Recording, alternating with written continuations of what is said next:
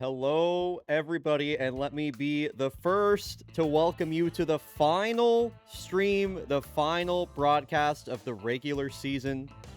Welcome in, everybody. As always, thank you, folks, for being. Thank you to everybody that was here before the stream even started. Happy to see everybody. What's Kyle? Nice to see you coming in. Hello, Gormy. Hello, Melavara, ATD, Jeff, Ubes, Shift. Thank you again for those gifted subs, Nerd Piggy. Anybody that I missed. Appreciate folks being here.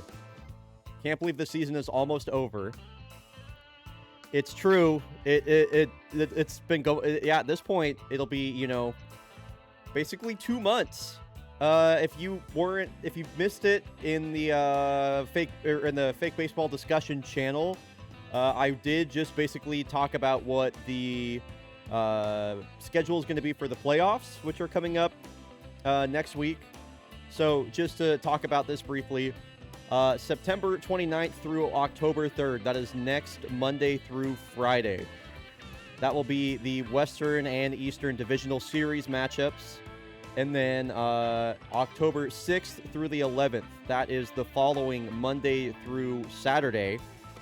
That will be the Championship Series and the World Series. So playoffs will be going on over the next 2 weeks. Divisional round next week, Championship Series and World Series the week after. So you can look forward to that. As far as the playoffs go, I do want to watch most of the games. I think that would be a lot of fun. So the math should be there. We'll see if the time works out as well. Next season probably will not be starting until either mid-December or when I get back from AGDQ, which would be the week of January 12th. So it'll be about 2 to 3 months off is what we're looking at, I think, Jeff. Anyway, very exciting stuff on the docket for the day. I did post effectively the full schedule of games that we're going to watch today. I do have 8 scheduled. We could do more after the stream or after these all wrap up. We could end up doing more. I will have Shredberg will be joining us about 2 hours into the broadcast, so around 2 o'clock Pacific is kind of the plan for that. Anyway, we're going to run 90 seconds of ads just to get on the correct ad schedule ahead of this first game of the day, which will be... My birthday's on December 20th, Ubes, so I'm curious if we have similar birthdays. Can I get a 5-word blurb about the Mariners being AL West champs?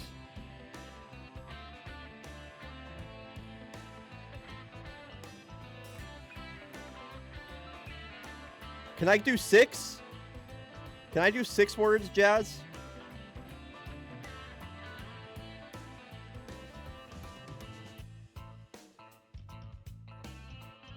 I got 6. Okay. Hasn't happened since I was 9. Last time the Mariners won the AL West, I was 9 years old. There are people that are in their 20s that have never seen the playoffs win or that have never seen the Mariners win the division. So, anyway. All right, gonna run those 90 seconds of ads, exclamation ad, skip to skip the ads, as always. And then when we return... Why am I always fucking this up? When we return, it'll be the Voyagers taking on the favorites. The favorites got to win this one. We are also going to run the first prediction of the day. And it's just going to be who do you think is going to win? Because at this point, any single win or loss could make or break a team, especially when the division is so close. New York favorites fans have been eating good, by the way. Yeah, dude, I really want the Tigers to figure it out as well. I like them a lot. Prediction is live as of right now. First prediction of the day is ready to go. We are going to see Vladimir Antonyuk again. Last time we got a look at him, he got hit around a little bit, was taken out of the game in only the 3rd inning. All that being said, the favorites would go on to win that game in dramatic comeback fashion. They scored 5 runs over the last 2 innings in order to win. It's been a magical run for the favorites. Would be a tragedy if they come up short here. Again, Hey, folks, the prediction is live, by the way. I'm not sure if we're all asleep at the wheel right now, but the prediction is live. The Voyagers have really seemingly come out of nowhere, I feel. Yeah, apparently shift with, like, the final stream of the regular season. I don't know what's going on with that. Not the vibe, though. I'm going to need the energy up. Yeah, it's been a magical run for the favorites. They really do need to win this game. The Voyagers are technically in first on run differential. The entire division still only separated by 2.5 games. But there are only 4 games left to play. So, favorites got to win this one. If the Voyagers win this, they put themselves in a pretty good spot. Anyway, without further ado, let's get to it. Voyagers versus favorites, a night game coming up in New York. Really the first look we're getting at this Voyager squad in a while. Obviously, Crunchwrap Gate was one of the stories of the season. They brought in Manny Man in favor of the leading MVP candidate at the time, Alley Cat Crunchwrap. And they seem to have recovered since then. They got players like Sleeve McDykel, Rylan Baja, doing really well for them. What's up, Zero Nautic? Good to see you, dude. Can this load? Holy shit. Would you believe I have this on an M2 drive and it took that long? That's crazy, dog. This game is not that high fidelity. Let's pick it up. Loading screen. My goodness.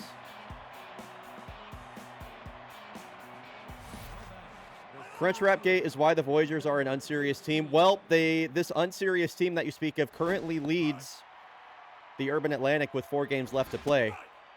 Here's the aforementioned Manny Man as he gets jammed on a ground ball up the middle of Villalobos. One away quickly.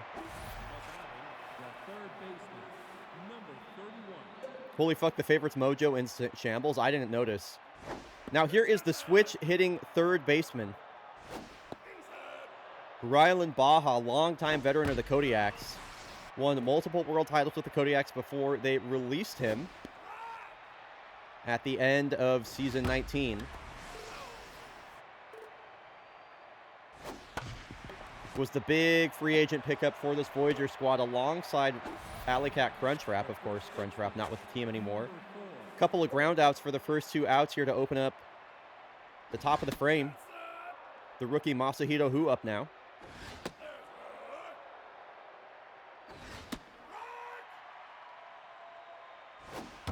Finally swings the bat on a 2-1 count. He will pull this one into left field.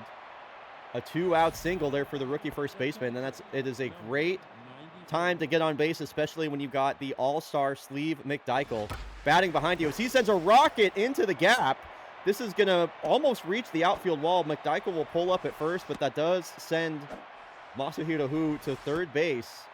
Go-ahead run 90 feet away. The playoffs for this favorites team has basically started. They need to win out. Is there a reason Oregon doesn't have an MLB team of its own? They are on the short list to be among the 2 teams that will be the expansion teams within the next few years. Jokila strikes out on 3 pitches. Antoniuk able to work his way out of that runners on the corners jam. Last time we saw Heo Moon, he hit a dramatic 3-run blast to tie the game up late versus the Unioneers. He'll lead off the inning here versus the Voyagers ace, Happy Goodfella. Goodfella having an amazing season, looking for strikeout number 100 on the year. Always a great milestone for any pitcher. Heo Moon, the All-Star, represented the Western All-Stars at center field. Gonna strike out swinging there. Number 100 for Goodfella. And he is locked in after just a single strikeout.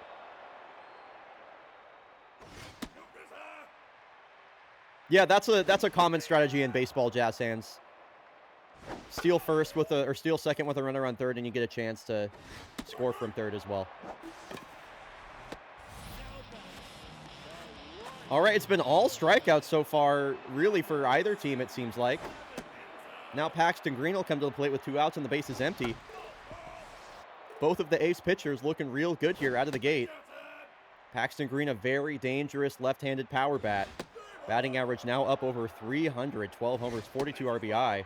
Full count now from Goodfella. Here's the pitch. Taken downstairs, ball four. Nice at bat there from the veteran Paxton Green. If you saw the Go Live post on Blue Sky, you would have seen that Duarte Silva walk-off RBI double.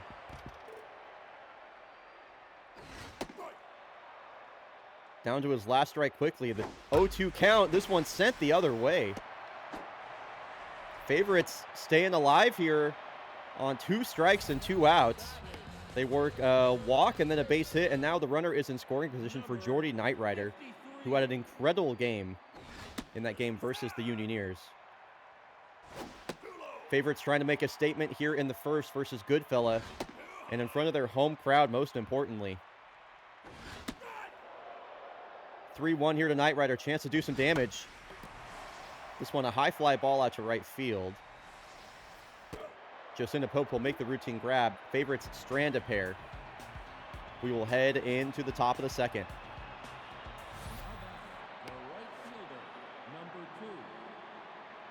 Jocinda Pope leading off. It's a 17-pitch first for Antoniuk. And, of course, Vladimir is a starter reliever. That means that he is not going to have as much stamina as some other pitchers. So working counts will be super important for this Voyager squad as Alika Moody makes a diving grab. Jocinda Pope pretty speedy, able to beat that out.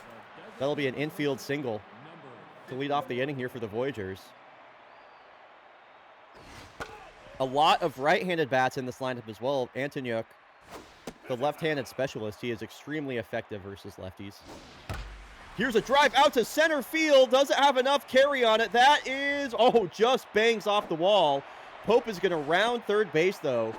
An RBI double for Miles Brodson to put the Voyagers on the board first. Runner in scoring position now for Tycho Reichen, and Voyagers take an early lead. The ballpark just barely contained that one.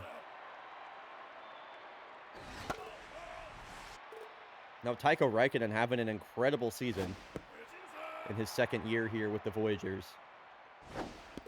Goes down looking there. Nice curveball on the outside edge from Vladimir. 9-hole batter now, Chet Rocket with a runner on second.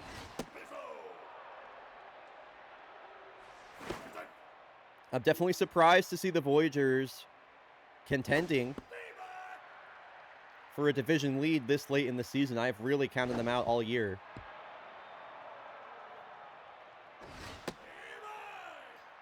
Favorites definitely have, I think, the better team if you wanted to look at it player by player.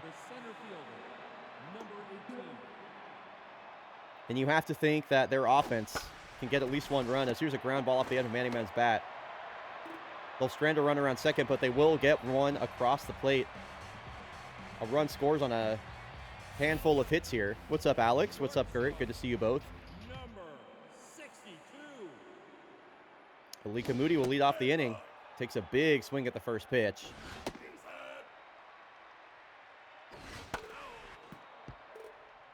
Down to his last strike now. Goodfella locked in once again.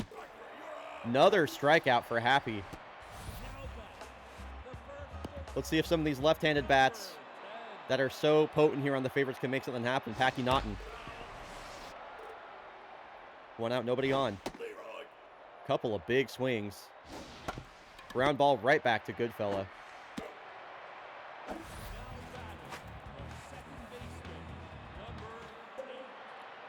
Feels like the favorites always take a little while to get going. From every game that we've seen from them so far. As this should end the inning, McDykel actually catching today, usually DHing. That is a blisteringly quick 1-2-3 inning. Voyagers basically speed ran that on defense. Rylan Baja will lead things off, and he does have that power versus lefties trait. His next home run would be number 10 on the season, batting average over 300. A very, this is like a quintessential Rylan Baja season. The 2-2 now from Vladimir. Swung on and fouled straight back into the crowd. Baja staying alive here on 2 strikes. This is a good at-bat from the veteran. Gets a pitch down the middle, and he's late on it. Foul ball. Now the count will work full. Baja sends a blast out to center. On the run is Heo Moon. He's at the warning track. Whoa! Heo Moon robs extra bases from Rylan Baja. Oh my God, that is your center fielder right there, New York. Wow. A diving catch at the warning track. That is one of the best catches you will see all year. I need a clip of that yesterday. My goodness, Heo Moon completely lays out full extension for that. I'm just going to watch that one more time. The best player on the favorites. How about it? Yeah, could not agree more. He has been the heart and soul of this favorite squad. He steals extra bases from Rylan Baja right there. Beautiful catch. Masahiro will swing at the first pitch, and that's a quick out for Volo.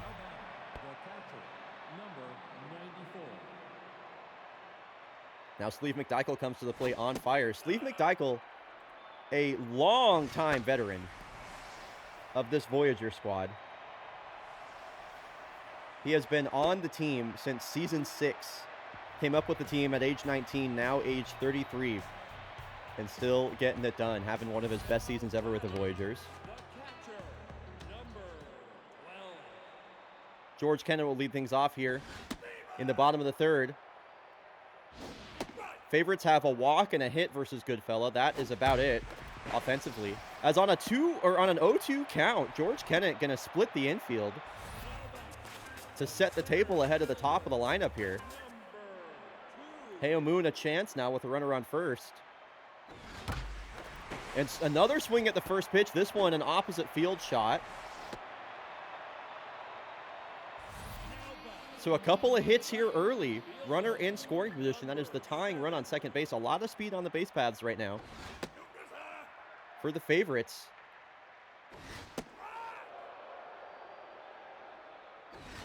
A long ball here, giving them a commanding lead. Bond trying to make something happen. Gets a hanging breaking ball, fouls it back. Runners are going to go. Wow, and the hit and run works. The hit and run pays off for the favorites. They have tied it up. I'll show you exactly what I'm talking about when I say a hit and run. So on the pitch, the runners go. Runners break right here.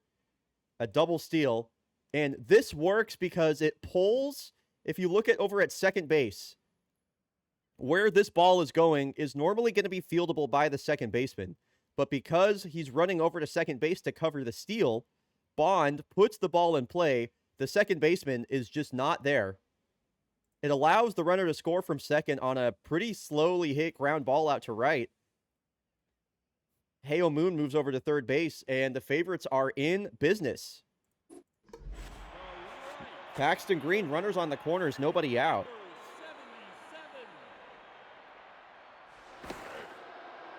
And Goodfella, yeah, got to check in over at first base now. Infield playing in. If Paxton Green can hit this ball hard, it has a good chance of making it through. And they're going to try and steal with Bond, who's in there. A lot of small ball here. That is the third steal of the inning for the favorites. 2 runners in scoring position now for Paxton. Also takes the double play out of play, which is huge. Infield still playing in. This one sent up the middle. This could score both runs. No, they're going to hold Bond over at third. That is the 4th consecutive base runner that has reached. Still nobody out. Runners on the corners. Favorites have put up 2 here in the third. What's up, Arcturox? Welcome in. Very close steal. That's a great grab by the Gold Glover, Rylan Baja. Flashing a little leather out there at the hot corner, helping his pitcher out, getting that first out of the inning. Crucial. Now a double play would end it.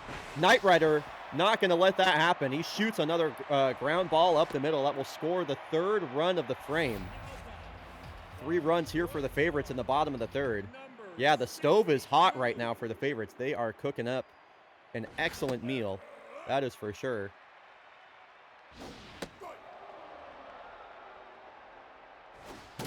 Home runs, usually the name of the game for this favorites team, but it has been all small ball, all base hits for them. As Moody goes down swinging for the second straight at bat. Packy Naughton. 2 on, 2 outs. A home run would really blow this game open. Had that breakout season last year. Led the league in home runs for a time. Goes down on 3 pitches. He'll break his bat. Favorites, though, put up 3 runs on 5 hits that inning. Goodfellow looked untouchable until he didn't. Second time through the lineup, the favorites clearly making some mid-game adjustments. Antuniuk done after 3 innings. They're going to bring in Michel Al-Qadir, who had a scoreless streak going until that Unioners game. Now his ERA still at a low 2, which is excellent.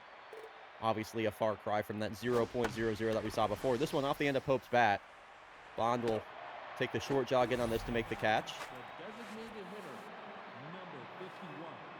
Now he drove in the only run of the day so far for the Voyagers, Miles Baratzen. Yo, what's up, Sapphire? Good to see you. Ground ball up the middle, second hit of the day for Baratzen. I want to hear from you in chat, by the way. If you want the Voyagers to win, type hashtag TrueNorth. That is the Voyagers team hashtag. If you want the favorites to win, that is hashtag TGIFF. Thank God I'm a favorites fan. I'm assuming it's going to be mostly TGIFF. Kyle, good to see you. A lot of favorites fans here in chat for sure. Okay, a good amount of Voyagers fans too. Okay. Can't blame folks for rooting for the favorites. They have had a fairy tale run back into postseason contention here. High drive out to right. This is gone.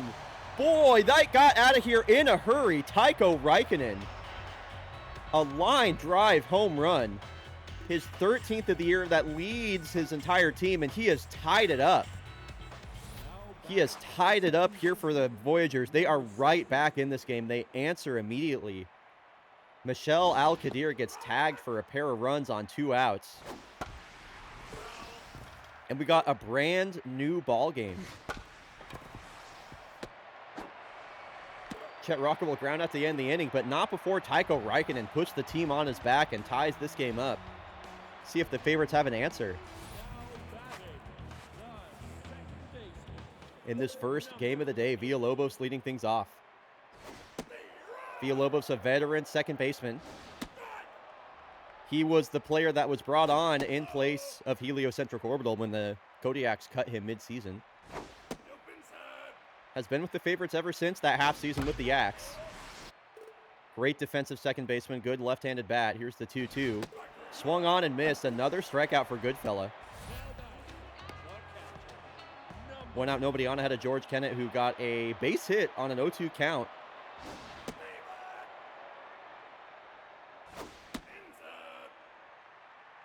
Goodfella, 6 strikeouts today.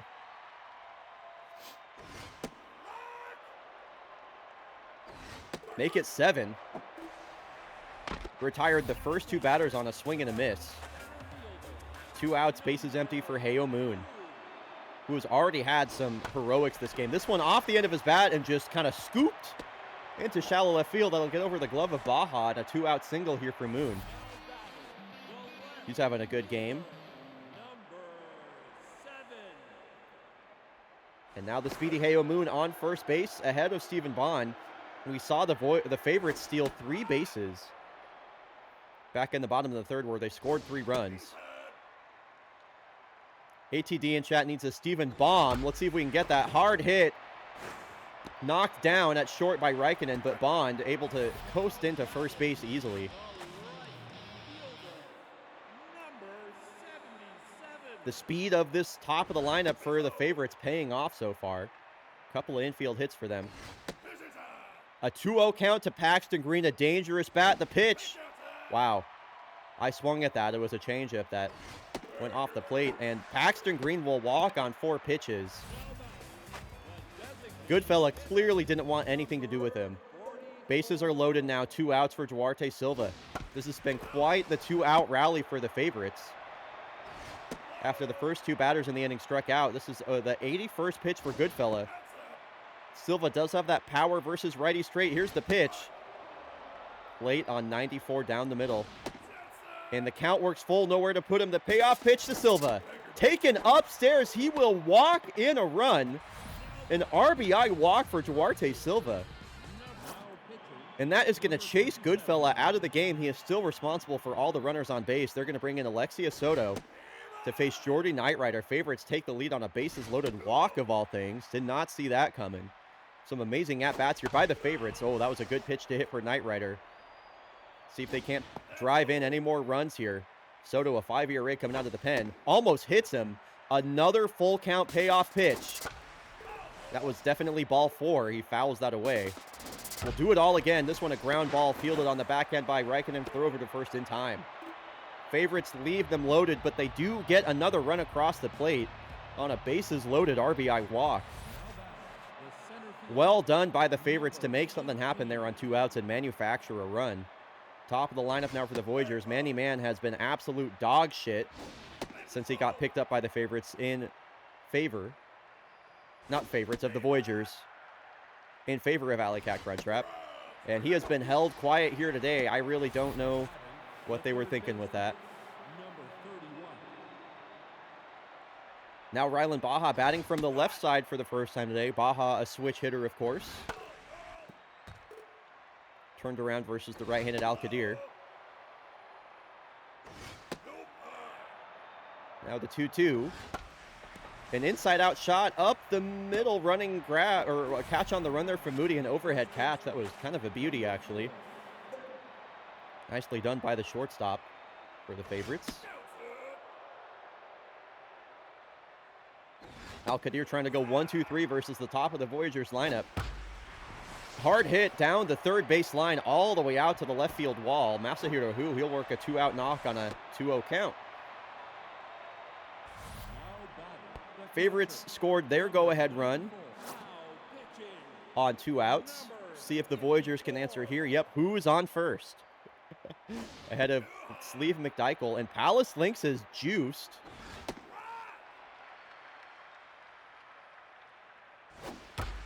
Another hard hit ground ball. This one won't get by Knightrighter. Get the put out over at first to retire the side. The 6, 7, and 8 batters in the lineup here for the favorites. 0 for 6 with 4 strikeouts. As Moody slings this one out to center. This is going to hang up, though, for Manny Man. Not much gets by him out there in center, much like his fellow center fielder, Heo Moon, like we saw earlier. Here's a shot to the gap. Man, able to cut that one off, prevent extra bases, but that is a 1-out single. Nice to see Packy Naughton getting in the hit column.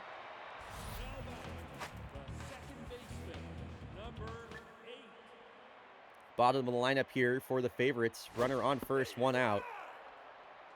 Soto came into the game tense and has done her job so far. Especially now versus a few lefties here at the bottom of the lineup. Ground ball, this should be 2. Raikkonen to Rocket. Oh, actually not in time. It kind of felt like the Voyagers took their time with that double play. Villalobos able to leg that one out. Staying alive here on 2 outs. Another opportunity here for the catcher, George Kennett. Runner goes. The throw from McDykel not in time. Another stolen base for the favorites. That is their 4th stolen base of the game. Runner in scoring position. Soto will field the comebacker and get the throw over to first. Villalobos stranded at second. Favorites still with a narrow 1-run lead as we are heading into the closing innings of this ball game. Paavo Jokela will lead off. The top of the 6th.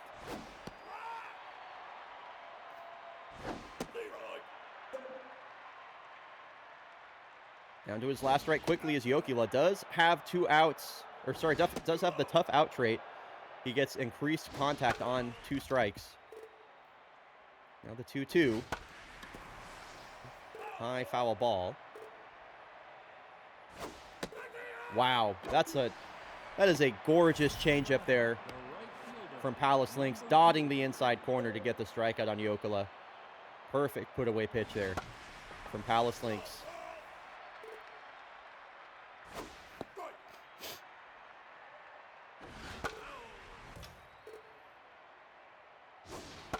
Fun fact, Paavo Jokela is also the name of a known Nordic church song. Is that actually true?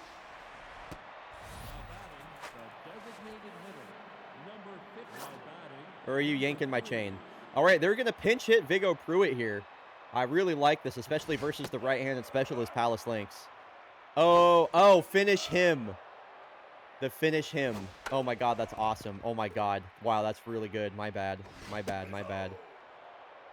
The 3-1 here to the pinch hitter Pruitt. He'll work a pinch hit walk. Didn't really get a lot to hit there. And Raikkonen tied the game up his last time up with a two-run homer. The left-handed bat will get another chance here versus the right-handed pitcher Palace Lynx. Long hold from Lynx.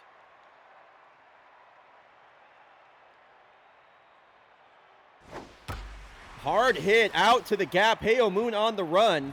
This could tie up the game. They are going to send the runner from third. Tycho Raikkonen comes up clutch again. And with 2 outs, sends a ball the other way into the gap to score Viggo Pruitt from first. The Voyagers strike again.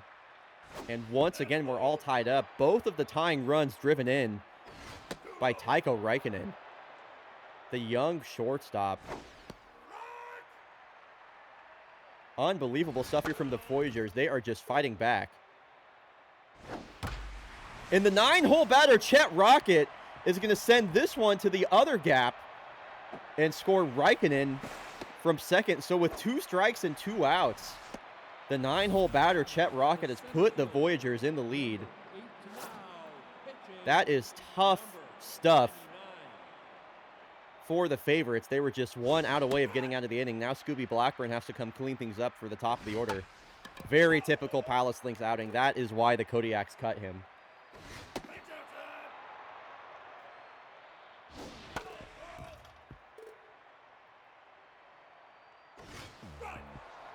And Manny Man has struck out again. Boy, that guy fucking sucks. It'll be the top of the lineup here. Favorites trail by 1. Offense is going to have to work their magic again late in the season, or late in the game. Heo Moon leading off. They're leaving in Alexia Soto. That is surprising to me, especially versus the all-star bat of Heo Moon. 11 home runs, 40 RBI. He's got a hitter's count here. Is he going to get anything to hit on a 3-1? He will. It's 89 down the middle. I don't know how you take that. Clearly did not want to swing the bat for some reason. I mean, works the walk regardless. That'll be the end of Soto's day. A leadoff walk issued to Moon. They're going to bring in the veteran right-hander, Daeho Song. Running on the first pitch is Moon. The throw from McDykel. Wow, that's a great pick out of the dirt there from Chet Rocket. The leadoff walk is erased. Favorites were looking for their 5th stolen base. That is a low throw from McDykel, but Chet able to field that, wow, and just gets the tag in time. That is about as close as it gets. Heo Moon is thrown out. Base is empty, 1 out now for Stephen Bond.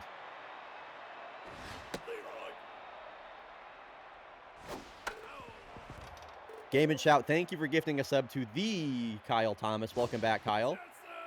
Full count here is Stephen Bond. Back-to-back full counts for the favorites here.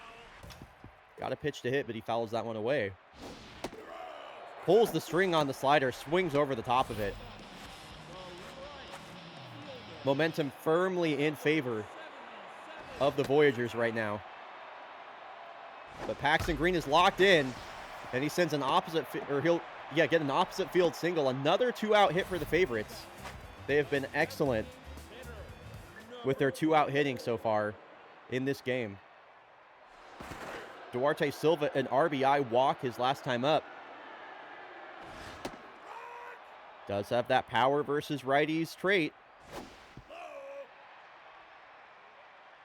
Had some late game heroics versus the Voyagers with that walk-off RBI double. I thought that was about to be a 2-run blast. He just missed on it. The windup and the pitch from Daeho. Taken outside. Count works full. The payoff now to Silva. And he will walk again.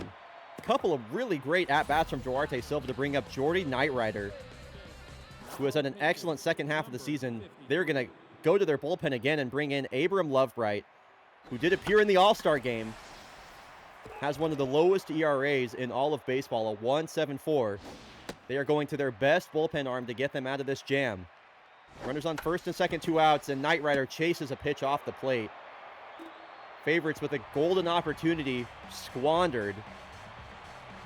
They'll have to try and keep this deficit to 1 run in a game that they must win here versus the Voyagers.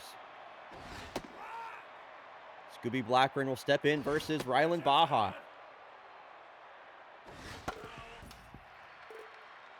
A Baja Blast would be some great insurance here for the Voyagers.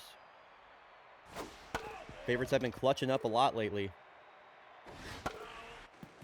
Some big swings here from Baja, not going down quietly.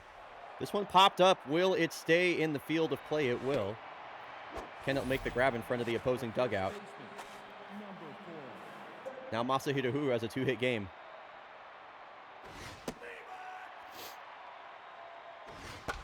I guess a ground ball up the middle. Scooby Blackburn not able to field the comebacker. That one just passed his glove. 3rd hit of the game for Who, and once again, Who is on first. Steve McDykel, mojo back up to on fire after he threw out Heo Moon at first.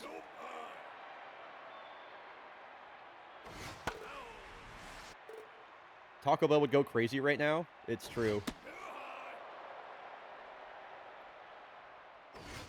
On a 2-2 count, McDykel sends that one out to left field. Bond makes the catch on the run. Nice play.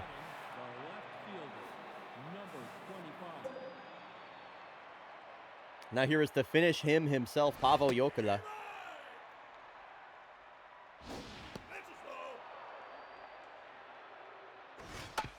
Ground ball that lands in front of home plate. A gift there for the catcher, George Kennett. Easy out over at first.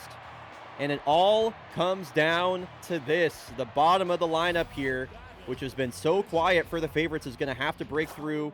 The best reliever on the Voyagers. They're going to bring in a defensive replacement. Shelly Pugh will catch. Alika Moody will lead off. Lovebright on low stamina, but is locked in. And that 1.73 ERA is lethal. Ground ball hit right back to him. That is an easy out for out number 1. A home run would tie it up. Do the favorites have any late game magic left, or has it been all used up? While they're not eliminated from postseason contention, if they lose,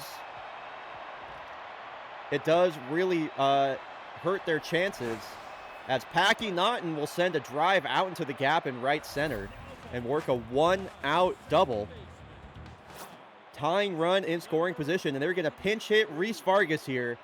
Great pinch hit. I really like this call. Reese Vargas has been so clutch, and Jadalyn is rating. Game on the line here for the favorites. What is up, Jadalyn? You're coming in at the right time. Okay, Reese Vargas is going to ground out. That's going to bring the tying run just 90 feet away. It's going to come down to George Kennett. He's going to have to get it done versus the closer, Gristle McThornbody. Could be the season on the line here for the favorites. The Voyagers have come back into this game, and on a ground ball to Reichen, that is going to seal it. The Voyagers, off the back of Tycho Raikkonen, will clutch this one up and close that one out. Jadalyn, thank you so much for the follow. Welcome in, everybody, by the way. Welcome into the final fake baseball broadcast of the season. We are deciding what the playoffs are going to look like today. And the Voyagers are sailing away with this one, sending the Dogs to the pound with a 5-4 victory. That is right. Marduk is about to be a happy camper on that prediction. That is for sure. I'm not really sure if that has sealed the fate of the favorites, but I think they are realistically going to have to, they're going to have to win out.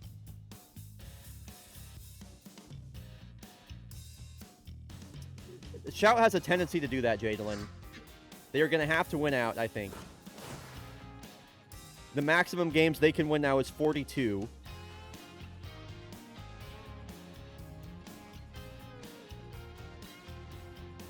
So that'll be interesting. We will check back in with the we will check back in with the Urban Atlantic once we get to Game 5 of the stream. That'll be Unioneers at Commodores.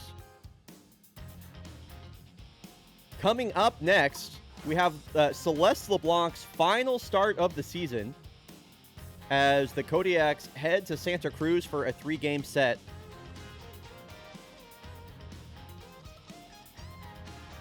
We're going to run 90 seconds of ads, as always, in between games here. Exclamation ad skip to skip the ads. Alternatively, consider using your favorite search engine to look up Twitch ad solutions. That'll give you a lot of options for how to block ads.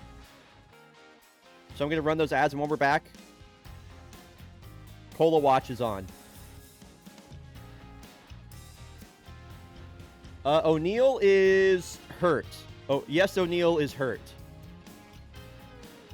And we're just going to get the prediction going as well, by the way.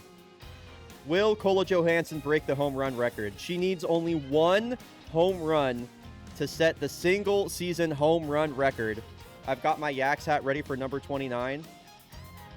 Yeah, I'll tell you what. I will put my Yaks hat on if she hits number 29. I really wanted the red hat to match the red rose on my shirt today, which is why I'm wearing the Corsa hat. And I also want them to win and make the playoffs because the Corsa has only made the playoffs twice in their history. So, also, speaking of the merch, the baseball may be fake, but the merch is real. You can go to fakebaseball.store to get hats much like these two. Oh, that's the wrong thing. Much like these two right here, fakebaseball.store. You can get a hat for any team, a lot of stickers too. Forgiven, thank you for the 90 months. Welcome back. Perfection. Thank you so much. Is Corsa... No, Corsa's guaranteed a playoff spot. Sorry. Right. I don't know why I said that. No, you're right, ATD. Yeah, Corsa got the wild card. All right, let's take a look at the lineup. Valdemiro Takeda is on fire. He's leading off. Johansson batting second. The lefty Mao batting in the 3-hole. Uday batting cleanup. Switch hitting rookie Goldsmith in batting fifth. Zamboni's been swinging a good bat. He's moved up to the 6th spot. Pair of switch hitters in Forte and Zuniga, batting 7th and 8th, and then Jordan Pepper getting the start out in center field. Batting in the 9-hole. Here we go. Prediction is live. Do you think Cola Johansson will break the single-season home run record? She needs one home run to do it. And they got some short corner outfields here. Down in Santa Cruz, a night game here. This is one of my favorite ballparks to play in. Just a cool ballpark. Load screen's taking a really long time today for some reason. I don't know why. Again, I have this game on an M2 drive. And it came out in like 2020, so I don't know why it's taking this long.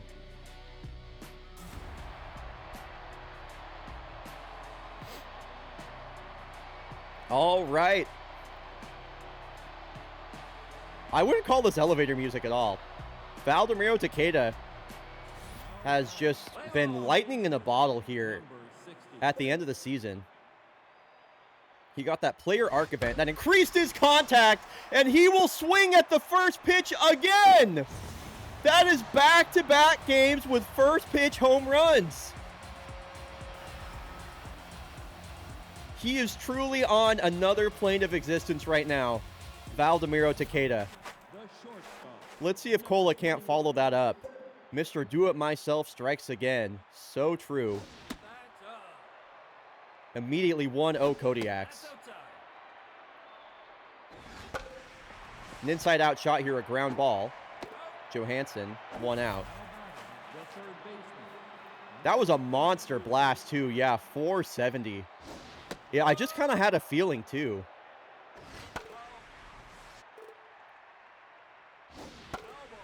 Magic number for the Kodiaks, by the way, is 1.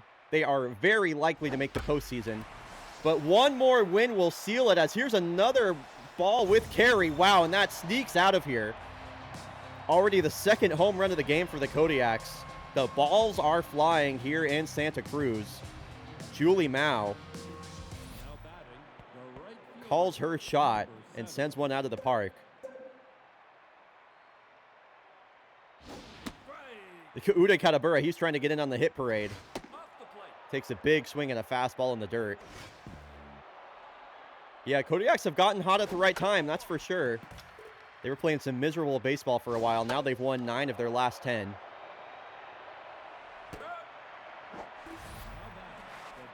Katabura will pop out foul here. 2 outs, bases empty for the switch hitting Antoine Goldsmith, DHing today.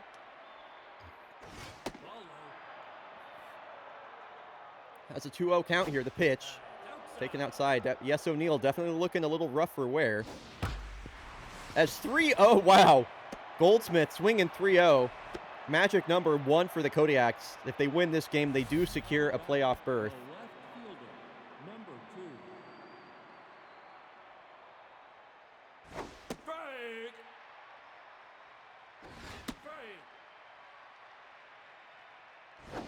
Zamboni goes down on 3 pitches. Not before the Kodiaks score 2 home runs by Valdomiro Takeda and Julie Mao. It'll be the all-star Mirai Dream leading things off here for the Satif. Has not kept her amazing performance that she had in the first half of the season up through the second half, but still having a good year, Mirai. 309 batting average, 7 home runs. Final start of the year for Celeste LeBlanc. There's been a tale of 2 halves for Celeste. LeBlanc, of course, leads the league in strikeouts this season with 114. Her last chance to get that number up as high as possible. This Satif squad came into the season with pretty big aspirations. They were only a year removed from a divisional series matchup in the playoffs versus the Kodiaks, in which they took them to 7 games. That series really could have gone either way. They boasted one of the better pitching rotations in baseball, but just have not quite been able to put it together this season. As Morgan strikes out, first strikeout of the day. Here's the veteran first baseman and DHing today, Eustace Wanka. Definitely going to be the most dangerous bat in this Satif lineup. LeBlanc has him battling on 2 strikes. What is the put-away pitch? Or pitch count approaching 20. And this will be the 20th pitch of the inning. Another full count here from LeBlanc. Gets him swinging, ties him up on the 2-seam that ran in on his hands. Nice put-away pitch. Bottom of the order due up here. If we can get a couple Kodiaks on base, Kola Johansson will come to the plate for the 2nd consecutive inning. That's the name of the game right now. We want to get Kola at bats and give her a chance to break that record. By the way, let me say fuck the Colorado Rockies, by the way, who intentionally walked Kyle Raleigh on a 2-1 count last night. Miserable ass fucking baseball team.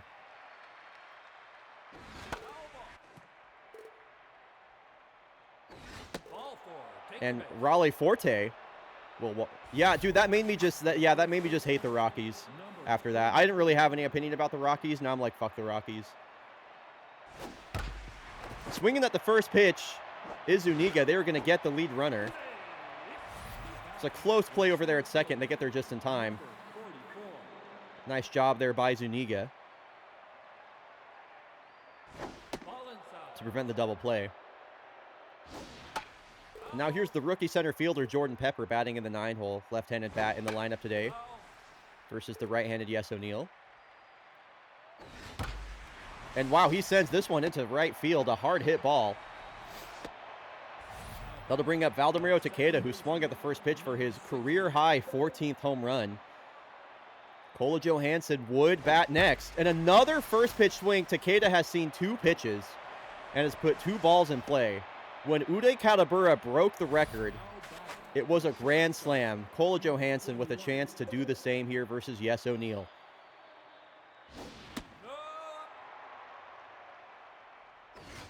A tense bit of baseball here with Kola Johansson, a chance to set the record. Come on, Kola.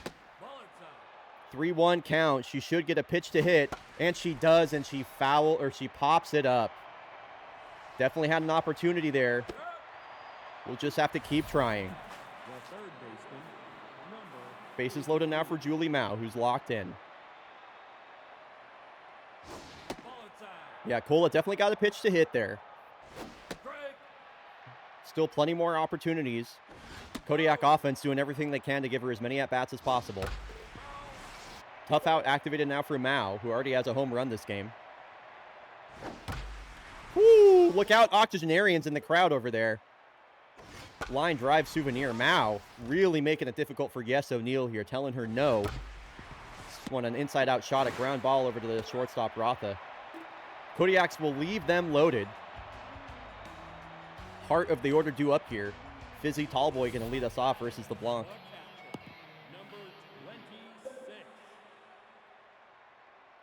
LeBlanc locked in. Did have over a 20-pitch inning, though. She's going right after Tallboy here. Immediately down to 2 strikes. Able to fight off that curveball to stay alive.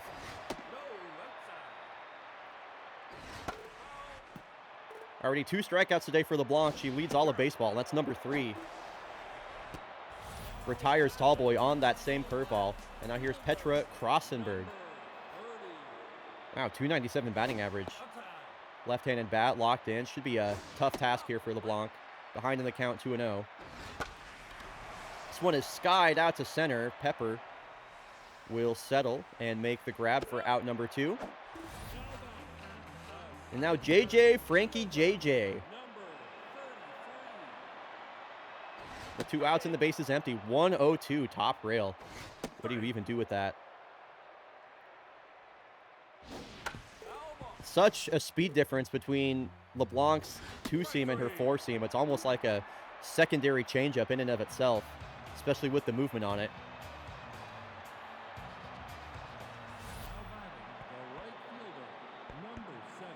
Uday Katabura will lead off the inning. Has been all Kodiaks here through the first couple frames. Popped out his last time up.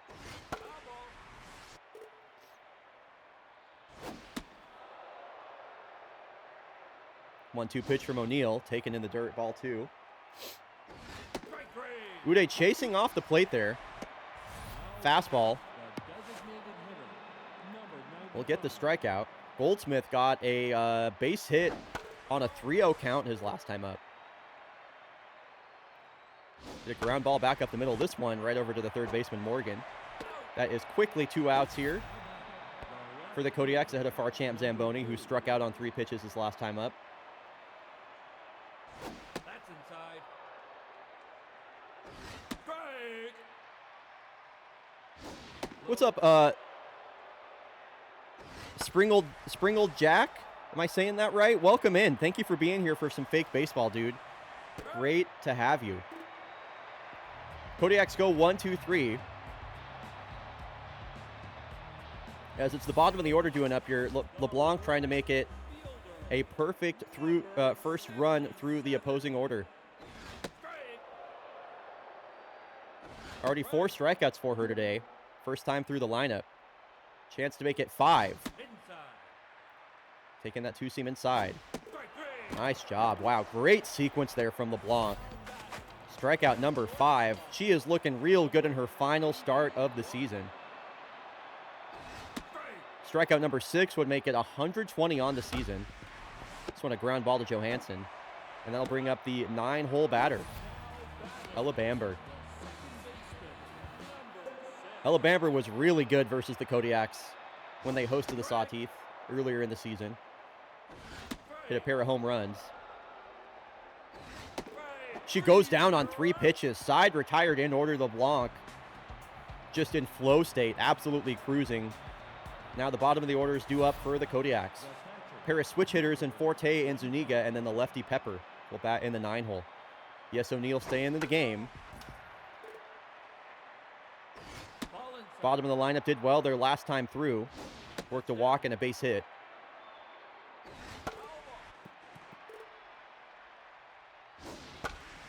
On a 2-2 count, Forte just going to ground out to Bamber over there at second. The first baseman, number 22. She's perfect through 3. That's up. Zuniga should get a pitch to hit here on a 2-0 count. Or will he at all? Take your base. Never mind. He'll walk on 4 pitches. Keep the line moving. Get Cola back up to the plate. They're gonna bring in their lefty Tuck Sutton to face the lefty Jordan Pepper. Runner goes on the pitch. Zuniga, wow, got a huge jump, and that ball is sailed into the outfield. It was a good pitch to run on too. Runner in scoring position with 1 out now for Jordan Pepper. Prevents the double play, most importantly.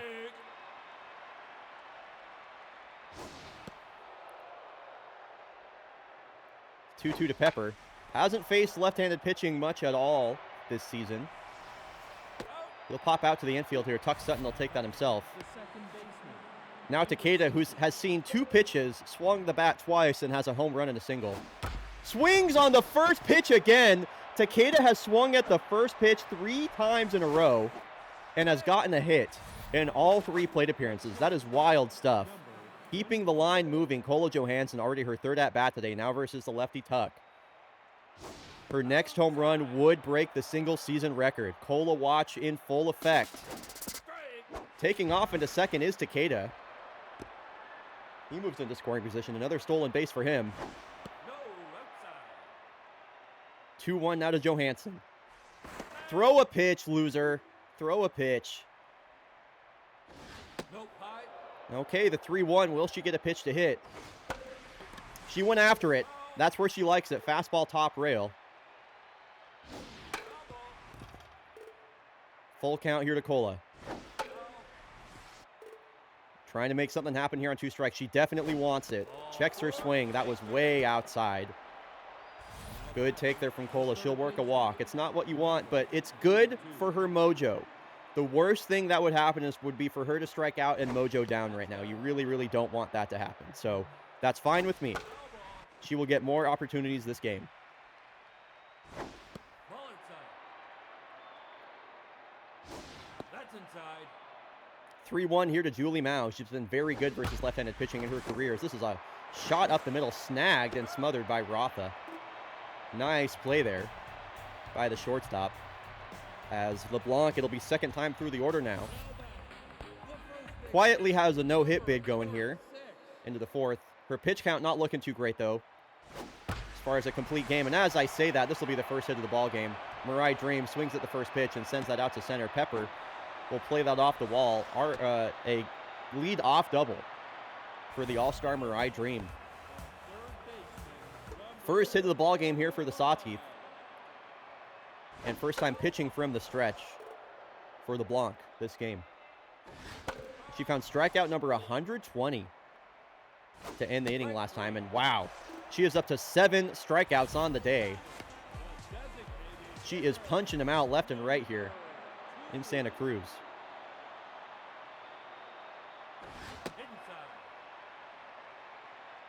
For folks wondering, her career best in a single game is 12.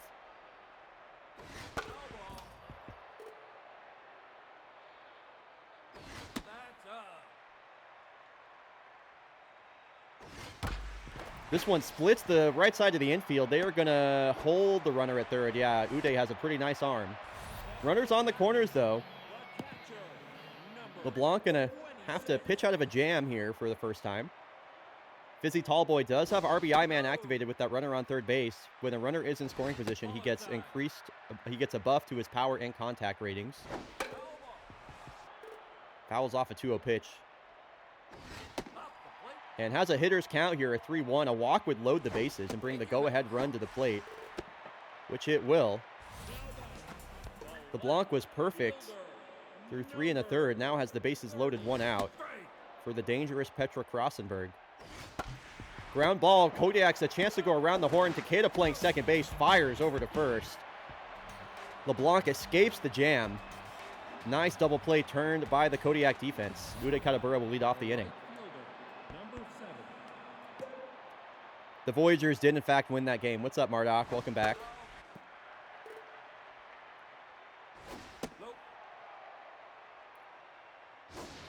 Tuck Sutton gets back to work.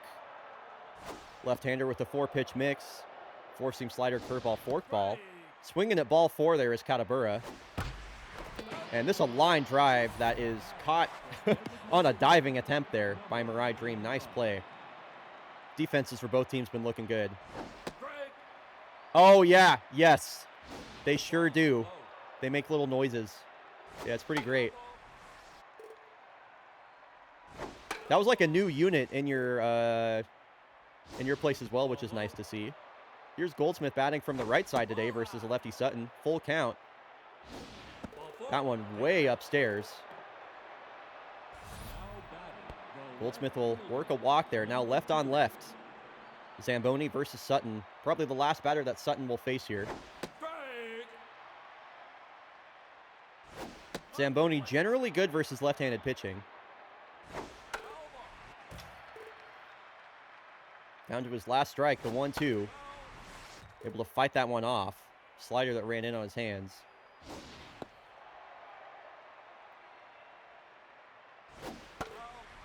Wow, a couple of nice two-strike swings here from Zamboni, fighting off some good pitches. This one sent the other way, but it'll be a routine catch for Crossenberg out there in left. Raleigh Forte now with a walk today.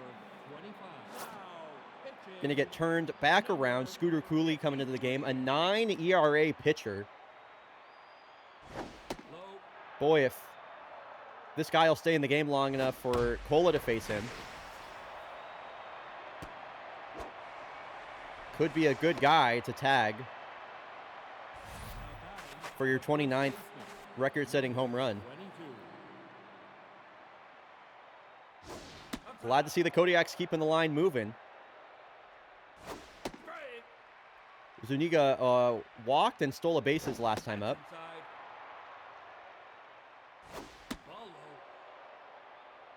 3-1 now to Zuniga. Close pitch, a changeup on the inside corner. Late swing decision and a nice survival swing from Zuniga. Payoff pitch. Ground ball hit down the third base line. That will score the run from third as it ricochets off the glove of Rog Morgan. Good insurance run for the Kodiaks, especially after the Sawteeth just threatened with the bases loaded. Now the 9-hole batter, Jordan Pepper. Cole Johansson guaranteed to bat in the 6th. And a ground ball to Marai Dream will end the inning here for the Axe. They put another run up. 6, 7, 8 due up. Now for the Sawteeth.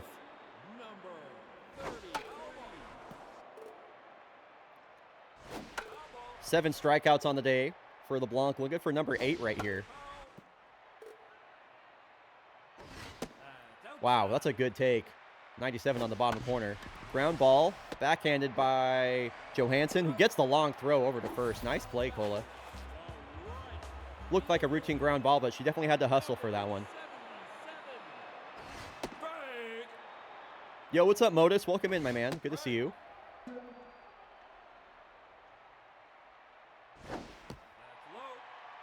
Really good sequencing today from LeBlanc. I've been a fan of a lot of her pitch selections. Strikeout number 8 gets Mendoza looking. Trying to make it a clean 5th inning here.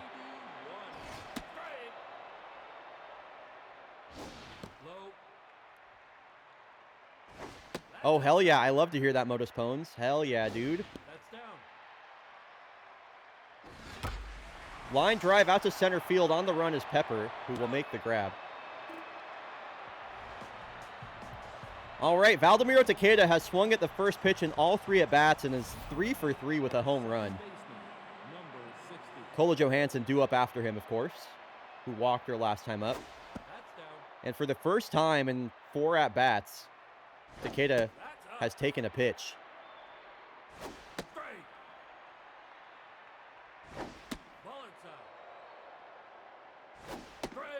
Full count now to the red-hot Valdemiro Takeda. High drive center field. I think this is going to hang up in front of the wall. He tried to make it a 2-home run game. That will be the first time he is out. Now Cola Johansson walked her last time up.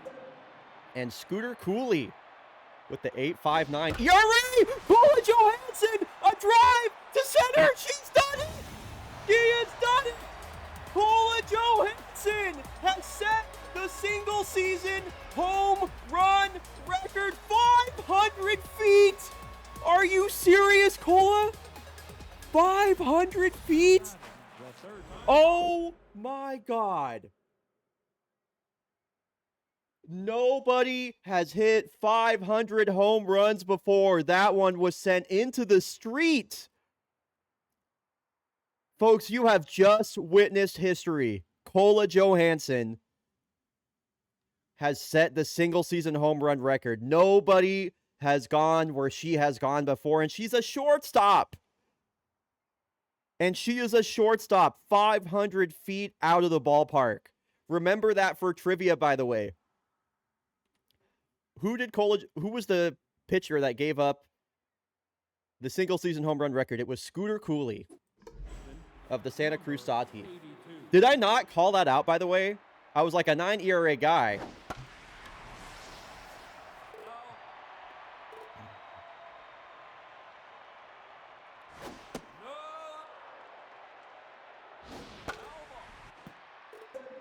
Thank you for that clip instantly. Wow.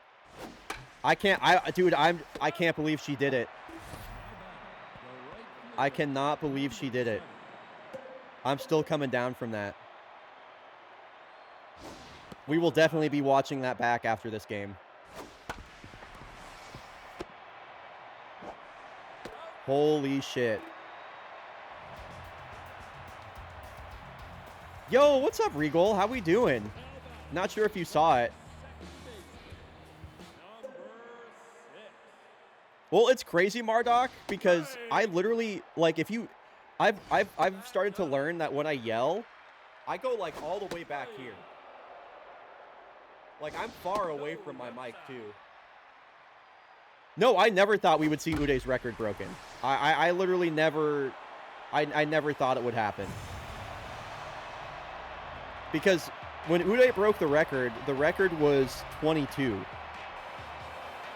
And he hit 28. So I was like, okay, well, that's, like we're never going to see better than that.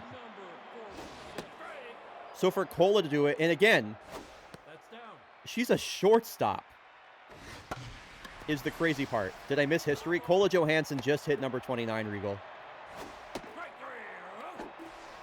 Literally seconds before you joined.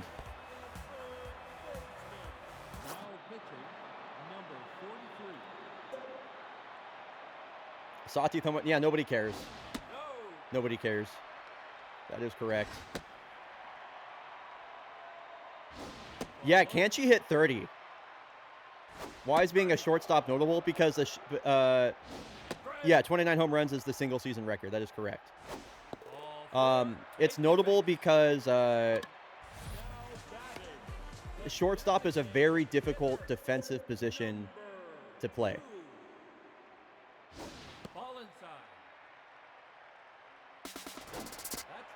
So to be like the best shortstop in the league, and then also hit 29 home runs, which, by the way, 28 home runs is equivalent to it's in the ballpark of 70 for like Major League Baseball, if you account for like the percentage or how much shorter fake baseball is percentage wise. So 29, you know, we're talking like, yeah, an equivalent to, again, somewhere between like 65 and 70 and like 70 home runs.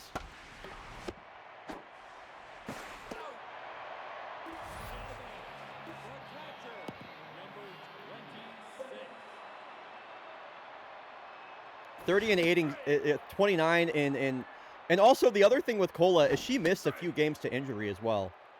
If you remember, she missed like 3 or 4 games with that groin injury earlier in the season as well.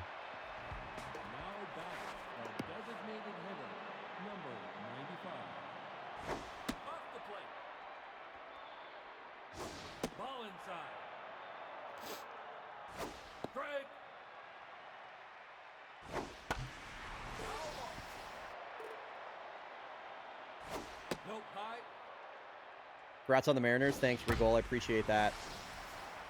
Appreciate that, dude. It's been pretty awesome.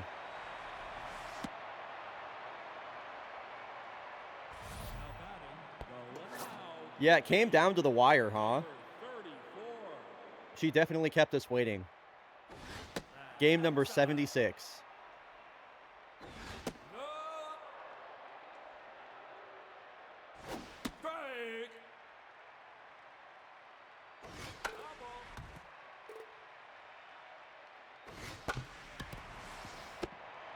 Come on, don't ground into a double play. Thank you.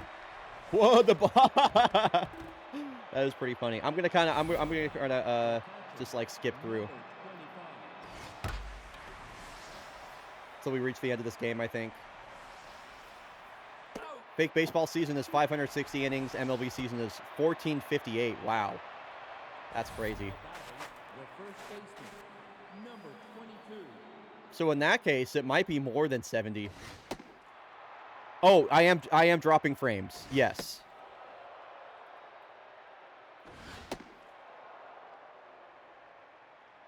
Take your base. Now back, the center fielder, number 40. Now pitching, number 28. Yeah, I dropped 1,269 frames right there, as it turns out. Seems to have stabilized now, though. No, low. Right.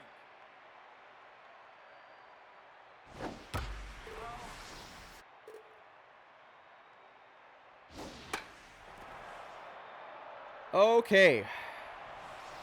I'm literally just gonna, I'm just clicking through this game now.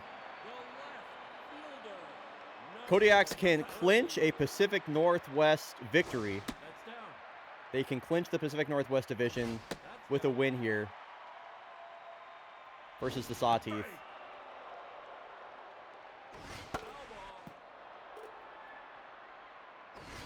three. You're out. Jules Verne gets the punch out, looking. The center fielder.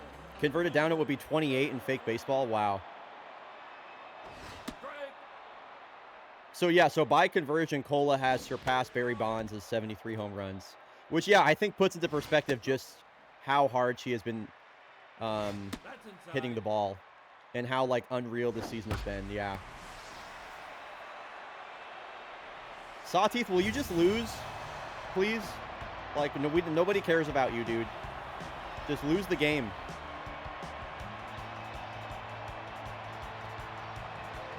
How many walks does Cola have? In the range of, like, I think it's 44 or 45 off the top of my head, Regal. Strike. 77. Shredberg cares? Well, Shredberg's not here right now. So if Shredberg's not here, nobody cares. The shortstop,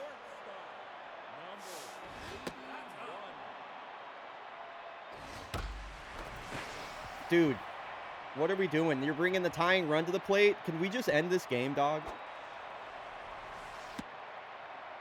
Yeah, Uday's record year was an extremely Barry Bonds-like stat line. That is correct. Number 13. Strike.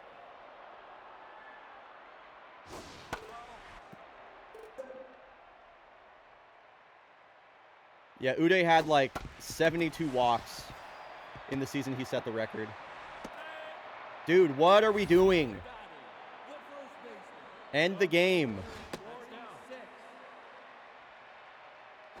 Strike. Let's go. Strike. Strike three. You're out. Goodness. Finally. Jeez Louise. Kodiaks crawled their way to that victory. Should not have been that close. Jules Verne, what the hell was that, man? Celeste LeBlanc in her final start of the season. I know we're dropping frames, by the way.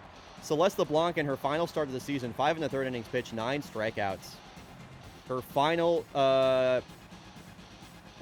line is a 3.15 ERA, 9 wins, 6 losses. Great season for her.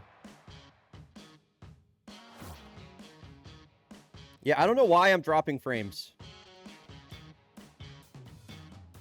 I pay 140 bucks a month for my fucking internet, dog.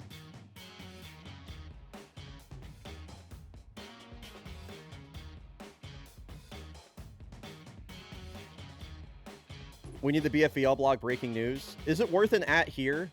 Or are people going to get mad at me, do you think?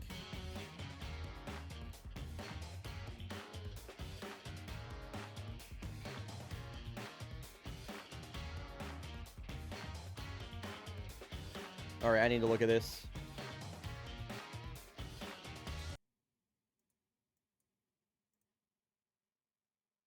How could anyone get mad at you? I don't know. People get mad all the time for dumb shit.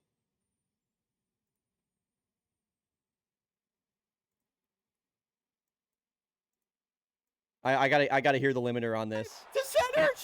With the 8.59 You're ready. Paula Johansson. A drive to center. She's done it. She has done it.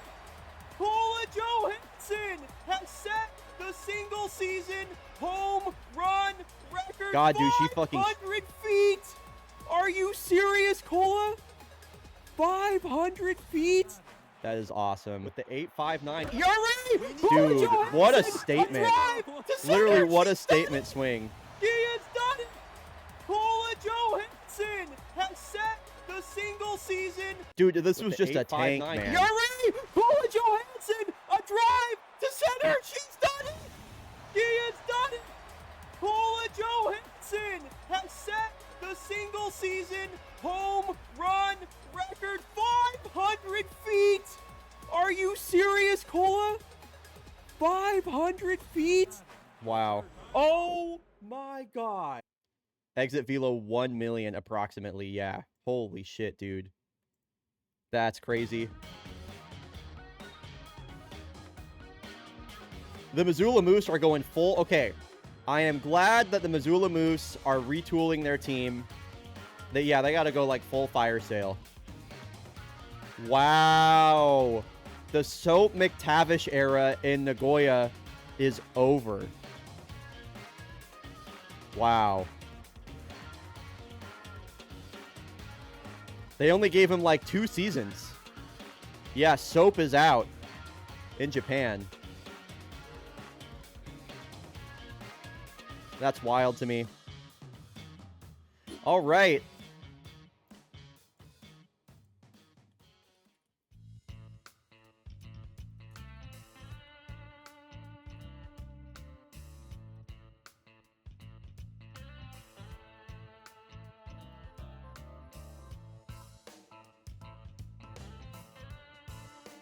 By the way, I am posting over in the I'm posting over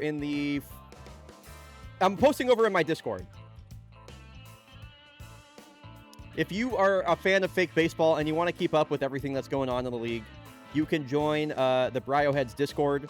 We do have I keep a full blog over there. We generally have a whole chat or a whole channel to discuss fake baseball all the time. Would love to see you join the server. I think it would be awesome. We don't have any join messages too, so you can join incognito if you want. Let me, where did the clip go? I already lost the clip. There we go.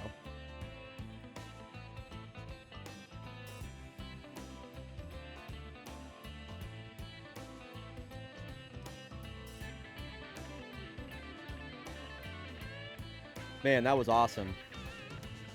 Polo jerseys on the merch store one. For the billionth time, I don't really have the option to do jerseys on that storefront. We don't have options for jerseys on the storefront, unfortunately. Okay, game 3. Oh, dude, yeah. This is going to be good. Game 3 is going to be a good one. Yes, fitted caps are available. We have the Havana Knights versus the Bomberos de Santo Domingo. How many walks has Cola had this year? Let me get through this. We have the Havana Knights versus the Bomberos de Santo Domingo. And they are currently, I mean, they're only separated by win percentage. 41-35 for the Knights, 42-36 for the Bomberos. It is, this could be a division deciding matchup right now. That'll be coming up after the break. We are going to run 90 seconds of ads in between games. And yeah, when we return, it'll be Wolfgang Gizmondo and the Knights versus Ruben Walsh and the Bomberos. Running 90 seconds of ads, and I will see y'all in a bit. Okay. Also, some other games to keep an eye on here. Favorites versus Springboks. And then the first game of the Unioneers versus the Commodores, by the way. Keep an eye on this one, too. Yeah, keep an eye on these 2 games. We will be checking in with Pittsburgh and the Commodores after the next Kodiak's Sawteeth game.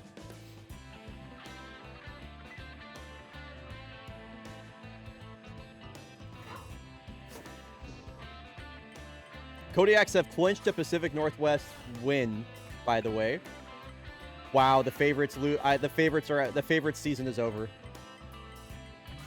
the favorites have been eliminated from postseason contention. As the Voyagers continue to win games somehow, that is very surprising to me.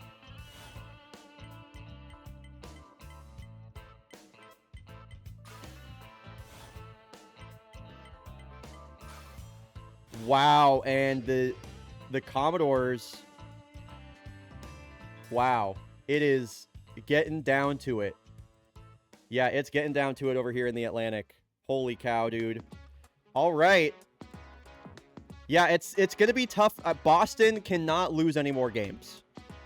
Boston literally, they have to win out here. They have to win out. All right. Oh, by the way, the prediction. Yes. Yes, Kola Johansson broke the home run record. That is, in fact, what happened.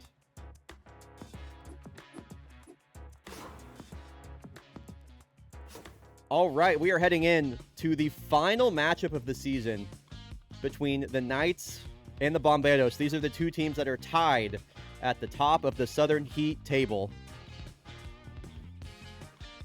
We'll get a quick 1-minute prediction going for who you think will win. Will it be the visiting Havana Knights, or will it be the home team, the Bomberos de Santo Domingo? I don't know why my load screens are taking 10 years today. It's really, really annoying. Prediction is live. Please start the game, dude. Sorry. I was clicking through. I got kind of mad.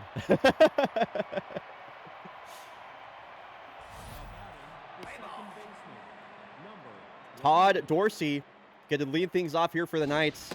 Definitely the Knights have the pitching matchup for sure. As that one ricochets off the glove of Zaylee Garrett and Tamarindo Mescal. With a great defensive play, by the way, the ricochet. Beam, thanks for subscribing for 6 months in advance. That is awesome. Take another look at that play. If you want the Knights to win this game, I want to hear you in chat with their team hashtag Nightlife. If you want the Bomberos to win, type hashtag Fire with Fire. Curious who is rooting for who. Knights definitely one of the surprise teams of this season. It was largely built off the back of their offense. And like I mentioned, they will have the pitching matchup here. Wolfgang Gizmondo, a much better pitcher than Ruben Walsh. So we'll see if they're able to break through.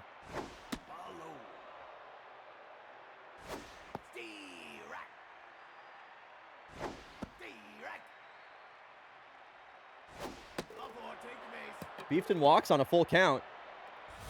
There'll be a 2-out walk ahead of Tyrone Lancaster. Did appear in the All-Star game for the Western All-Stars. Hard hit ball up the middle. Fielded by Baloney.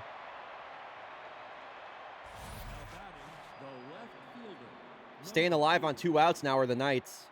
Runner in scoring position here in the top of the first. Trying to get to Ruben Walsh early. Ware takes a big swing, but just pops that one straight up.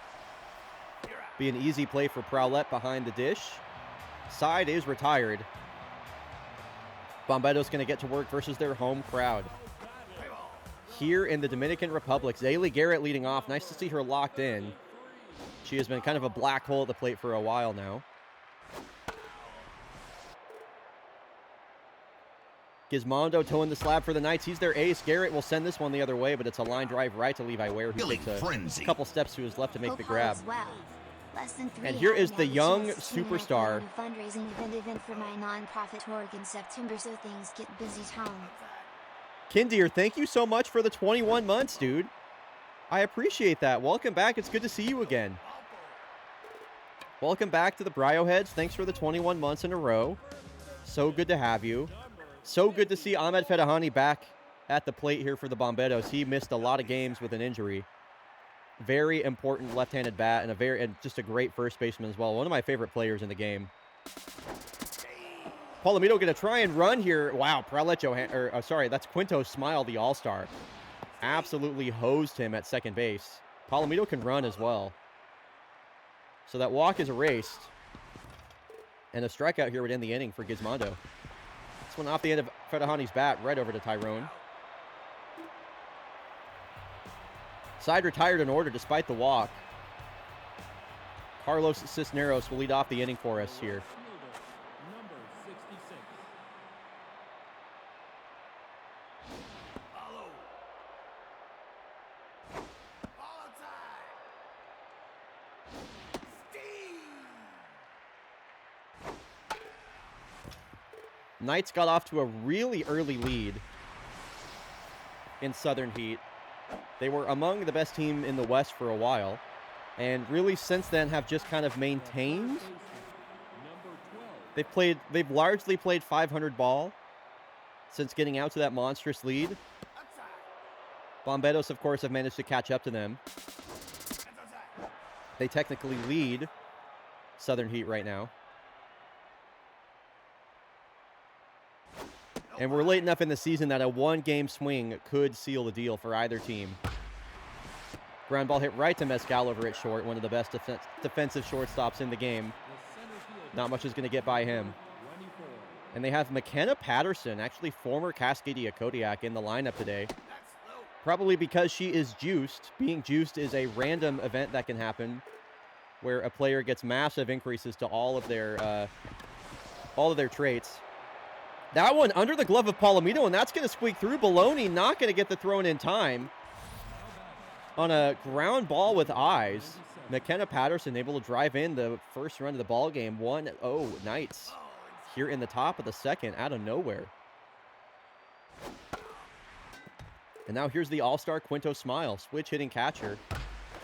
Was the starting catcher for the Western All-Stars, who did win that game. The inaugural All-Star game here in fake baseball. The second baseman, number 28.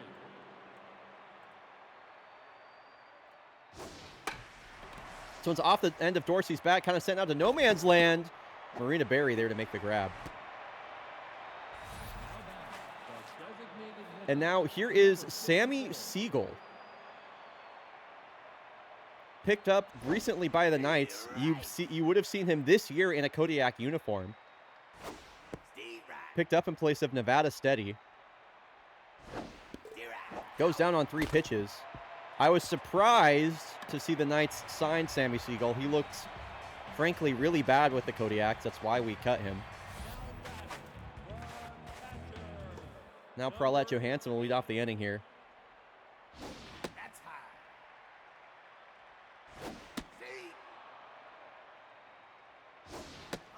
Steve. Gizmondo came into the game tense, so a good opportunity for the Bomberos to get to him early. He's kept them quiet so far. It's not Cola's sister, no.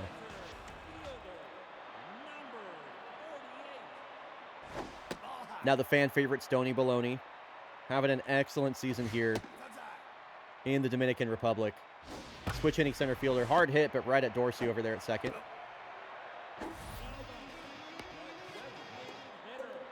And now probably the best hitter on this ball club this season, Alaya Novak, who has added the Sapphire Chill. It's the bottom of the second. Who has had just one of the years of all time. Alaya Novak, nice to see her go the other way for a base hit. 2-out knock here for the Bomberos. Ball outside. Ball low. Mescal, surprised to only see him with a single home run so far this season. 21 RBI, though, 327 batting average. Just has not been able to elevate the baseball, it seems. He'll work a walk here.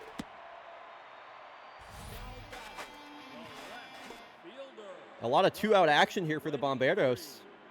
2 on, 2 outs ahead of Marina Berry, who made a pretty impressive catch back in the top of the second. Looks at the first 2 pitches for strikes. Got a hanging breaking ball and sends up one the other way. Foul. Goes down swinging. She definitely got some pitches to hit there. Couple of pitches over the middle of the plate. A foul ball and swings right through 95 down the dick. Already through the heart of the order, second time through here in the top of the third. For the Knights, they have been seeing Ruben Walsh really well.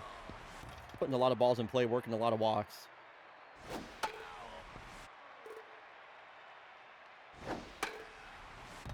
Beefed in one of the big 3 on this Knight squad. As far as their big, powerful left-handed bats go. The shortstop, number It's him, Tyrone, and Levi Ware, of course. Now Tyrone, he fixed his mojo. That's nice to see. This one, wow, pops up off the glove of Firahani. Good attempt there from the first baseman.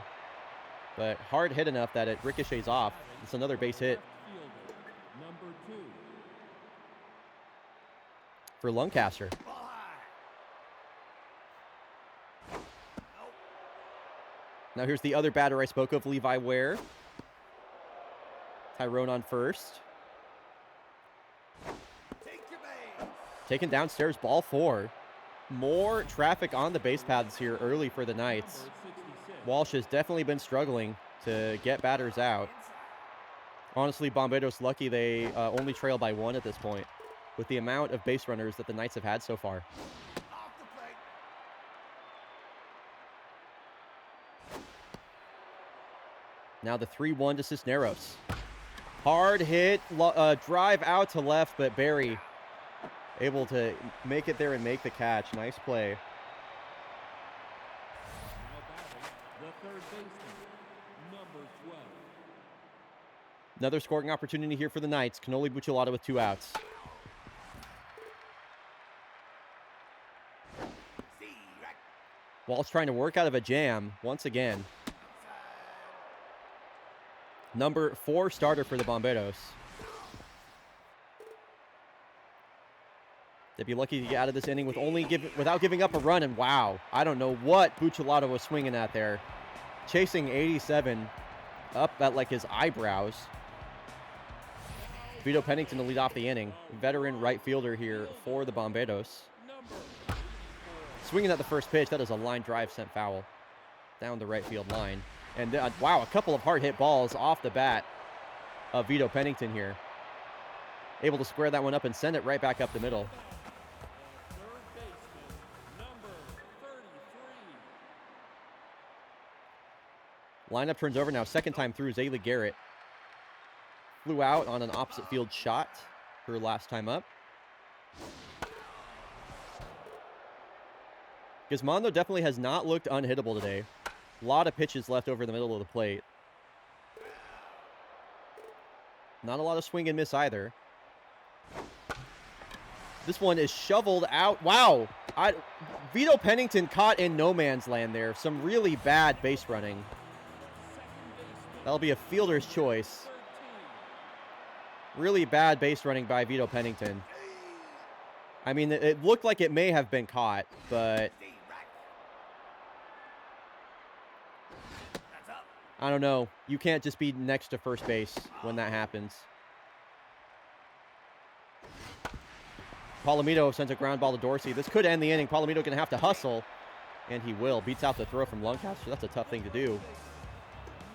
Bomberos just barely staying alive. A couple of fielders' choices here have brought Fanahani to the plate with 2 outs and 1 on. Another hard hit ground ball. It just can't get through the infield here. Bomberos have had opportunities. So far, they have all been squandered. McKenna Patterson will lead things off. She drove in the go-ahead run for the Knights back in the second. First pitch. Easy out for Walsh. The catcher, number 97. Inside. See, right. Now here is the switch hitting all-star Quinto Smile. Turns on that, but sends it right toward the second baseman, Palomito. Third time through the lineup now, and yep, that will be the end of Ruben Walsh's day. They're going to go to their bullpen immediately. Flame-throwing righty Chesley Beard can easily get it up over 100. That's up.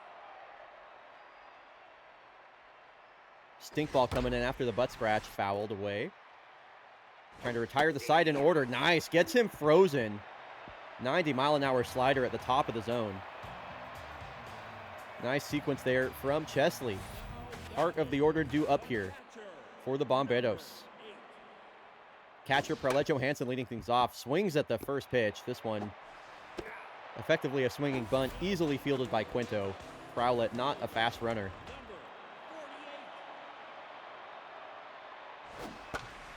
And Bologna swings at a ball that was high and out of the zone.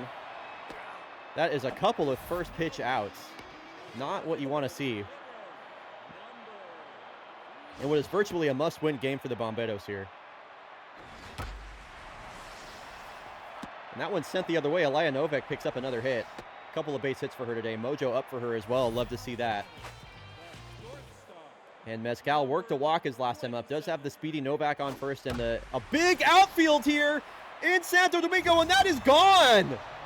Before I can finish my sentence, that ball went off the bat of Mezcal and out of the ballpark. A line drive home run. For Tamarindo, Mr. Smoke himself puts his team on the board and in the lead with a 2-run shot. And on just like that, on 2 outs, the Bomberos have arrived, and they have taken a lead in this game.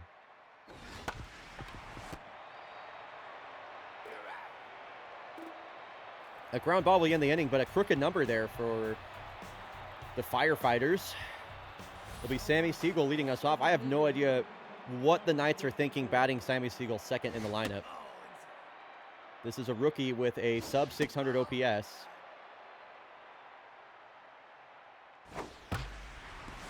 Dude, whenever I talk shit on players, they make things happen. Siegel able to fight off that inside pitch. The first baseman, number 48.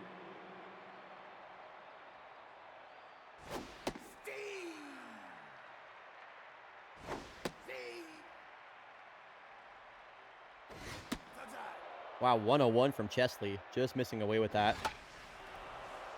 Beefton somehow got his bat to that early. It was a 100-mile-an-hour fastball at the knees. The shortstop, number 95. Now 1 out, 1 on for Tyrone Lancaster, who already he's had a good game so far, both offensively and defensively. Usually the most dangerous bat in this lineup. Chesley being very careful with him. 15 home runs for Tyrone. He works a 4-pitch walk that will bring the tying run into scoring position. Go-ahead run on first. They're going to pinch run for Tyrone? Are you stupid? What are the Knights doing, dude? Why would you take Tyrone Lancaster out of the game, ever? And why would you pinch run for him at first when the go-ahead run is on second? Yeah, now that your pinch runner is out. You stupid dumbasses? Do they not? What are they doing here?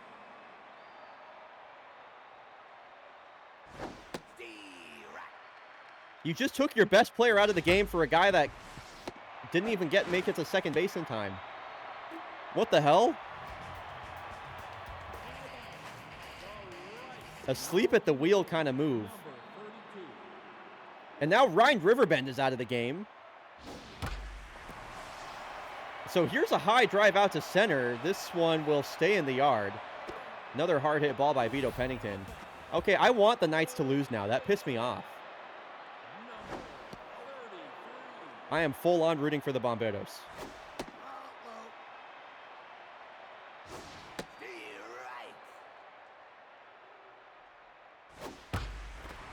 Hard hit ball, line drive right field. Cisneros plays on a bounce. Zaylee Garrett, she's looking better at the plate. That is for sure. And I talked about him earlier. Here is the young superstar here for this Bomberos squad, Yopa Palomito. Had that breakout season last season, and he should be a big part of this roster going forward. And then he gets hit? Wow, Bomberos fans don't like that. Throwing right at their best player. Wow. Opportunity here for the Bomberos to increase their lead. Another line drive out to right field. Nice hit there from Ahmed Fedahani. Bases are going to be loaded now for Prowlett Johansson. Comes to the plate locked in. Only 4 home runs and 8 RBI for her all season, but a good opportunity for a player whose mojo is way up against the right-handed Rex Wrestles. High drive right field. At the track is Cisneros, and it's gone. Grand slam. Back-to-back games with a home run by a player with the last name of Johansson. Bomberos have blown this one open, and deservingly so as well.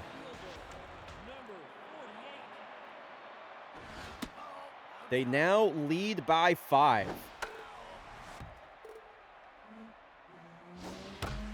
In a game that the Knights went out of their way to try and lose, it should be said.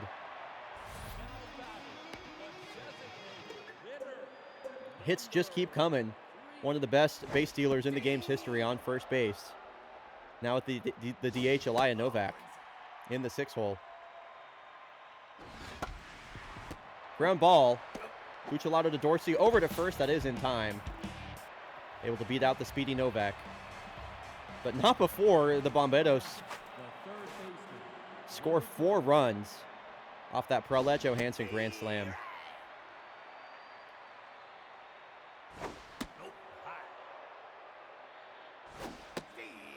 Here's something. I mean, a 5-run lead is far from insurmountable, but they are just looking completely lost right now, and they're not going to have 2 of their best players in the lineup because for some reason they pinch ran for the guy at first despite the slower runner being at second.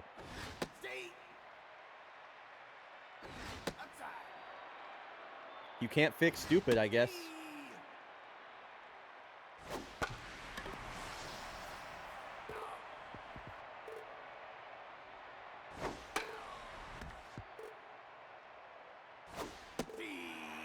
Patterson goes down looking. Now the all-star, Quinto Smile.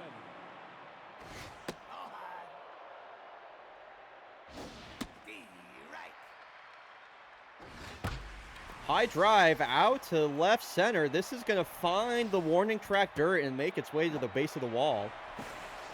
A 2-out double for the 9-hole batter, Quinto Smile. Runner on second now for the top of the order as they're going to bring in Hub Sogi.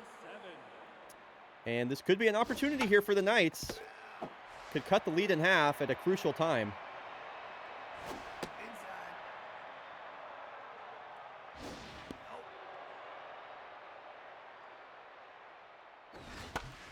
Dorsey got a pitch to hit. He sends this one out to foul territory. A lot of foul territory out here. That does find the grass, so it'll be strike 2. Make that strike 3. Swings through 95. Hub Sogi with the K. Strange Quinto Smile on second. Last opportunity for the Bomberos to get some insurance. They'll bring up Tamburino Mescal, who hit that line drive home run his last time up to put them in the lead.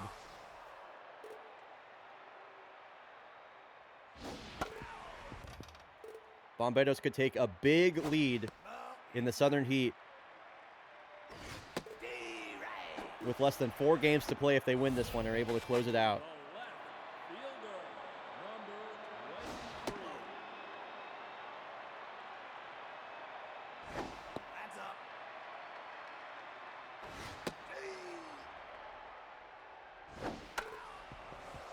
I feel like the Knights are always having trouble scoring runs whenever we watch them.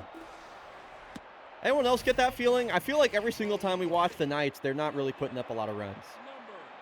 That's very anecdotal, though. I can't actually say that for certain. Yeah, they seem to struggle with being on the fake baseball broadcast. They like it better when they're not being broadcast, maybe.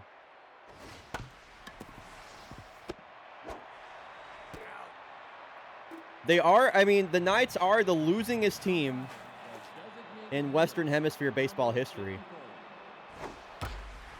Sammy Siegel, a high drive out to right field. Does this have enough carry? Pennington at the track will make the grab. A couple of good swings this game from Sammy Siegel, I'll admit. Even though I'm a hater.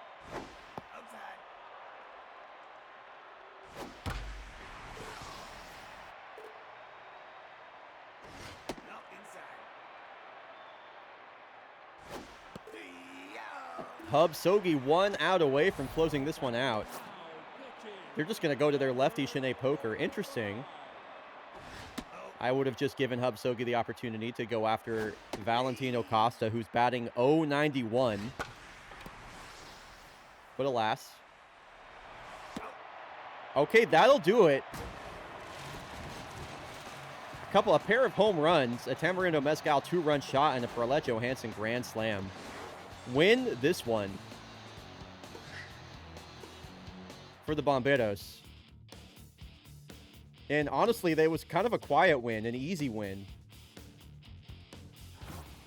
Bit of a snoozer of a game, if I do say so myself. All right, we're going to sim the rest of these games, and then we have the Kodiaks versus the Sawteeth coming up here.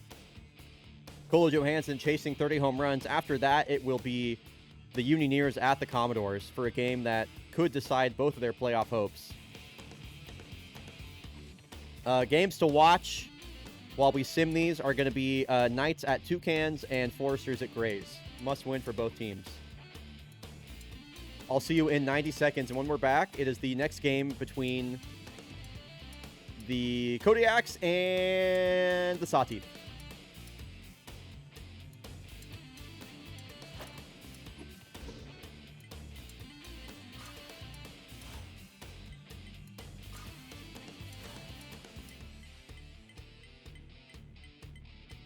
Three games left in the season.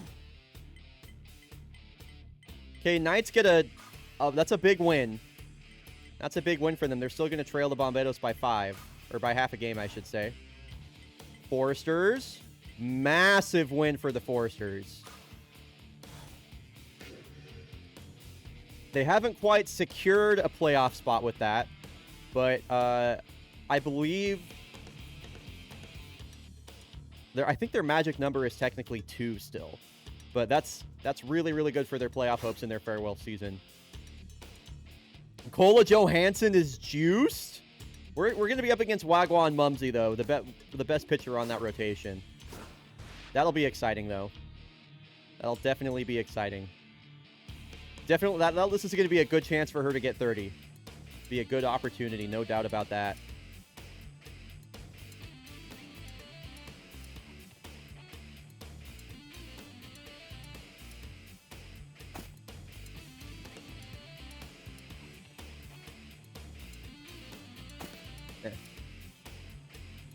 Oh shit, I missed some of the season? Yeah. Yes, Akko. How's the Yaks? We are 47-30. Kola Johansson just broke the single season home run record last game. All right. I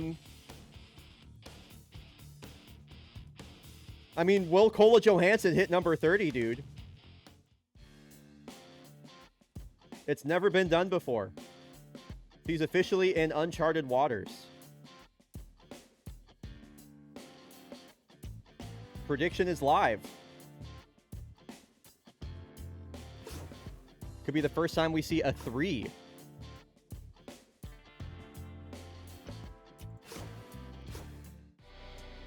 Oh, there's no glasses? They sure are. They sure are.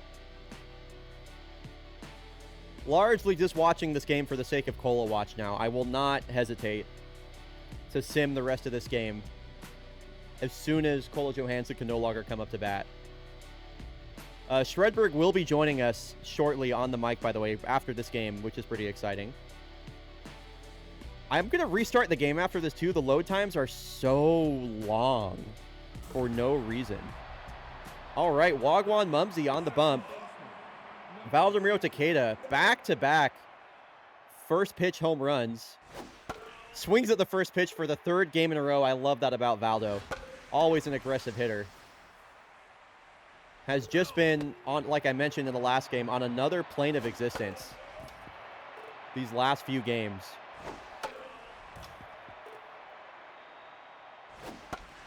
Wow, gets jammed, but muscles this one into center field. Yo, what's up, Court? Nice piece of hitting there on 2 strikes by Valdemiro Takeda. And here she is chasing. She's already made so much history, and she'll continue to do that here. Nobody has hit 29 home runs in a single season, let alone 30. Trying to make that a nice, even number with a 0 on it. Johansson broke the single season home run record with number 29. It was a 500-foot tank. Out to deep center field. She'll go down looking here. Was a close pitch. Oh, okay, you know what? I actually just got word that Shredberg is ready to go. So if he's ready to go, I'm just going to get him into the stream really quick. I'll be back. I will be back shortly. So when I return, I'll be joined by Shredberg. We'll be just heading into the rest of this game.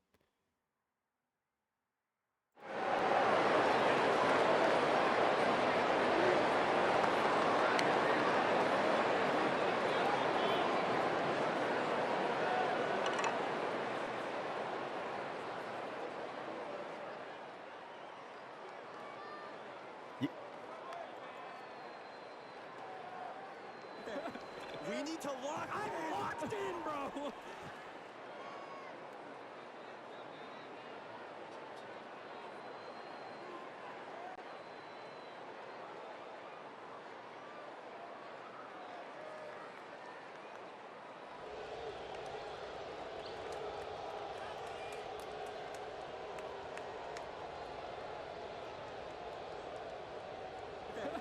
We need to lock. I'm locked in, bro.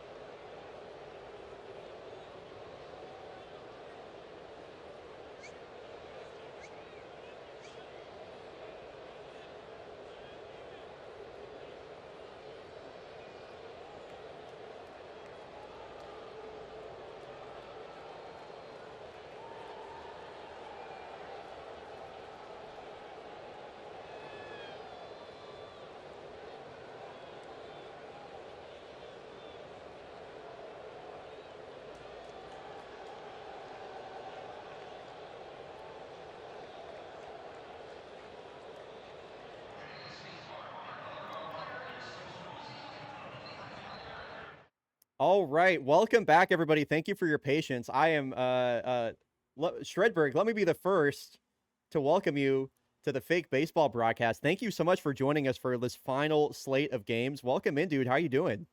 I'm doing good. Thanks for having me. Yeah, I was just saying to you, I just had some spicy ramen and now my lips are tingling.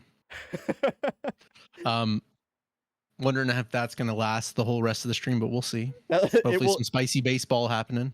So yeah, I mean, I love that you're just hopping right in. We'll talk about the game in a bit, but yeah, hopping right in versus your favorite team, the Santa Cruz Sawteeth. I mean, at an unfortunate part of their season, they were like positive run differential like the whole season, but like 10 games below 500 the whole time. It was crazy. They were obviously like getting some blowouts, you know. They run differential merchants. Yeah, they definitely had one of the better starting rotations in the game as well. I think they just were not able to. They were great at run prevention, not great at scoring runs. And so, yeah, I mean, we're getting to see them, the Kodiaks, for our final divisional series of the season.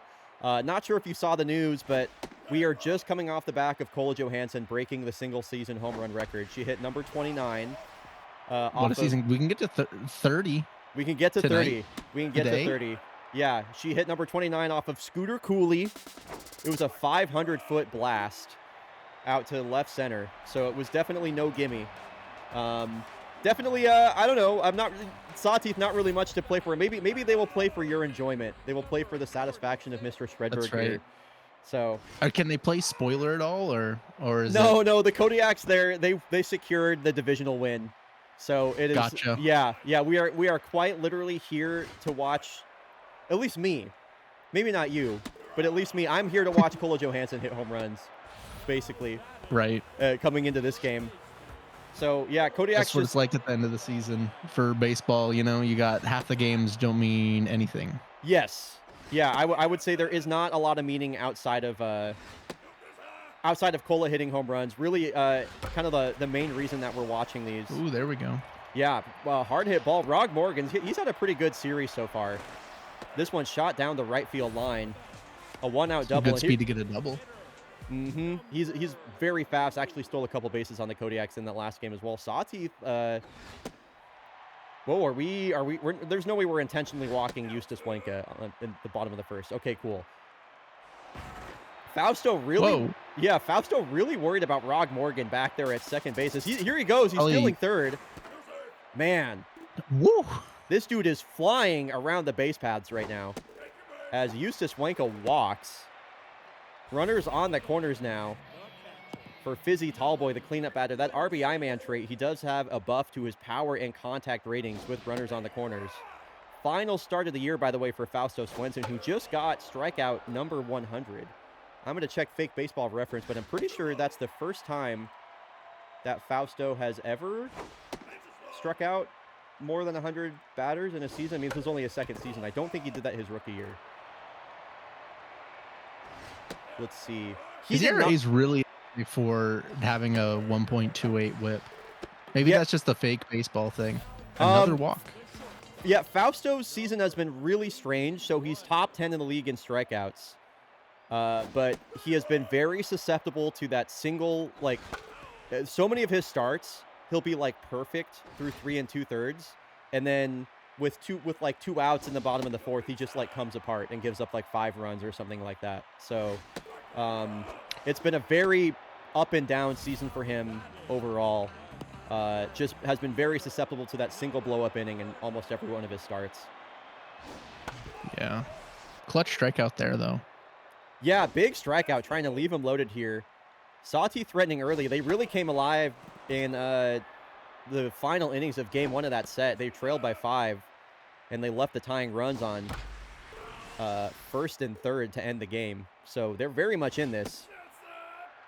And again, of course, the Sawteeth only a year or so removed from a playoff appearance versus the Yaks. Here's a drive out to the short porch and right. That is off the wall. Frankie JJ going to clear the bases here in the bottom of the 1st. There's that Fausto Swenson blow-up inning. I mean, it comes at you early. I just noticed that right field corner, that says 290. It says 290. It is the shortest of short porches here. And I love playing in this stadium. For one, I really like it aesthetically, but also it's just so weird.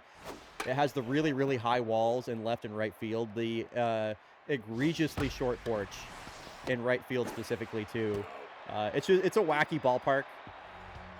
Also, it's really pretty. You got the Pacific Ocean, like, just right out there behind left field, which is awesome. I'm not sure what highway that is that runs behind the stadium. I doubt it's I-5, but, you know. Oh, that's got to be, actually is one? Yeah, it would be highway. Well, it could be 101 or 1. We'll just say it's highway 1. Highway 1? Yeah. Pretty cool. That's what we'll say. Okay. I don't know Santa Cruz enough to say that confidently. I don't know it at all, so yeah. I would definitely defer to you there. Farchamp Zamboni batting 6th in the lineup again. His bat has definitely looked better. Over these last 10 games or so, his batting average way up. Hard hit ball, but easy grab there for the second baseman, Bamber. Now the switch hitting Raleigh Forte. Wagwan Mumsy, definitely the best pitcher on the Sawteeth rotation. They had a great 3-headed monster, if you will, of Wagwan Mumsy. Wow, here's a drive deep out to left center. Goodbye, Raleigh Forte. Nope. That wasn't even close. That just kept going. I thought that might have been close to the wall, but at 452, that's crazy. Yeah, the big thumper hits Tanks. He cuts the lead to 2. Bottom of the lineup, especially in these final 10 games of the season, has been so successful for the Kodiaks. A big reason for their win streak. They're, I believe right now, Shredberg, they're coming into this game. It's on, I want to say, a 10-game win streak or something like that. They have gotten hot at the right time and are playing the best baseball they've played all season here late in the year. Well, that's the exact time to do it. Yeah, it's been a strange season for the Kodiaks, to be sure. I'm not sure how many of the games you caught, especially coming out of the All-Star break, but they were playing just some of the worst baseball I had ever seen by a Kodiaks team. They were struggling to put up more than 1 to 3 runs per game. The bullpen was having to cover like 3+ innings per game, which is a lot in fake baseball when you only have 4 bullpen arms. Because the starters hard to stay concentrated and playing well in the middle of summer, you know. Yeah, it was brutal for them. But yeah, in these final stretch of games, offense has just consistently come alive. Fausto Swenson, he's coming off a game that he just pitched a complete game shutout, for example.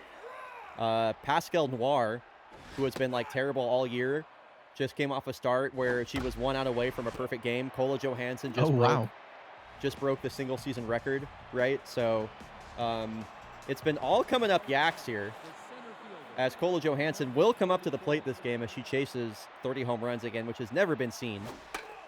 in baseball. Kodiak's cut the lead to 2.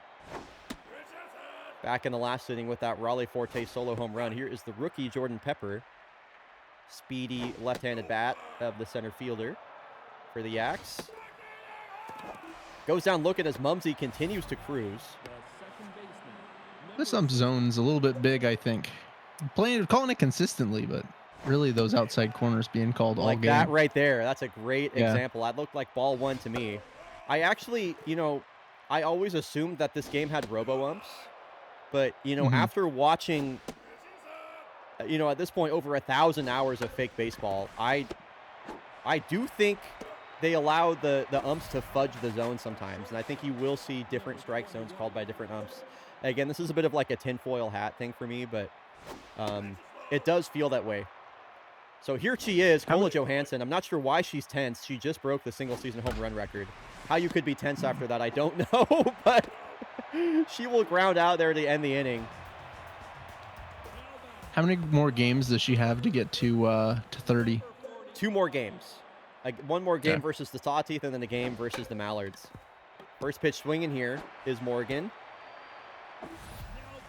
Kodiaks will be glad to get him out on the first pitch. He was running all over the base paths back in the first. Fausto definitely feels like he's settled into this game after that bases loaded, or after he allowed the bases loaded in the first. As I say that, here's a 3-1 pitch to Wenka. Fouled out in front of that. Definitely was hunting the fastball. And here's a shot out to the gap on the run. Our Pepper and Katabura. Katabura going to handle this one and get that back into second base, but it's a stand-up double on a full count there for Wenka. Yeah, it seems like whenever he's getting behind, it's just not good at all. He's got to stay in the zone. Yeah, it's funny you say that. You can't chase a guy. You can't chase somebody when they're throwing balls all the time. That's a terrible swing. I'm happy to be. We're thinking all the same things, Shredberg. And yeah, that was actually my biggest criticism of Fausto coming into this year is he had a good rookie season. Not a great rookie season, a good rookie season.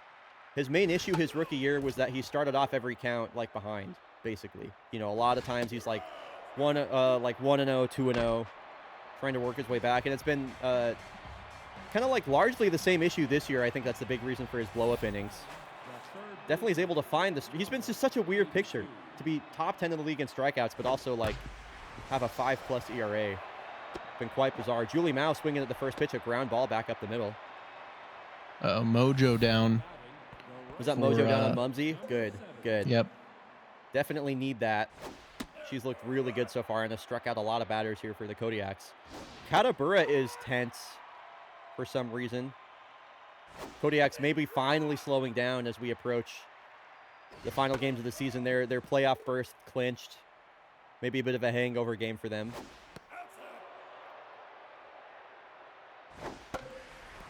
Pop fly. Seems like Mumsy really likes this high fastball right after a curve. Definitely a north-south pitcher, for sure. Twice in a row that at bat. Yeah, trying to change up the eye level. She does have a lot of like that really good up and down action. I mean, both of her breaking balls are a curveball and a fork, which are effectively going to go straight down. So yes, exactly. Opening up Goldsmith here with back-to-back. Wow, that's a great piece of hitting there for Goldsmith. I can't believe he got his bat to that. I'm going to pull up the replay for that. Just that piece of 2-strike hitting there from the rookie. Something I really, really, really like to see. He's seen only breaking balls. Then gets a slider that, really looked like, I'm going to go back and look at this. It looked like it was out of the zone. I guess he was on the curveball, and then this one. Just able to. Yeah, I think that was another curve. And if somebody's going to foul that off, that means they're sort of seeing the pitch a little bit, at least a little bit closer to where, I don't know, if you're gonna do another low curve, gotta get that down in the zone, almost in the dirt. Yeah, gets a kind of an inside out, almost like a golf swing at it, just to scoop that the opposite way. Brings Zamboni to the plate. Weak grounder, a chance for 2. Zamboni able to leg that one out, prevents the double play. Runners on the corners now, 2 outs for Mumsy. Forte took her deep his last time up. A 452-foot blast. That was a big swing.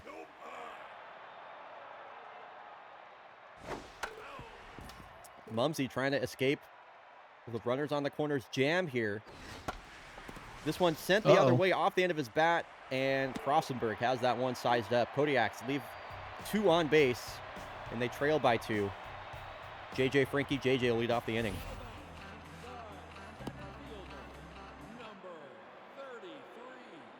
Over 60 pitches here for Fausto in the bottom of the 4th. Bullpen for the Kodiaks going to be getting warm. Here's a drive out to right, but Katabura makes the grab in front of the short porch.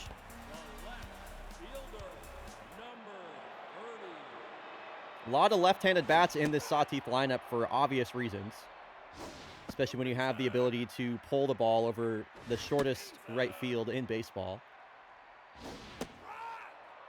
Yeah, looking at their lineup, they're not hitting a lot of homers though. They got a couple people with 15, but not a lot of power in there. Yeah, maybe some off-season moves to address that. Yeah, they have started unloading some of their higher paid players. Nice attempt there by Zamboni on a bit of a parachute out to left field. They got rid of Gustav March, who was, one of their ace pitchers. They're definitely shedding a lot of salary right now and gearing up. And again, this is a Sawteeth team that has the bones to be good, especially with, a core amazing player like, guys like Eustace Wanka, for example. I said it, Brett, when you came on, Shredberg, they're only 1 year removed from a divisional series playoff matchup versus the Kodiaks back in season 18, where they took them to 7 games. It really could have gone either way. The Kodiaks just barely inched them out in Game 7. So they have the bones of a good team here. Mariah Dream was an all-star. Jim Merriman is a great young pitcher that I think has a lot of potential. So I'll be very curious to see what this offseason looks like. The season 19 to season 20 offseason was just so wild and over the top that curious to see what teams like the Sawteeth are going to do. Wow. Oh, geez. Wax Poetic he just cannot hit the zone right now. No, it's been a really tough outing for him out of the pen, as he's about to walk another batter, and this is a guy you really can. That is just not 4 even pitches. Not even a competitive pitch. Bullpen going to stay warm here for the Yaks. They do have most everybody available aside from Jules Verne, as that is 6 straight balls thrown by Wax Poetic. I can't believe. I guess if you're Wanka, you got to take a strike there, but 94 down the middle with the bases loaded. Wow. Ooh. And this game is quickly. We know that the Kodiaks they got pop all through the lineup, but 4-run lead, 3 innings to go. Dude, you showed up to the stream and the Sawteeth started playing like the best I've seen them play all season. Not a coincidence. Let's this see. should. Okay. Yeah. Actually, wow, that was a real. Okay, no, that did end the inning. Okay, I thought for some reason there was still only 1 out. That's my bad. I lost track of the outs there. All right, if one Kodiak batter could reach, we will see Kola Johansson come to the plate. Here is the switch hitting Kellen Zuniga. Mumsy still in the game, pitching into the 5th now. It's been a great start for her.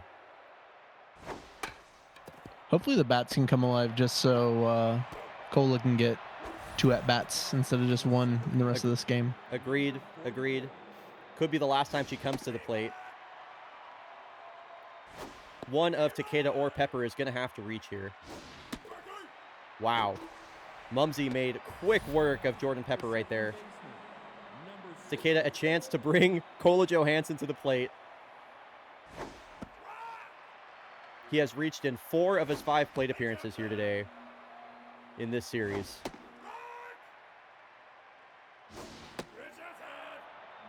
2-2 now. Interesting that Mumsy, ooh, there we go. There's that fastball. She was laying on the curveball all inning long and then just fastball up and in. That's nasty.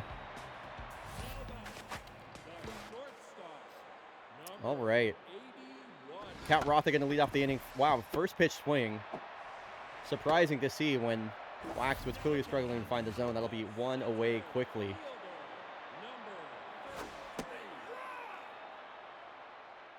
Shredberg, I'm going to say, I'll get your opinion on this. After Cola's next at bat, especially considering the game after this is Unioneers versus Commodores, which has a ton of playoff implications. Any objection from you? I know this is your team, the Sawteeth. Any objection from you from like simulating the rest of the game after Cola's next at bat? Oh, that's fine with me. I think this game is it would be a crazy comeback. It would be a wild comeback. Can Cola Johansson hit number 30?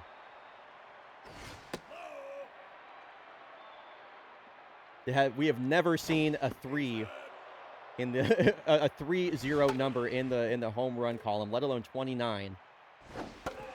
She's gotten a couple pitches to hit, some fastballs over the plate. Is juice for this game.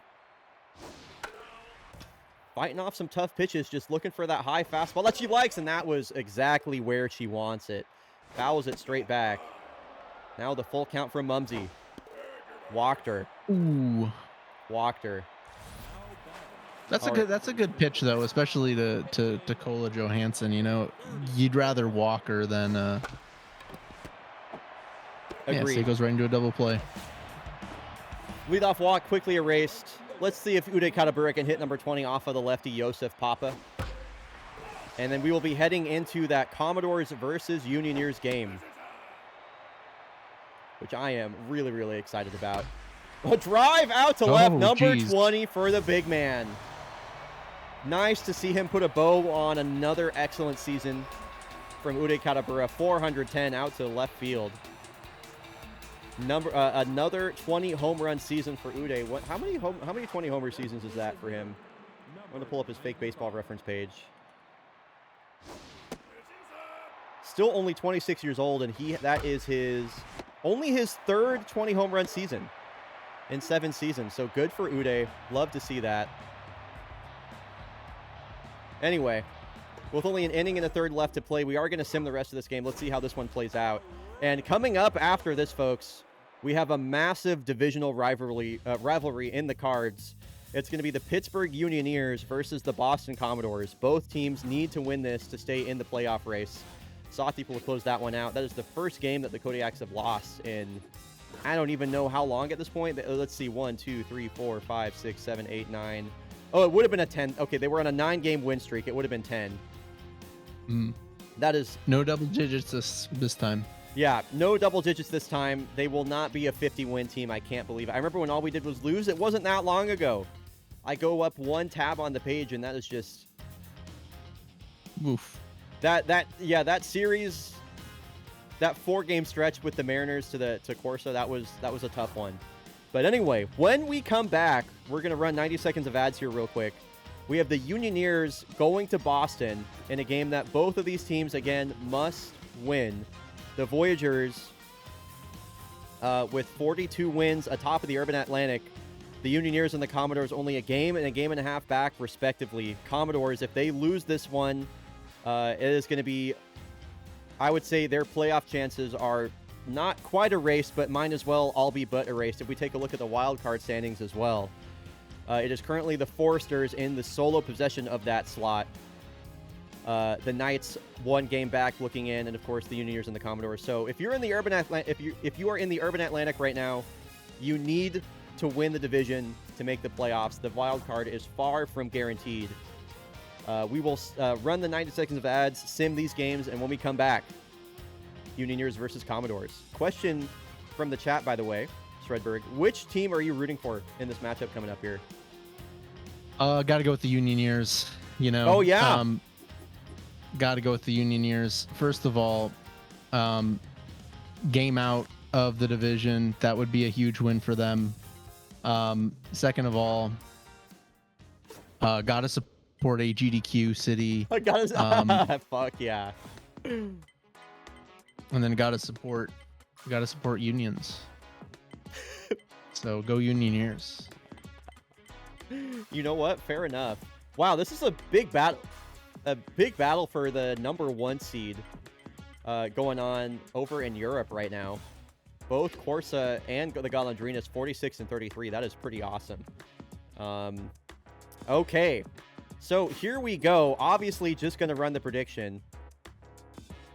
Cola Johansson, by the way, did not hit number 30. Obviously going to run a very simple prediction here. Oh my goodness. So sorry, we have some breaking news. The Frankie Yeager era is over in Mexico City after they were just a miserable ball club this year. The S-rated player, Frankie Yeager, she carried them to the playoffs last year. She will not get the opportunity to do that again. A couple of S-rated players have now been released here at the end of the season as a lot of teams are unloading some of their higher salaried players, building up player development funds for next season. There are some big names on the free agent list here as whenever we head into the next offseason. Frankie Yeager, Soap McTavish, Enzo Valdez, Commander Shepard, Kenya. Some big names that have been with the same team for a long time are about to end up somewhere else, which is super interesting.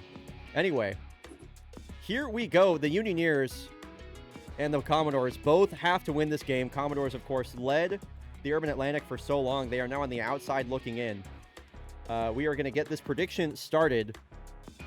Who do you think will win between the Pittsburgh Unioneers and the Boston Commodores? Prediction is live, and I'm actually going to restart my game really quick, only because the load times have been so long and it's kind of bothering me. So we're just going to try and fix that really quick. And once we do that, we will get started. Piggy, I am, best of luck. Nerd Piggy is the biggest Boston Commodores fan I know. Best of luck to Nerd Piggy. I know when they squandered that win versus the Springboks last stream, that was tough. Hello, pleasure to be watching baseball with you all today. Excited to see what happens in this pivotal game. I'm not too invested because I am normal. Smile. Anyone else craving a hot dog or just me? So good. All right, I want to hear from you in chat, by the way. If you're rooting for the Unioneers, use their team hashtag unionized. If you're rooting for the Boston Commodores, hashtag anchors away. I would love to see some energy in chat as we head into this potentially deciding game. These are the last two times that these teams will face each other. As we head to Boston, final meeting between the Unioneers and the Commodores. They have been going back and forth all season. Can I get your take on the New England style hot dog buns where they cut it where it would normally be the side of it? They cut it down there. What's your thoughts on that? What would normally be the side? What do you mean they would normally be the side of it? So where the cut is on a hot dog? Yeah. Put the cut 90 degrees, the brown they cut the part top of the hot bun dog open. Yeah. It's so funny. I actually just bought some hot dog buns recently. They're like brioche hot dog buns that are cut down the top like that. Interesting. I kind of like it. I don't really have a preference either way. I don't hate it though.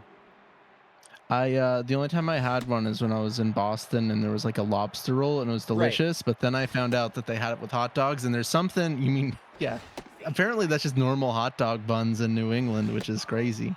You mean normal hot dog buns? That is so strange. Yeah, I mean Nerd Piggy is a New England resident. Yeah, everywhere else, Nerd Piggy, hot dog buns are cut in the side where the split usually is. So, it's definitely not normal everywhere else, but yeah. I love that. I mean, it makes sense. I feel like I can only see a lobster roll with that split in the top. You know? So that's how I felt. But when I saw a hot dog with it, I was like, this is wrong. I didn't judge. That's just how they live their life. It's a different culture, but it wasn't right. So 1 out, 1 on ahead of Swamp Donkey here. Tony Felix Acosta toeing the slab for the Commodores. He was a mid-season acquisition, one of the only true starters on this Commodores pitching staff. The way that they do their pitching is way different than any other team, as Donkey sends this one the other way out to right field. Pete Wheeler will will play that one on a bounce and get that back into the infield, but not before the lead-off batter goes first to third. So runners on the corners now for Duke Bilgewater. Big opportunity for the Unioneers immediately. This dude cannot run at all. Look at that speed.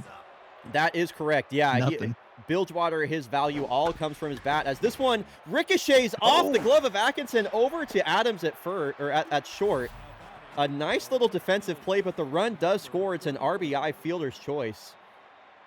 Off the bat of Bilgewater. You think most an average speed guy would be able to beat out that throw, but it's not Bilgewater's fault.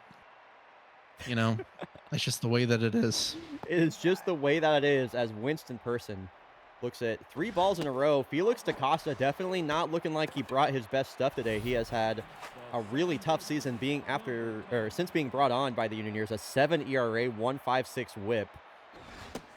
Gotta wonder how long they keep him in. This is their entire season on the line. And the thing about the Commodores as well is they have 6 different pitchers that are their pitcher role is SP/RP, that is starter/reliever. So they have 6 different guys that can start games or relieve them. So they can give you a ton of different looks. If Felix DaCosta is showing any signs of being wild or ineffective, they should just pull him immediately. As here's a blast out to right center. That is out of here. The Unioneers have struck first and struck early.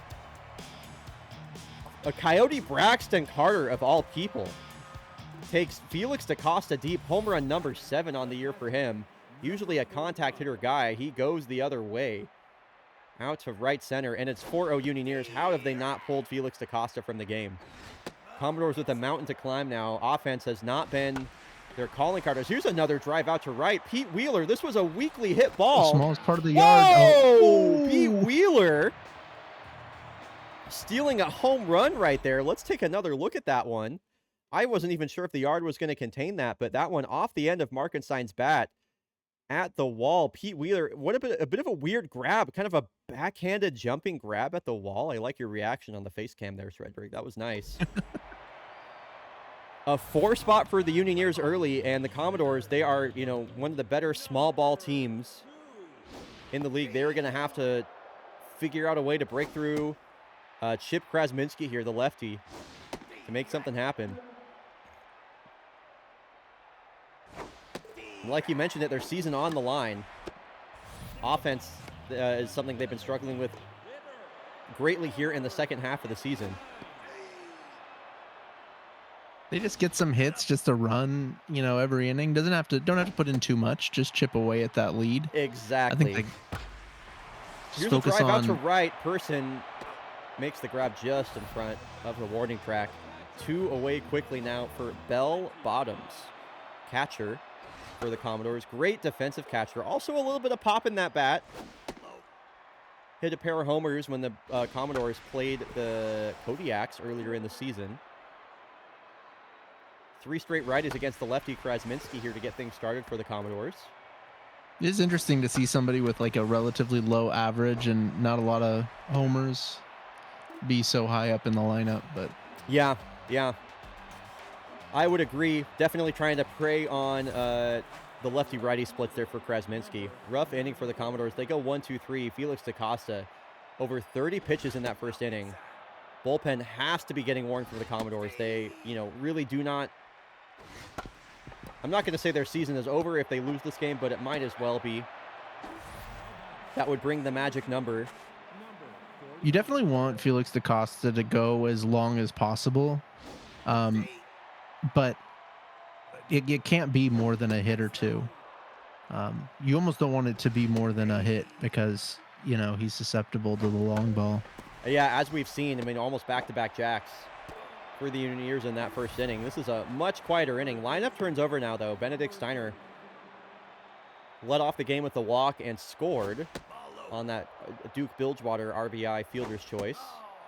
And he looks at 2 straight balls to second to start. Oh my gosh, you got hit in the leg. You gotta pull him. Especially with this on Demir toss-up. That will be the end of Felix DaCosta's day. Yeah, start to forget for him with the season on the line.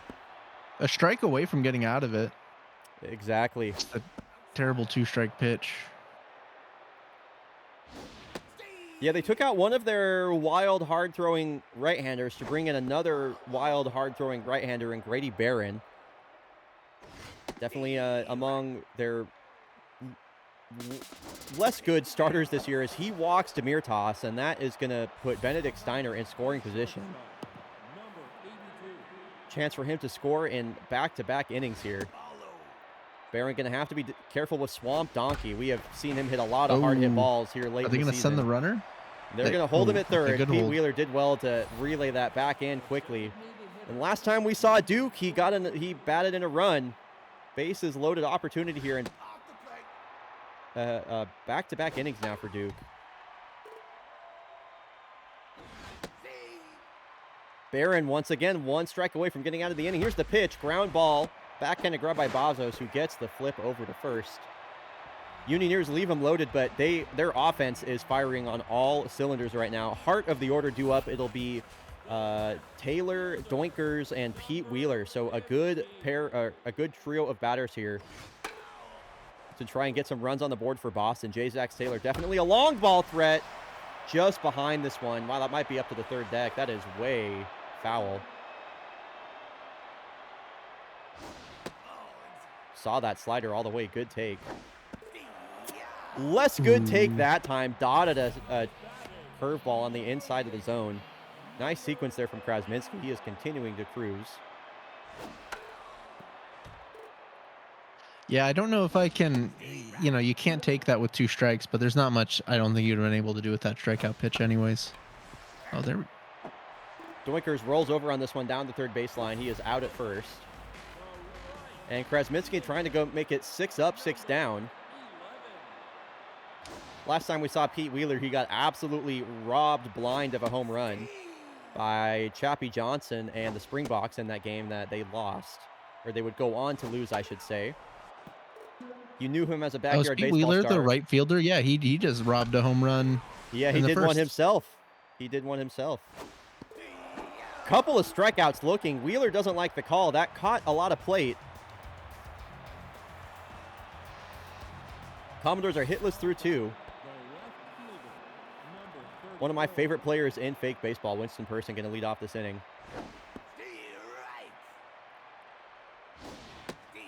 Right. Follow. Brady Barron gets the inning started with a strikeout. Already a better start to the best start to the inning the Commodores have had so far. Given that the first was a walk, and I believe the second inning was I guess Benedict Steiner, no, that was a hit by pitch on 2 outs. I'm losing track of the game. Braxton Carter, a 3-run blast his last time up. A great season for CBC, 300 batting average, 7 home runs. With that amount of power in his bat, I did not expect the 7 homers from him, but he's had a great year. And Cork Markenstein, you were just talking about it, got a home run robbed from him by Pete Wheeler on an inside-out swing that somehow managed to carry all the way to the wall. Oof. Backs him up with the changeup. Does it go outside now? No, staying inside. What is the put-away pitch from Barron? There is the outside curveball. Gets him swinging right through it. Nice sequence there from Grady Barron. Commodores still chasing their first hit with their entire season to play for here versus their divisional rivals, Unioneers. These two teams went back and forth at the top of the Urban Atlantic table all season long. Of course, now that number 1 spot occupied by the Voyagers, seemingly out of nowhere.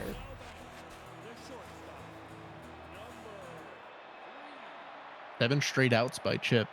Impressive stuff so far. Agreed. Came into this game with an ERA over 5 as well. But a 5-pitch mix. Plenty of movement on his pitches that we've seen so far, too. That was a nasty backdoor. Wow, what a take by Adams. I don't know how you take that on 2 strikes. Another strikeout looking. Wow, the Commodores, I mean, I get they're trying to work some bats and work a count, but you got to swing the bat with your season on the line, my man. Almost first hit of the game there. Just foul. Krasminski trying to make it perfect first time through the order for the Commodores. Ooh. He's 1 strike away. The 9-hole batter, Mauricio Atkinson. High drive center field, but he got underneath that one. That will hang up easily for Steiner, or excuse me, Thirsty, center fielder. 9 up, 9 down. 9 up, 9 down. Chip Krasminski is perfect through 3 when his team needs it most. James Forrest will lead off the inning. 8, 9, and 1 due up here. Grady Barron's locked in. That's a good sign for the Commodores.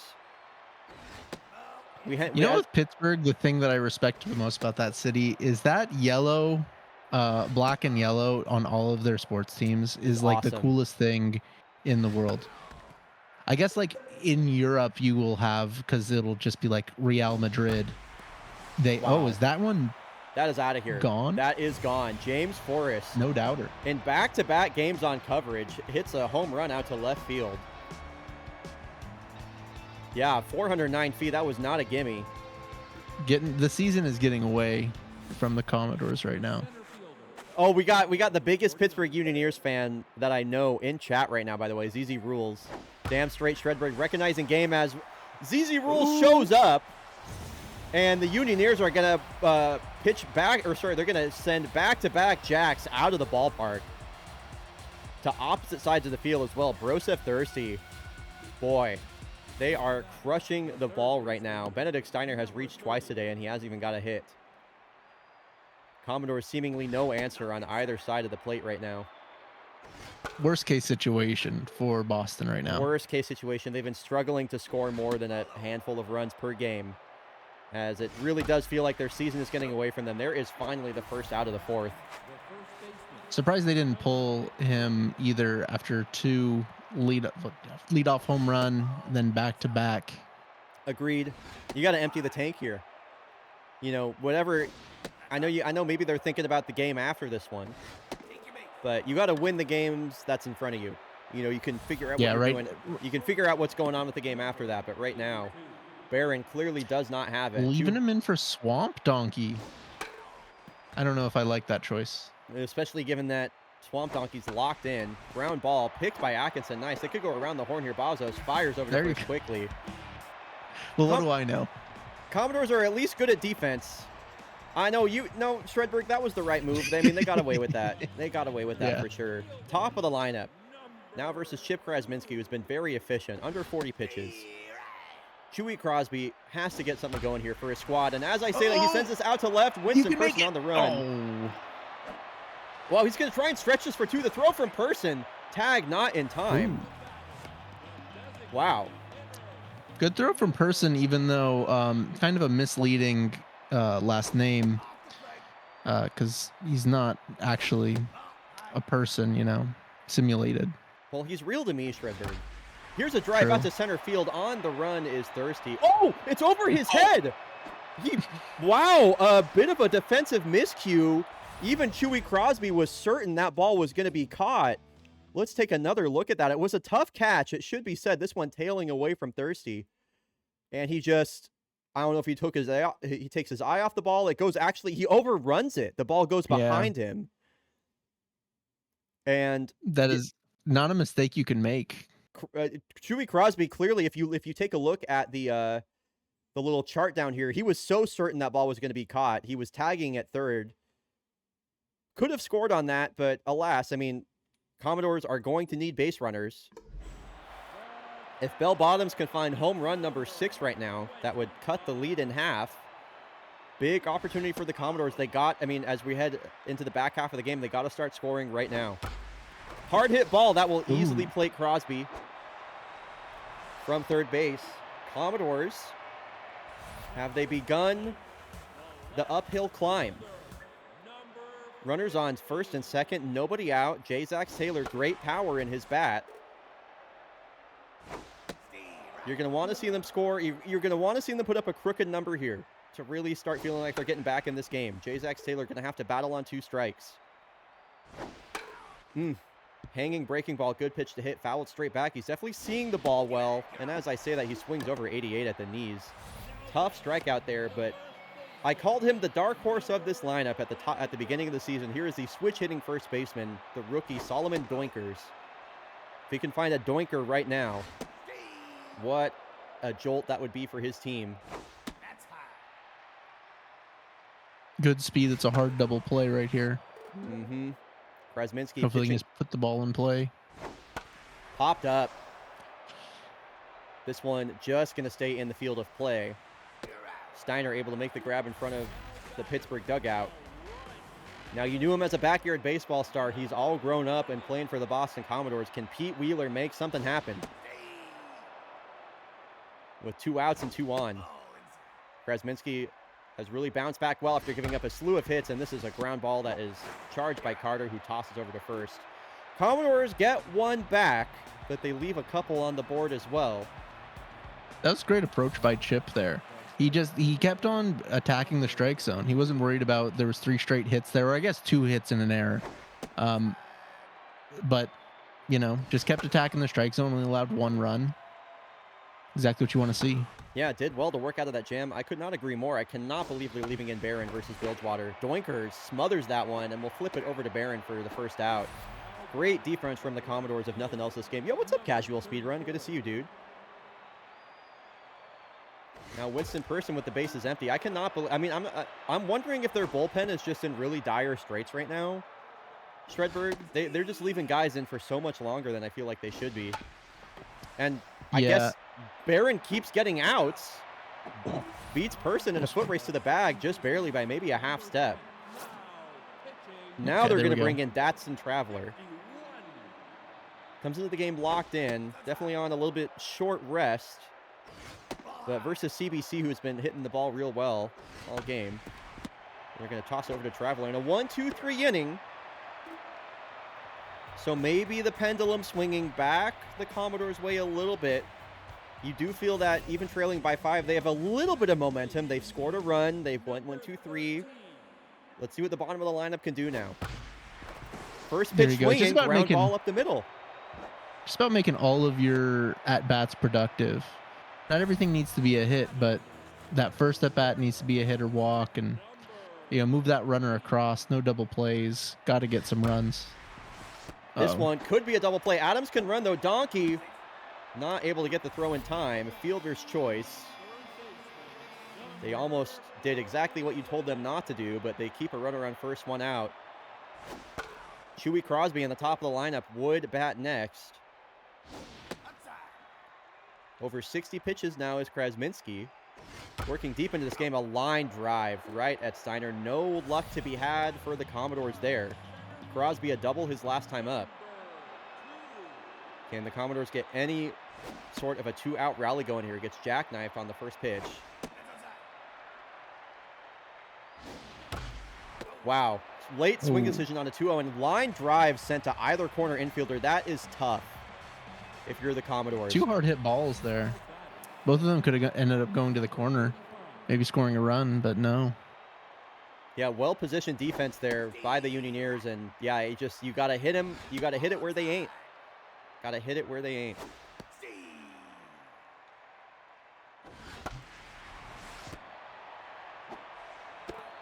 Four straight retired by the Commodores and 3 straight by Traveler.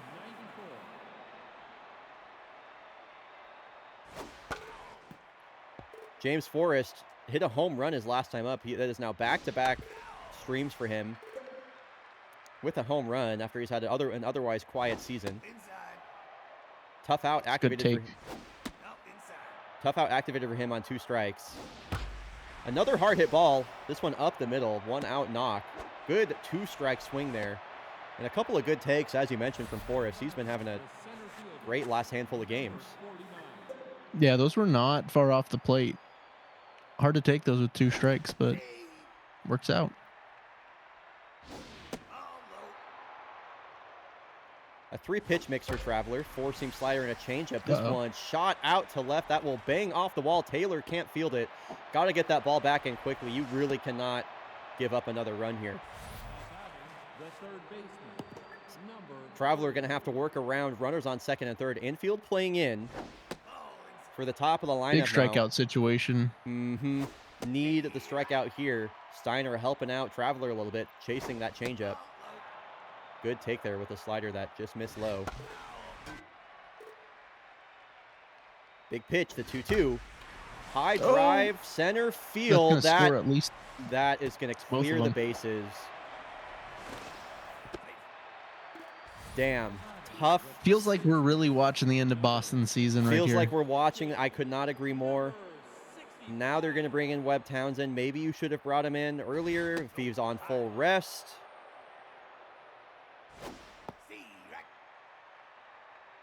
It'll be interesting to see, again, what Boston does here in the offseason. Here's another ball shot out to the warning track. Nice scratch, Cosby. Oh, tagging up. I don't know if I agree with that with 2 outs, but it worked out. Got the base. Maybe a little unnecessarily risky, though. A team that showed so much promise all season. Pitching staff unlike we've ever seen. You know, I mean, I guess when you're calling card a small ball, sometimes you also, I mean, you live in, they have lived and died by the small ball. They're not a team that hits a lot of home runs. They put a lot of balls in play, but there will also just be those games when you just can't get a ball through the infield. We saw in that game versus the Springboks, they got caught stealing 4 times. This one knocked down by Steiner, but it will be a lead-off hit here for the Commodores. In the bottom of the 6th, I said they had a hill to climb. It's a mountain to climb at this point. But bell bottoms, another hard hit ball. Benedict Steiner staying busy.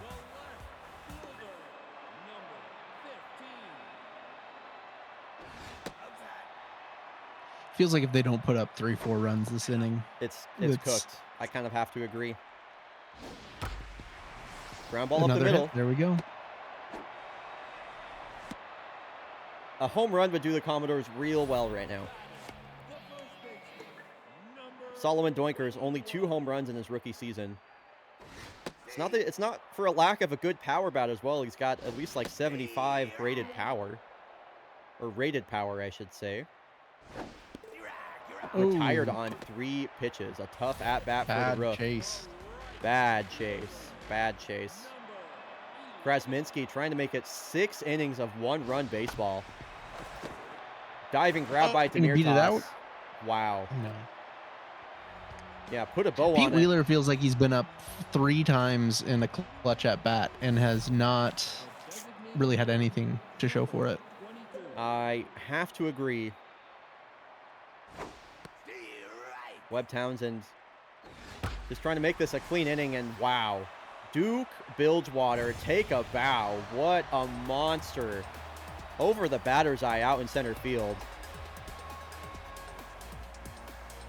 This one's cooked. Oven's preheated. You know, it's baking. Yeah. This one is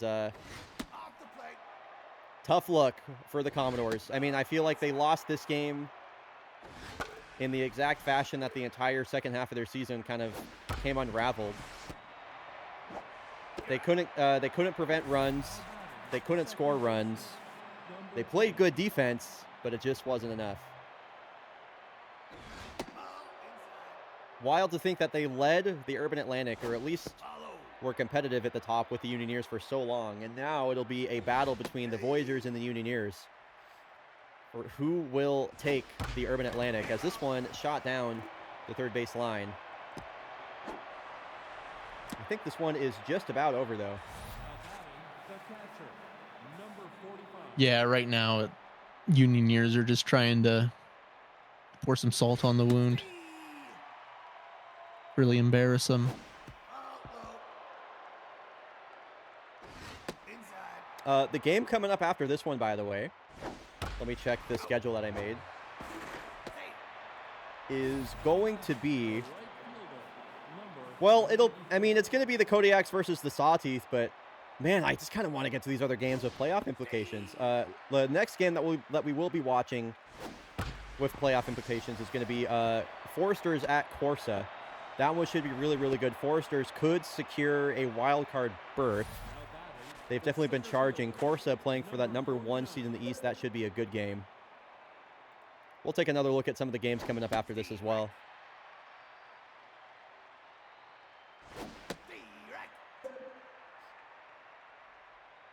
Townsend trying to make this a scoreless inning.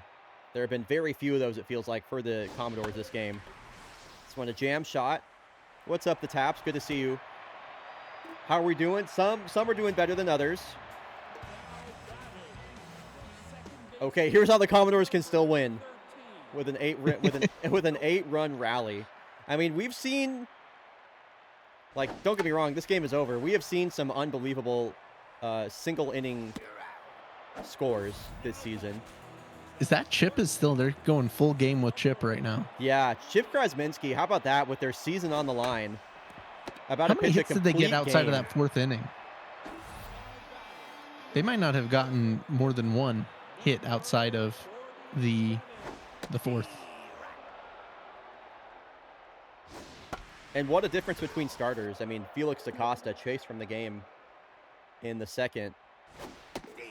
Chip going the full 7. Complete game from Chip Krasminski and a statement game from the Unioneers as they try and take this momentum into the rest of the postseason race. The Unioneers will win this one in truly dominant fashion.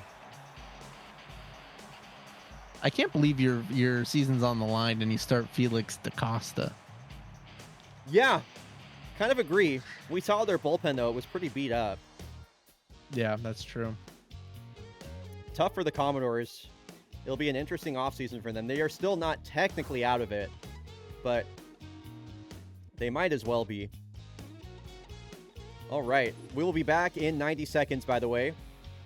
Exclamation ad skip to skip the ad. When we return, I'll figure out what we're doing when we return. We're going to sim the games.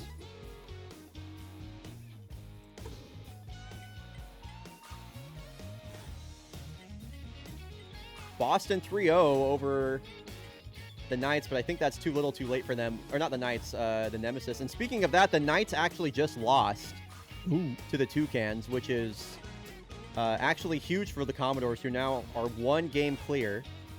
So does that mean if the Foresters win that they get in? Let me take a look at this once everything wins? is done simming here, and I'll let you know. Okay, so let's take a look here. The Voyagers' magic number is 1. If the Foresters win 1 game, I don't think anyone else can get 44. You're right. That's not already at the top. You are correct. So yeah, Foresters, if they win, they're in. Destiny is in their own hands. Let's take a look at the wild card standings here. Let me get rid of the camera really quick here so everybody can see. Oh, for some reason you're not in. You're not, okay, Shredberg, it's just you up there. Hey, what's up? So taking a look. Yeah, the Unioneers and the Knights both a game and a half back. Yeah, if the Foresters win, they are in. They would require the Foresters to lose their next 2 games, and the Unioneers and the Knights would both have to win 1. Commodores have been at this point mathematically eliminated, but it is down to the Unioneers, the Knights, and the Foresters at this point. At this juncture, I want to take a look at the schedule and some of the games coming up as well. Just seeing now that we kind of know what everything looks like. This game between the Foresters and Corsa should be excellent. Boston and New York, they are both out of it. Unioneers playing the Platypi. Could be at least somewhat interesting. Let's see. Oh, Busan at Bomberos. Could also be a great game. But really, it's down to the Foresters. It's coming down to the Foresters winning their in. And then just who can win these last 2 games between the Knights and the Bomberos. I think the Bomberos magic number is also 1. Yeah, if the Bomberos win, they are in. Foresters win, they are in. If the Voyagers win, they're also in. Man, wow. So yeah, plenty of scenarios here for teams that if they win their next game, they will make the playoffs. The Voyagers, we're not going to see them again. They're playing one of the final 2 games of the season versus the Springboks. That could be massive as well. So we'll have to kind of see how everything plays out here.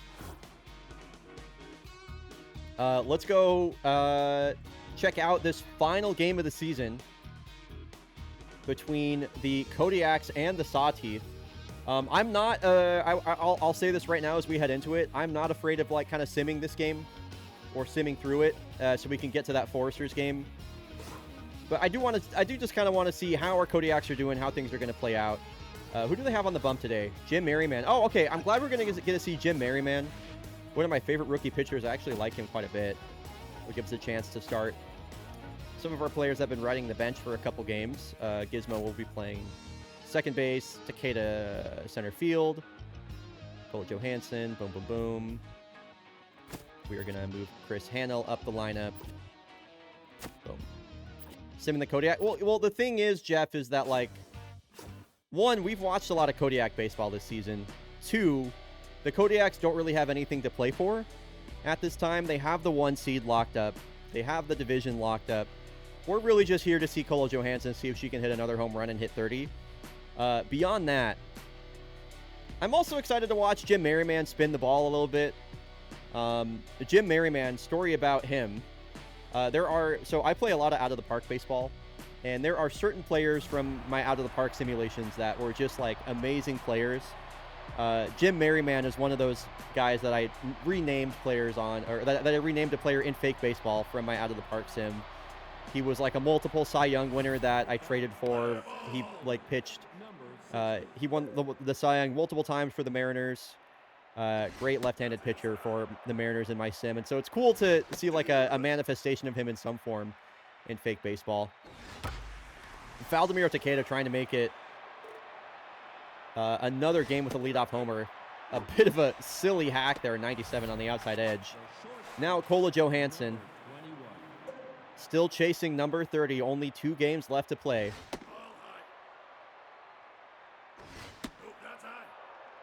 Up against Shredberg's Sawteeth. She'll look at 3 straight balls. Make it 4. Doesn't even get a pitch to hit. I respect it. You respect it? You know. Yeah, you know, don't give her something to hit. It's not like it was an intentional walk, you know. Right, right. Just try to chew the edges. None of those were clear balls. Or I mean, they were clear balls, but they weren't. 7 straight balls thrown by Mary. Make it 8. That's back-to-back 4-pitch walks. Yeah, okay. Maybe he just couldn't find the zone. Okay, fair enough, fair enough. Katabura hit number 20 his last time up. 9. Okay, finally. There's a strike. The 10th pitch will be a strike. But Merriman, I mean, he's not a pitcher that struggles to locate. As here's a line drive out to center field. Does this have enough carry on it? No, that bangs off the top of the wall. Right off the top. Yeah, Katabura maybe a few inches shy of home run number 21 right there. Could Uday Katabura take a dinosaur in a hand-to-hand combat? Have you seen the size of Uday Katabura? Absolutely he could. Well, I mean, it matters what kind of dinosaur, I feel. I don't think that he could take a T-Rex, is really what I'm saying. Well, yeah. I think also some dinosaurs are much easier. And also, like, there's a run there for the Kodiaks. You know the one that, like, at the end with, I don't remember the actor's name, but Newman and Seinfeld, where he gets the poison shot on his face. Like, that dinosaur has easily a distinct advantage, I think. Well, no, Uday could take that guy. Uday wears sunglasses, so he wouldn't get poison in his eyes. Okay, there we go. That's fair. Yeah.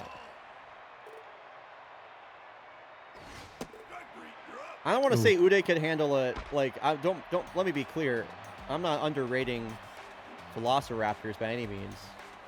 But I feel like Uday, I don't know. Could one-on-one. You know, if there's any more, I think the Velociraptor really gets its strength in numbers, you know? Yeah. I mean, I guess you said hand-to-hand combat. I mean, what if Uday could bring his bat?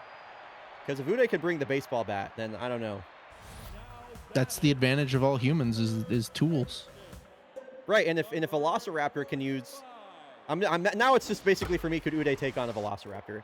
And if a Raptor can use their tools, like their big ass claws, I don't know. I think so.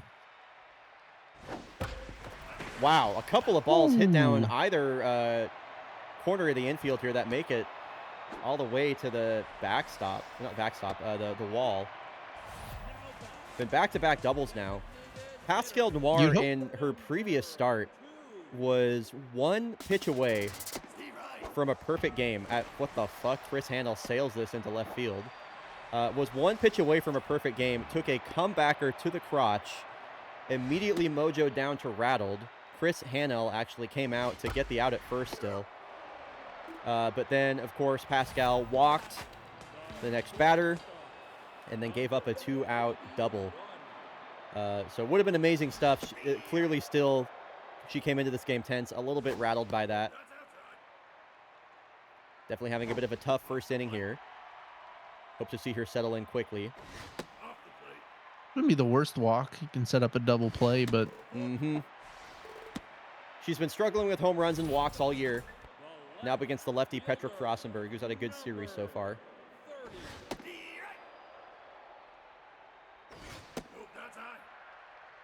You'd really hope that Noir I feel like whenever I watch her pitch, it's not good.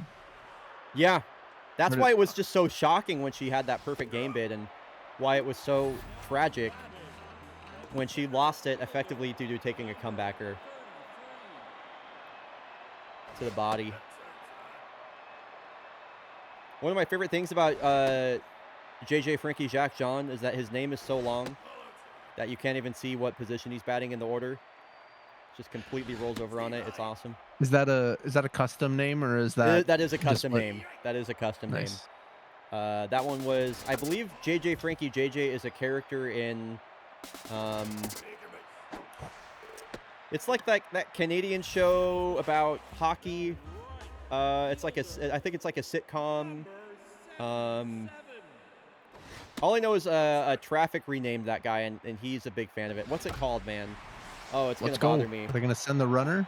They're gonna hold the runner. No. Is it Shorzy? I'm not sure if it's Shorzy. Maybe it is. I'll take your word for it, Raz. Good to see you, by the way, Raz. How we doing?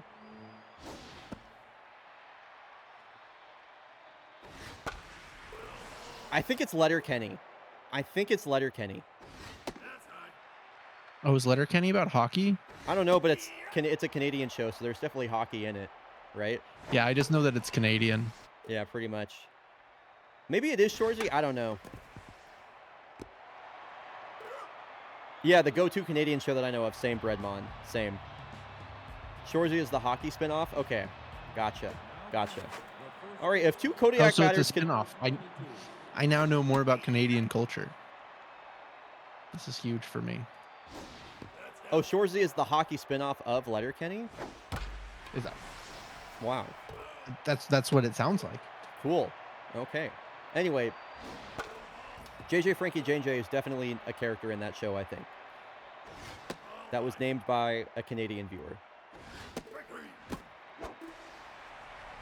Yes. Yes, exactly. Exactly.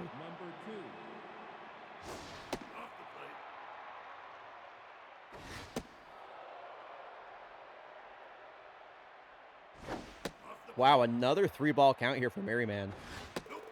Definitely has, yeah, really just looked really unsettled on the mound for some reason. Now the rookie Newt Gizmo, who's been swinging, I'm not going to call it a hot bat, but she has had multiple warning track flyouts over the last few games, including that 440-foot home run that seemingly came out of nowhere.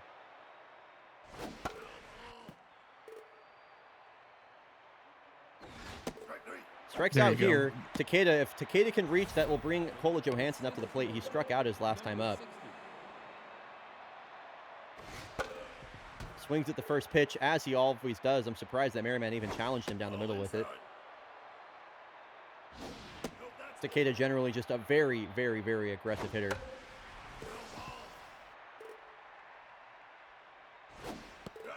Wow. Ooh, big strikeout. Big strikeout. Yeah, huge swing there. It's actually a pretty close game, 2-2. Yeah, that's why at that 2-out hit. Ooh, there's a big swing. Big drive out to middle. Takeda. Whoa! Whoa! Valdemiro Takeda. Hello. What the hell was that? Came out of nowhere to steal a home run from Ella Bamber. I thought maybe this was gone, but I cannot believe the amount of home run robberies that we've seen over these last couple streams. That is, I mean, that is the 9-hole batter, Ella Bamber. How many home runs did she have? 5 on the season? That's just evil. Wow, Takeda. What an end of the season. I mean, he made that look easy. I'm not going to lie. Jeez Louise.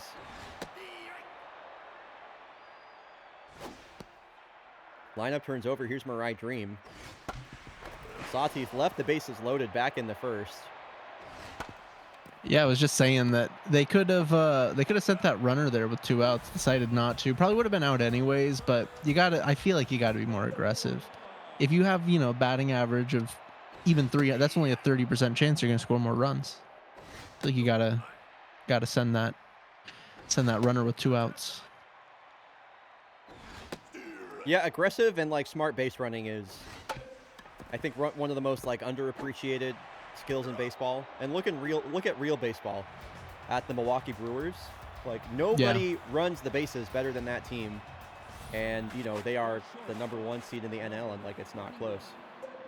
Yeah, I think that a lot of the thought in terms of efficiency goes into the person at the plate and sort of views that as independent of anybody that's on.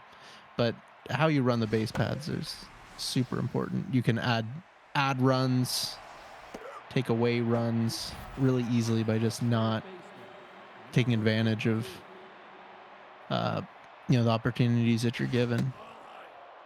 I was looking away. I'm assuming Cola Johansson just popped out. Julie Mao Oh, yeah. gets under this. Does this have enough carry on it? That is at the wall and gone. Julie Mao. I believe that's a career high in home runs for her in a single season. Yeah, number 14. Wow, good for her, man. RBI number 40. Kodiaks took a chance on her when they signed her back in season 19 from the Missoula Moose, and it has just really paid off. To put it simply, holy cow. I'm going to pull up her baseball reference page real quick here. Fake baseball reference page. Yeah, coming into this season, before the Kodiaks had signed Julie Mao, she had a career OPS of 699. And now in 2 seasons with the Kodiaks, she has hit 26 home runs. She had an 889 OPS last year. At the last fake baseball reference update, her OPS was 955. I think that's going to be closer to the high 800s now. But anyway, one of those signings that just makes me feel like a ball knower. Sure, absolutely. Was that, you said 900 OPS? She at the last fake baseball reference update, which was at the 40 game mark, she had a 955 OPS. Yeah, her slash line was 309, 382, 573. So yeah, that's the whole Kodiaks lineup, it feels like. At least like the 1 through 6. Yeah, it's interesting. I'm curious to see how the Kodiaks are going to do in the playoffs, because it's a lineup that can hit a lot of home runs, but as we saw during that really big slump in the middle of the season, there's also a lot of swing and miss on this team. Like, the Kodiaks strike out a lot, and they strike out a lot because they swing the bat really hard and hit a lot of home runs. But, you know, the quiet part of, like, the down part of that trend means that they swing at a lot of pitches both in and out of the zone. They strike out a lot. They don't get a lot of base runners. They can, if the ball isn't leaving the ballpark, they can struggle to get runs across the board. So I would say, you know, that's my biggest concern about this particular roster going into the playoffs. Now, obviously, if you can hit home runs consistently, that is the single best thing you could do in like a short series in a playoff type matchup. But we'll see. I'm just curious which Kodiak squad is going to show up. Here's a drive out to left. At the warning track is Grossenberg. Make the catch for 1 out. Went well into the warning track just to make me worried. The ball travels in this game like I cannot read it. I feel like, oh, that's just a fly ball, and then it just keeps going. I would say the biggest indicator is going to be, oh, you know, I just realized you're watching virtual camera, so you're not going to have game audio. But generally speaking, it's like the sound of the bat, where you can really get a good idea at like how far a ball is going to carry. There are definitely plenty of loud hits, though, that just kind of die. So even I struggle with it, I guess, is what I'm trying to say. Gizmo goes down looking there. Good job to get out of that inning with yeah, just the walk. Agreed. JJ Frankie JJ leading us off. Sawtooth only trailed by 1. They just snapped the Kodiaks win streak in that previous game. She's going to ground out to Gizmo there. Now here's Uptown Mendoza. Yeah, and I don't trust Pascal Noir to hold the lead. So, you know, it's a 1-run game, and I have a good feeling 3-2 is not going to be the final score. Yeah, I say it every single time she starts. Nobody has allowed more home runs in baseball than Pascal Noir. So here is Adrian Hirsch. Represents the go-ahead run. Only one home run for him. He scoops this one. Coming in on this is Zamboni, who calls for it and will make the... Oh, my God. Are they going to still get the... They got the out. Unbelievable. I think they got worse speed on the bases now, so smart play. I guess so. Jeez Louise.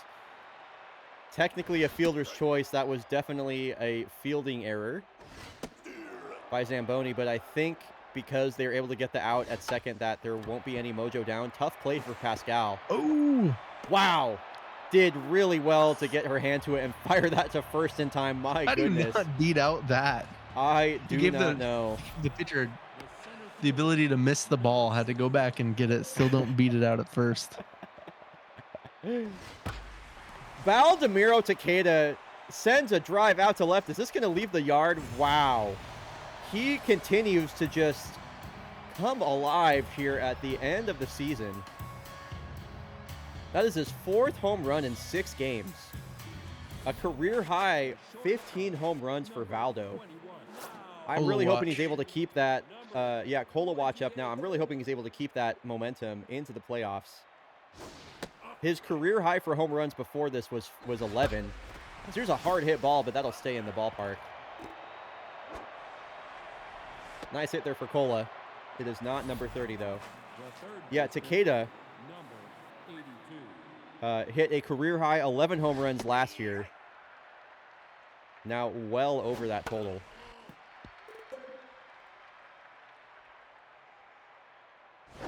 Yeah, it was interesting, Nerd Picky. He had that player arc event where his contact went up by 3 points.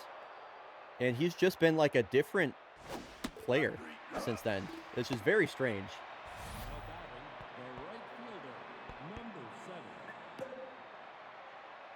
A double for Uday today. A towering blast. How far is this one going to go? Uday Katabura, number 21. Man. Jesus Christ. 459, just dead center. Home run number 21. Well, the Sawteeth are going to make it a little bit closer. You said 3-2 wasn't going to be the score, so... No. They care about their run differential, so they'll take the loss, but they'll make it like 6-4. Holy cow, dude. Oh, here's the former Cascadia Kodiak, by the way, Yaya Suba. Haven't seen him in a while, coming onto the pen now for the Sawteeth. Chris Hanel in the lineup versus the left-handed starter of Jim Merriman, now facing another lefty in Suba, and sends that one up the middle for a 2-out hit.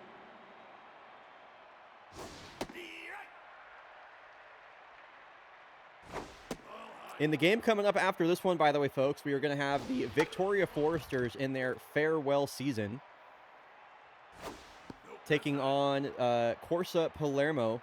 Corsa looking for the number 1 seed in the East. The Victoria Foresters win, and they are into the playoffs. It would be a great way for them to send off a franchise that has otherwise, I'm going to pull up their baseball reference page, I believe only made the playoffs twice in their history. So yeah, Victoria Foresters looking for their third ever playoff appearance in 20 years, in 20 seasons.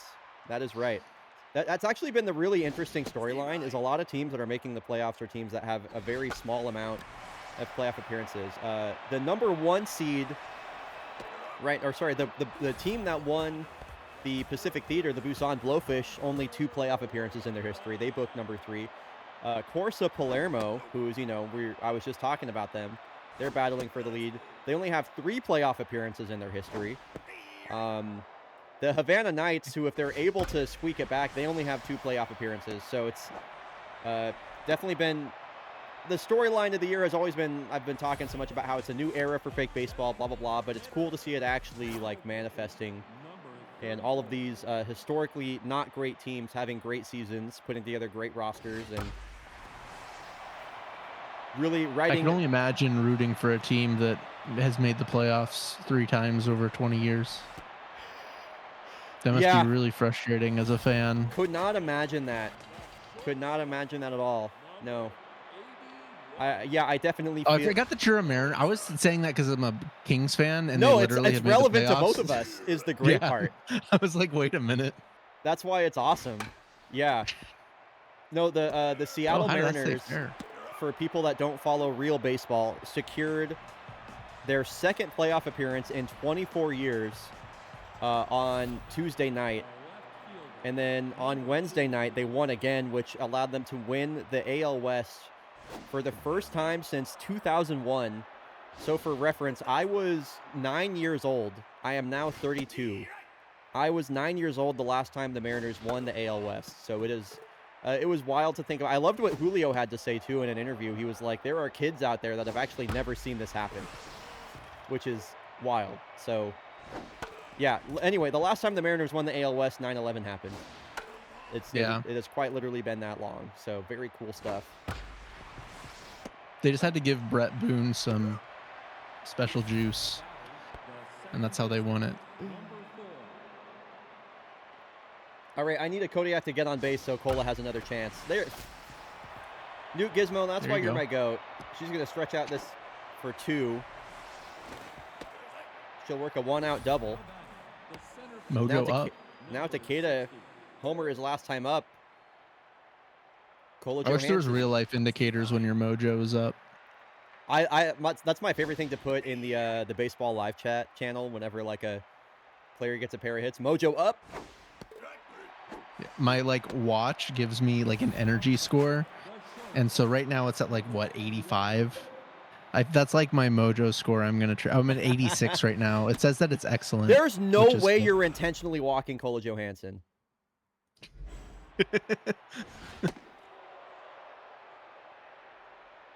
I made a commitment last night in VC and Discord. I said if Cola Johansson gets walked, I will throw at the opposing batter, their best player. I am going to intentionally throw at their head. So that is happening. I made a promise to the people in voice chat last night. So whenever Eustace Wanker is back up at the plate, I'm throwing at his head. Are there fights? There are not fights, but they can actually get injured. So I cannot believe they just walked Cola Johansson. I'm actually so intentionally walking down. I mean, you're not in the playoff race or anything. You know, you can't intentionally walk a batter like that. No. That's low. Man, yeah. Bottom of the 7th or whenever their best player gets up to the plate. That makes me so mad, dude. Well, it's like, dude, the Rockies literally did that to Cal yesterday. I saw that. It's so lame. It's just like, bro, y'all have won less than 50 games. You're a 110 plus loss team. Just pitch to Cal. What the fuck? Yeah, I kind of understand it for young pitchers if you want to see, but have them pitch against one of the best batters in baseball. Let the fans have a good time. And the fact it was on a 2-1 count as well. It was like, dude, you're 2 strikes away from, I don't know, loser behavior for a loser team. It was funny. I didn't have any opinion about the Rockies, and now I'm like, damn, I guess I hate the Rockies now. Giants Rafael Devers got into it. Didn't even pimp his home run really, and I saw that. Rockies pitcher got mad at him. I remember that. Wow, that is really some evil shit. Yeah. In fairness, it's probably really taxing to play for a team that wins 43 games or whatever they're going to get. I couldn't imagine playing for earning at minimum $750,000 a year is going to help a lot of things, but I couldn't imagine having to play 162 games for the Colorado Rockies and just how... Especially you're in May and you're like, this is over. Yeah.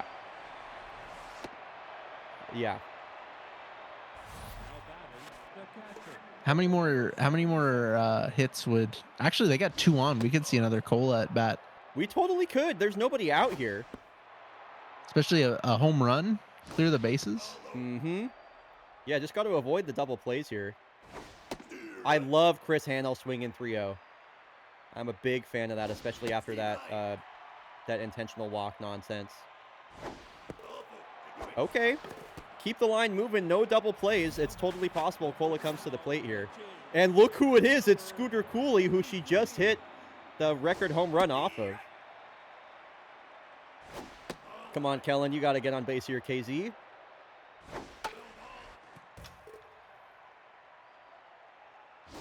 So remember that, folks, for your fake baseball trivia. Who gave up the record-setting home run to Cola Johansson? It was Scooter Cooley. Wow, infield playing in. That one down the third base fair line. Ball. Yeah, it's a slow roller, too, so that nearly clears the bases. Now batting, the left fielder, number 8, so let's see. Yeah, just got to prevent the double play. This one, a shot to the gap, and it tails away from JJ, Frankie JJ. A nice hit there from Zamboni. And they're going to send home Zuniga as well. Kodiak. As long as there's no double plays, Cola will get another at-bat. That is correct. Which there shouldn't be. Wow, imagine if Cola hit 29 and 30 off of the same guy. Now, that would be a fun fact. Not trying to get ahead of myself here.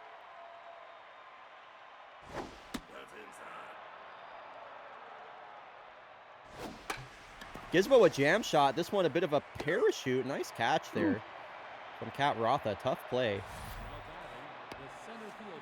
So now, yeah, as long as there isn't a double play here, Cola Johansson will bat next. And how about this? Valdemiro Takeda, is this going to be off the foul pole? No, he just missed on that. My goodness. Otherworldly stuff from Takeda.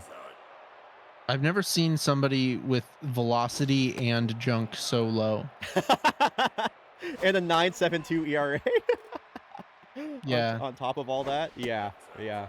I mean, the ERA makes sense now. 5 strikeouts. This is like a position. Oh, and, okay, getting striked out. I'm not gonna lie, getting striked out by Cooley. Is I don't know how you go down looking there. That's embarrassing. Cola, make.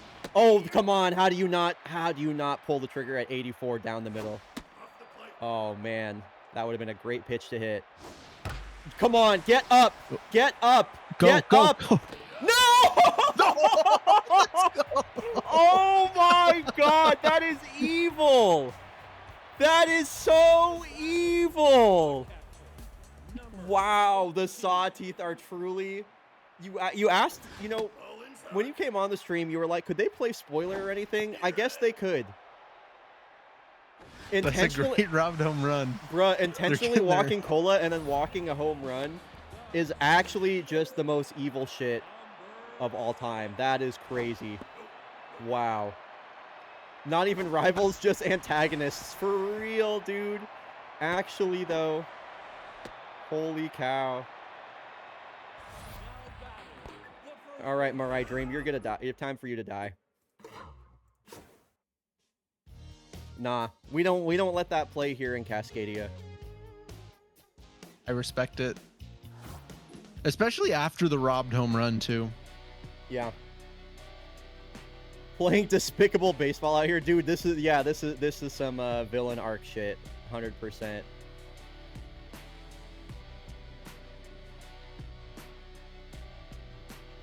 I forgot it was taking me 10 years for my game to load. So this is actually going to be a lot shorter than I thought, or a lot longer than I thought to get the throw down. Okay. Here we go. Oh. Will the umpire like kick you out of the, make you change pitchers? There we go. Oh, she died. She died. Yes. Okay. So now we're going to take now we're going to take him out of the game. That deserved. Rest in peace. Yep. So there's some good free agents on the market. It's true. It's true. Sorry, by the way, Nerd Piggy, that was Marai Dream. I know that's your girl, but that was a step too far. And you know what? I'm gonna sim the rest of the game now, actually. So smart. Okay, so now for the Victoria Foresters. As I'm gonna run 90 seconds of ads. We'll have the Victoria Foresters versus Corsa coming up next. win and they are in. Magic number for the Foresters 1. That will be coming up after these 90 seconds of ads. Foresters at Corsa. And something else about this Foresters team is after this season, their team is getting moved. They are being relocated. I have not announced where they're going yet. They are going to the Midwest. It is going to be a Are they going to be the Foresters still? They are not going to be the Foresters. Not going to be the Foresters. Wow. Yeah. What, the Imprezas? I'm joking. When is that info dropping? I definitely want to be able to like redesign the team. So maybe after the playoffs. I don't know. Are we getting a Madison team? No. No, we are not getting a Madison team.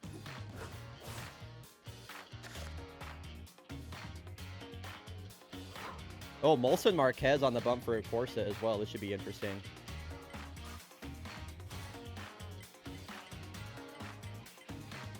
Wow, yeah, the favorite season really collapsed. 8-0 to the Platypi. Okay, so the Springboks right now look like they're going to get the 1 seed, I think. Corsa trying to get the higher seed in Europe, which would have them play the Blowfish rather than the Springboks. I don't really know who I would rather be facing if I'm up there, but anyway. This should be a really, really, really good matchup. I'm really excited about this. Foresters win, and they are in. We're going to start the prediction. Who do you want to win? Will it be the Victoria Foresters, or will it be Corsa Palermo? You're going to notice, by the way, that it's the same ballpark for Corsa Palermo and the Sawteeth. I just realized that. There were only so many ballparks in this game. So some of the teams share the same one, even though we'll say that they live in different places. Prediction is live. If you want the Foresters to win, let me see, hashtag tree. If you want Corsa Palermo to win, let's see, let's go racing. Foresters, their magic number is 1. Here we go. I am really excited for this matchup. Corsa is one of my favorite teams. I'm wearing their hat. I am wearing their hat. Definitely, I was all in. I don't all in on tree.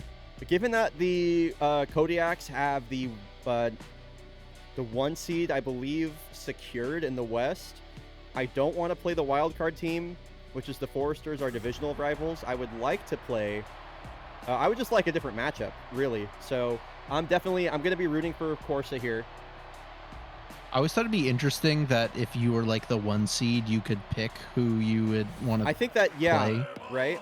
That's such an interesting idea, but just imagine how, like, you pick somebody and then you lose, and that idea would go away immediately. So hard, yeah. Yeah.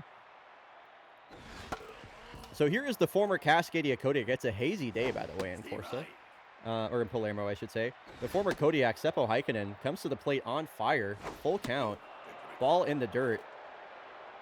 I love these Corsa home uniforms, by the way. They are so fucking good looking. That shade of red. Just really, really like it. Molson Marquez has been a big part of this league best pitching staff. Nobody has a better team ERA than Corsa Palermo. Marquez is like their number 3 or number 4 starter, and even he's got a sub-4 ERA. Strikes out, crack shot, Spumoni looking.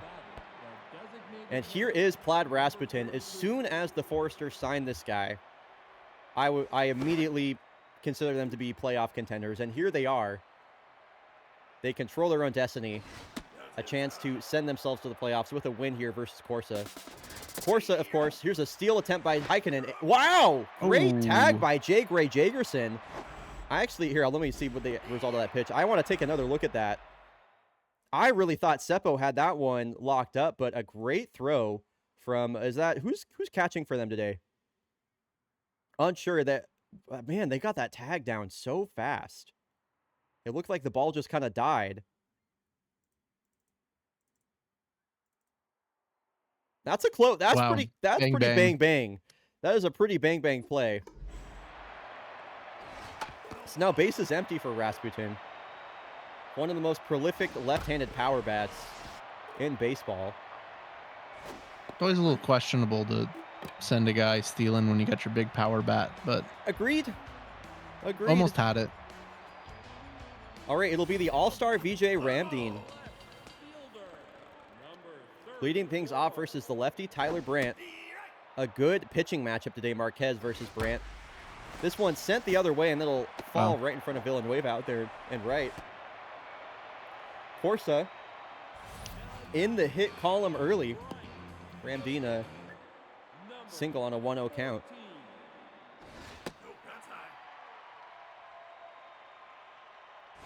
A couple of righties here in the top of the lineup. Sanders and Ramdeen both batting from the right side versus the left-handed Tyler Brandt. Sanders looking for home run number 10, trying to make it double digits. Ground ball that lands right in front of home plate. Dmitry Petrovic will throw over to first, but effectively a sac bunt ahead of another one of the All-Stars on this Corsa team, Egon Kozma. Having a breakout season, and breakout seasons have been the name, or have been really what has spelled Corsa's success, their surprise success, I should say, as well. Kozma appeared in the All-Star game representing third base for the Eastern All-Stars. 15 home runs, career-high numbers in all major batting categories. He will strike out here. Corsa trying to get that leadoff hit across the plate. Stands on second base now for Jay Gray Jagerson. They got a base to work with. They're not going to need it. This one's almost out to the road. That is out of the stadium. Jay Gray Jagerson goes the other way, an opposite field 458-foot home run. Again, he did that from the left side of the plate, so on a left-handed pitcher, he absolutely got all of that pitch. That was a monstrous home run. Corsa takes an early 2-0 lead on a two-run home run from Jagerson. Bernard strikes out. Yeah, I gotta think you'd rather have tried to go with Bernard there with a runner on first and second than that. Really made him pay for that. So Mercedes Palomar will lead off the inning. Veteran shortstop here for this Foresters team. Got a pitch to hit on a 2-0 count, fouled it straight back. Couple of pitches to hit here. That one froze her. Marquez catching a lot of plate right now. I'm curious what the put away is. It's been all low and inside. Tries changing the eye level, a high fastball. Count works full. Great at bat there from Mercedes. Got some pitches to hit, but didn't strike out, stayed alive, and now the veteran third baseman Petrus Rojas. Big battle won there on that walk. Yeah, and you know what they say about leadoff walks? Ooh, trying to go for a hit and run there are the Foresters. That one's spoiled. Oh! Whoa! And a double play in a flash. Sun Lee Kim, we're going to need to take another look at that. That was just quite literally a bang double play. It was a weak line out to Sun Lee Kim over here at first base and manages to find the tag, gets Palomar before she's able to dive for the double play. Lead off walk erased immediately here. Nice double play turned by the first baseman, Sun Lee Kim. So here's the catcher, Dmitry Petrovic. This one hard hit on the ground, Kim. No problem fielding that. Marquez no hits for the Foresters. Yeah, Marquez will face the minimum despite the walk. Panini Tuscadero will lead us off. Great Parra, good to see you. How are you doing?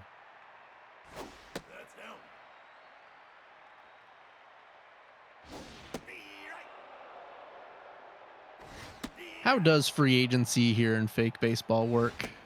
Yeah, it's really interesting. So there are no trades in fake baseball whatsoever. But generally speaking, it frankly is kind of nonsense, is what I would say. But, it is what it is. It's the game. You have a random chance at the end of the season for, any one of your players to leave your team. The random chance is calculated by, how long they've been with the team, what they're getting paid, what their player grade is. Players are rated anywhere from, F to S,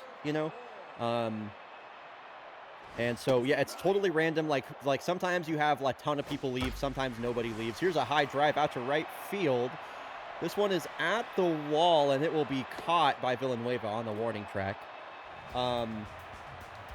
And so, yeah, so a bunch of free agents leave from any individual team, and then there are 32 rounds of free agency. And after every single round, the asking price for the player goes down by like a certain amount.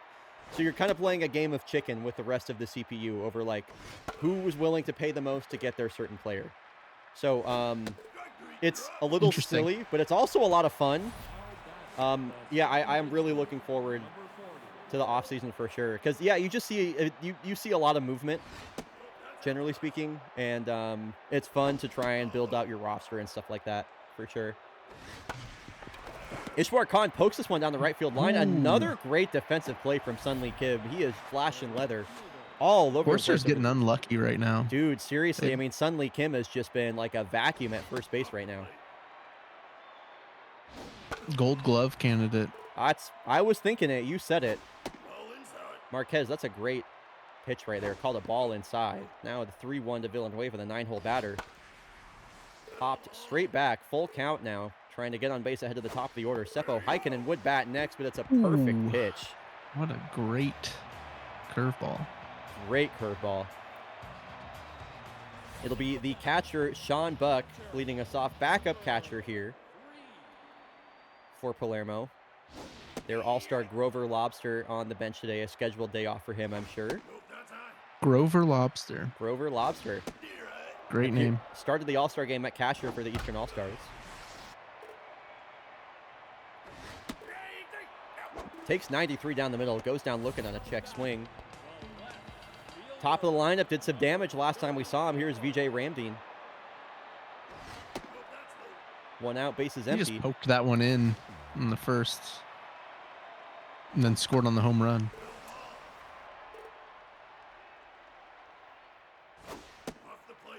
Has a 3-ball count here, trying to reach in the second consecutive at-bat. Wow. Close pitch taken inside. Great at-bat there from Ramdeen. A 1-out walk now. At a Marlon Sanders, who takes a big swing at this, sends this one well into the gap. Ramdeen going to score the runner. Is going to get the wave. Play at the plate. No, there will be. Ooh, there slow is a throw, but it's, yeah, very slow relay. I mean, I think Ramdeen was going to be safe either way. They extend the lead to 3. Another runner in scoring position now for Egon Cosma.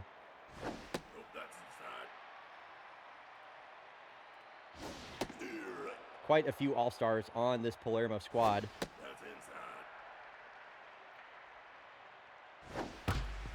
Cosma, a ground ball. Palomar will toss over the first for the putout. And Great Jagerson, last time we saw him, he hit the definition of a nuclear blast the other way. Sent it out of the ballpark. Here's another hard hit ball, but this one will hang up for Spumoni out there in center. It is all Palermo so far. Forsters are going to get their first hit this half inning, I believe. Who's hitting it?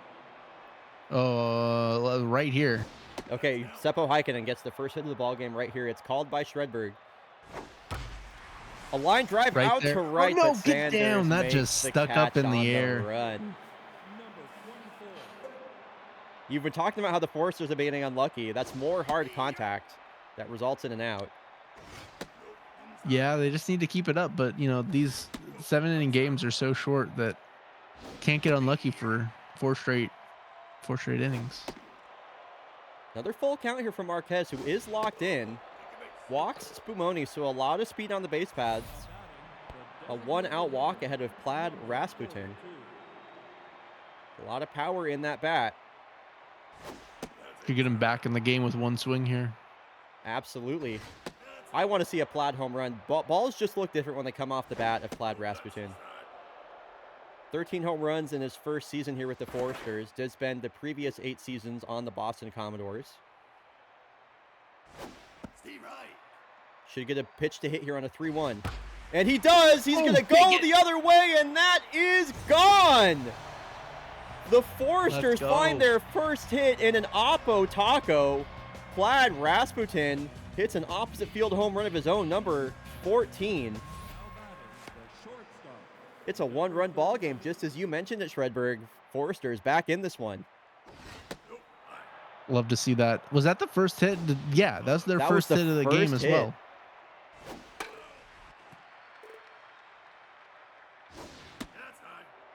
And another think three-ball count here to Victoria, Palomar.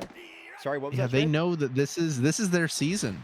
You know, they can clinch it all with this.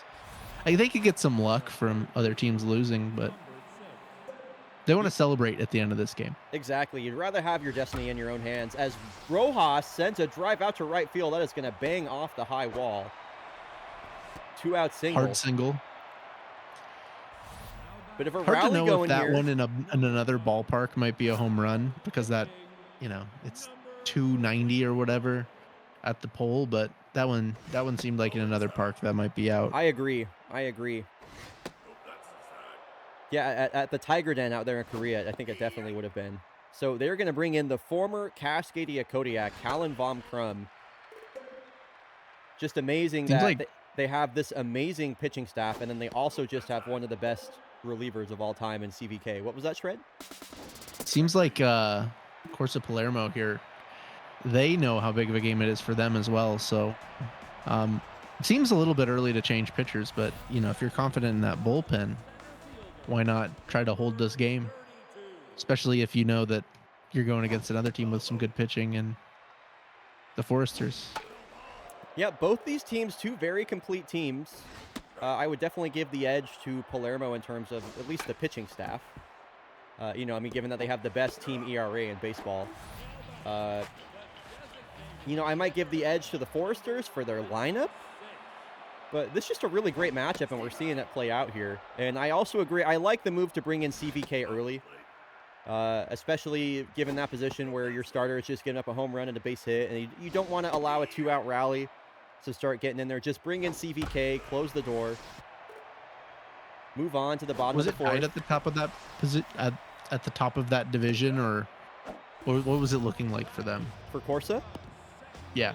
they are currently tied at the top of Europe with the Golondrinas Valencia. They are looking to win the division currently right now. They're just playing for seeding.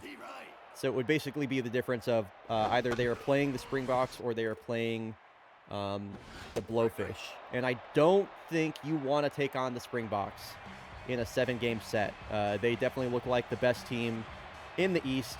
So, yeah, playing for seeding right now and for a division pennant specifically. So CVK gets back to work here in the 5th. Chamberlain, Testarossa, bottom of the lineup, due up here. CVK's ERA now down below 3, as it has been so many times in his career. Does have the single season, he is tied for the single season record with wins attributed to a pitcher with 16.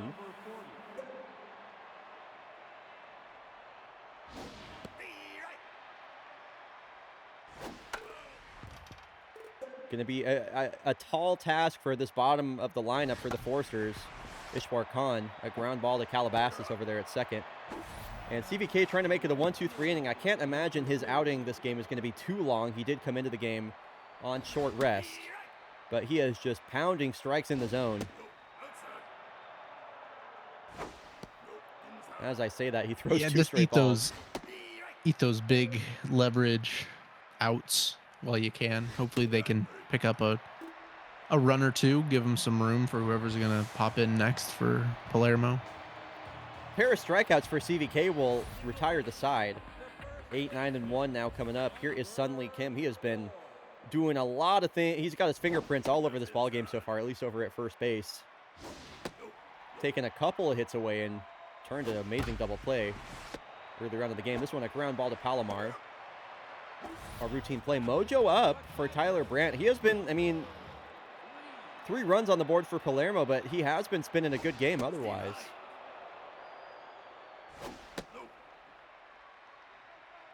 Yeah, that first inning home run was just on a big mistake. Agreed. Brandt hasn't Can't Cannot have Ram Dean get on base again. Yeah, no, he's been giving him a lot of trouble. Wow. Hard hit ground ball up the middle. Three consecutive at bats, VJ Ramdean has reached safely.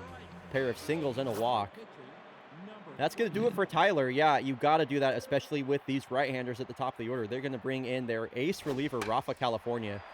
Now, California is a right-handed specialist, so against batters of the same handedness, he will debuff their power and contact ratings. Definitely a great lockdown reliever for, certain parts of the order. Been a big part of the Foresters' success, trying not to walk Marlon Sanders when he was ahead 1-2. Wow, that one just not even close to the zone. Strange stuff there out of California. And now you have the lefty Egon Cosma up, who sends a missile to the shortstop. What a play by Mercedes Palomar. We're going to have to take another look at that. That was a missile off the bat of Cosma.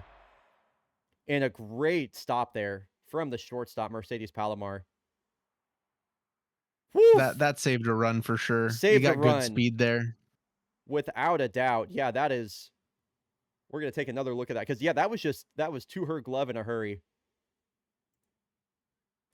Just instant reaction. You can tell she's already loading for the dive. Bam. Great stuff from Mercedes Palomar. Keeping the Foresters in this one against a very dangerous batter. And they're going to have the top of the lineup due up right here. Seppo Heikkinen, a walk, and he got a loud out his last time up, a line out to right field. This one is going to find the grass. First pitch swinging, almost a comebacker to the face of his former teammate, CVK. Only the third hit. Yeah, only the third hit of the game, and that is the end of CVK's day. They're going to bring in the lefty, Bolivar Magana. Good speed on first. You got to wonder if they might. They will. Here's the throw from Sean Buck, and thrown out Terrible again. Jump there. That was not even close. No, it wasn't. And now a pop out. Yeesh, man, it's crazy how much getting caught stealings just are such rally killers. Especially when you had Plaid Rasputin coming up. Get that the Foresters are trying to make something happen, but swinging at the first pitch is Rasputin, and that is a 1-2-3 inning in the blink of an eye for the top of the lineup in a game that they're only gonna have one more chance to clinch that wild card. Just try to keep it close here. Rafa California. Jagerson finds his second hit of the ball game. Another opposite field swing. This one a leadoff hit.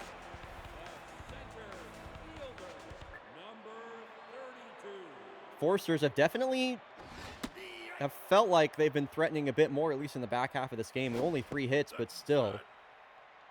You always want to get an insurance run to extend a 1-run lead if you can. Yo, what's up next? Thanks for the raid, dude. Good to see you.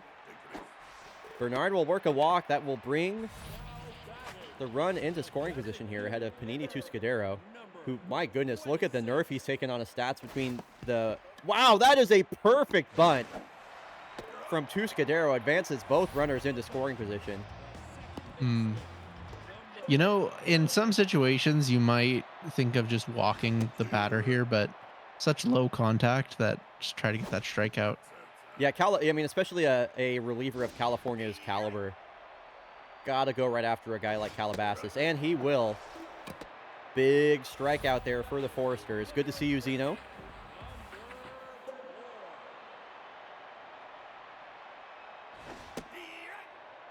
Sunlee Kim, that contact rating in the gutter. You expect California to throw strikes. Nicely pitched inning there from Rafa.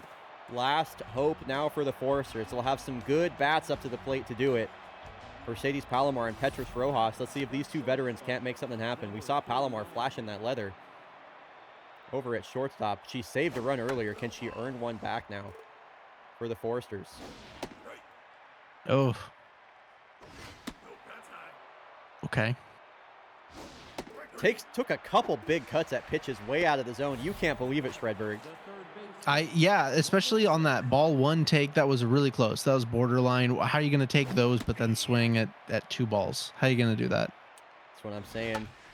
Oh boy, and Petrus Rojas, this one into foul territory, but that will get down. Back-to-back 2 strike counts early. This one, a ground There you ball up go. the middle. Nicely hit there from the veteran Rojas. It's going to bring, so that's the tying run at first. That's going to bring the go-ahead run to the plate. And Dmitry Petrovic, the catcher, does come to the plate locked in. No home runs for Dmitry. If he can find it, I mean, that's, again, a short porch out there in right field. If he can pull one, only needs to go 290 feet to get out of here. High fly ball. This is going to stay in the yard. And the Foresters will be down to their last out. Rojas, a decent runner on first base. Some pretty big gaps here. Out in left and right field. Chamberlain Testarossa. Last hope now. Takes a big swing. Big cut. At 97 elevated. And the Foresters are down to their last strike, trying to win, and they're in. She goes down looking. She can't believe it, but on 2 strikes, you gotta swing the bat. She throws the bat in disgust. Foresters will have to take a look after this to see if they are still, if their destiny is still in their own hands. Corsa will take a half-game lead in Europe, and boy, things are really taking a turn here. Okay. I guess I'll just simulate this one game between the Springboks and the Jags. Cannot believe the Springboks lost that one. Jags are a good team, though. Okay, so let's see. Shredberg, I know you said from 2 to 4. If we started another game that would go over that time, I'm curious, where are you at right now? No pressure. I'm good. Yeah, I'm fine. I got nothing to do. Okay, word. Whoa, a very strange move very late in the season by the Knights. They're trying to do anything they can to break into this postseason. Brock Beefton replaced with Aurora Rosales. That is a strange... The Knights are doing more strange things. I think, are they even still in the playoff race right now? Like, we need to take a look at the standings. I mean, they're 1 game back of the Bombardos. Well, thanks to the Victoria Foresters loss, you know, they got to get a win and a couple losses. I don't know what their tiebreak or what the tiebreaker is. It's gonna be run differential. Okay, so they really they either would need to, you know, win by a ton or just get 2 losses. Yeah, I wish we could Pittsburgh watch another really game. Cannot win. Yeah, I wish we could watch another game other than the Kodiak's game. As crazy as it is to say, because I at this point, Kola Johansson hitting 30 home runs would be awesome and everything, but I am my biggest interest is the rest of these playoff implications. So I'm kind of curious on like who's going to be playing who. Okay, so we have Yellowfins at Knights, Springboks at Voyagers, Foresters at Engineers, and then of course the Blowfish at Bombardos. So a lot of definitely really high stakes games. Bombardos can win and they are in. Their magic number is 1. Unioneers are outside looking and they have to win this game versus the Platypi. Both the Nemesis and Boston are out of it. the Unioneers, if they win, they just need a loss by the Foresters because their run differential is well better than. That is right.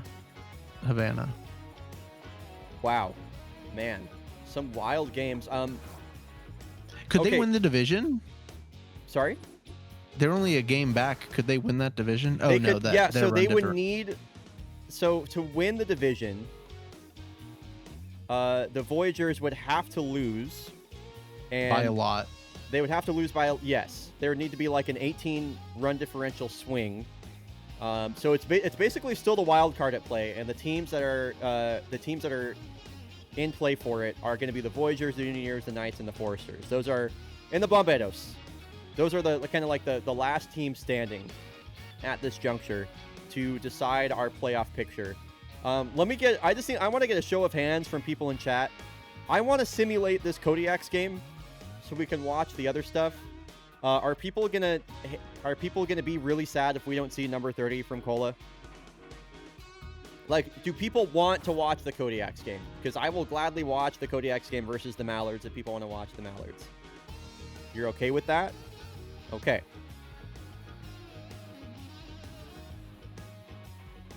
Well, that's fine. Okay, that's enough. That's enough for him. That's enough. That's all I need to see then. Let's keep a close eye on the top middle of the screen. This will determine whether or not Cola hits number 30. Here we go. There, so Uday hit an, whoa. Cole, what the fuck? We apparently just missed the game of all time. Cola did in fact hit number 30, by the way. Uday hit 2. So let's take a look at this final stat line. That was a wild game that we just apparently did not watch. Yeah, she did it. Wow. Uday also hit number 22. Let's just take a look at this final stat line for Cola Johansson. This is her final slash line for the season. 82 hits, 30 home runs, 71 RBI, 357 batting average, 466 on base, 804 slug, 30 home runs. Is there a way on Fake Baseball Reference to see the all-time leader in home? I can do that for you right now, but yes, there. So actually, I will show you how to do that. Actually, so if you look at the, I'll bring up my monitor capture. If you did want to do that, the all-time leader in home runs, there is like a tutorial that's available here, but I'll show the class how to do it. So you would go to the HR filter. You would go filter by condition. It's a little silly. You would go like greater than, let's say like, 20. And then you hit OK. And that'll show you basically every home run season that has been 20 home runs or more. So that's that's going to be the way for you to check. And so, yeah, the record before Cola Johansson was 28. She sets the single season home run record and hits number 30. Nobody else has ever, nobody other than Uday Katabura has ever hit more than 23 home runs in a season. So really, truly special stuff from Cola Johansson this year. A 20 home run season in and of itself is amazing. You can tell it's only been done a few times. So yeah, pretty amazing stuff. Looking at, again, this final stat line, or the final stat lines for the Kodiaks this season, just kind of in review. I love to see Uday Katabura. He also had he got his OPS back up over 1100. Uday Katabura is a career 1100 OPS guy, and he's 26 years old, by the way. 22 home runs, that's the third most all time. Did I see that right? Yes. Third most home run. I mean, that's like Mark McGwire breaking the home run record, not winning MVP. Pretty much. Yeah, it's a great MVP campaign from Uday, but yeah, and the thing about Cola is she missed 3 games as well, which is crazy. Okay, so a question for chat. I think we're just gonna do a poll here. Or, Shredberg, I'll get your opinion on this too. You're the co-commentator. I actually might defer to you. We have a couple matchups that we can watch here. That I think all 4 of them are quite interesting. So we have the Unioneers hosting the Platypi. They obviously need to win that game to stay in the playoff race. We have the Bomberos taking on the Pacific Theater Division winners, the Blowfish. The Bomberos, for them, it's win and they're in. Their magic number is 1. We have the Knights taking on the Yellowfins. And then, of course, we have the Voyagers, who their magic number is also 1 if they win that game versus the number 1 seed in the East Springboks. So 4 different games that I think can all be pretty good. Shredberg, I'd love to hear from you. And Shredberg, what game do you want to watch? It's a tough question. I feel like will not the Unioneers one, mostly because they need help. They win that one, and then it's like, okay, they could win, and it doesn't necessarily mean anything. I agree with that. We did just see the Foresters as well, but what were the other ones? There's the Montreal. That's a big win, and you're in. The other one's Havana and the Bomb. I think the 2 best matchups on paper are going to be the Blowfish at Bomberos or the Springboks at Montreal. It's totally possible that things could be decided by the time we get to this matchup too. So, yeah, that's true. Just some losses. I That's tough. I don't know. Feels like that's one where you need the fake baseball red zone or whatever, where you have all the games at once. Dude, you know? so true.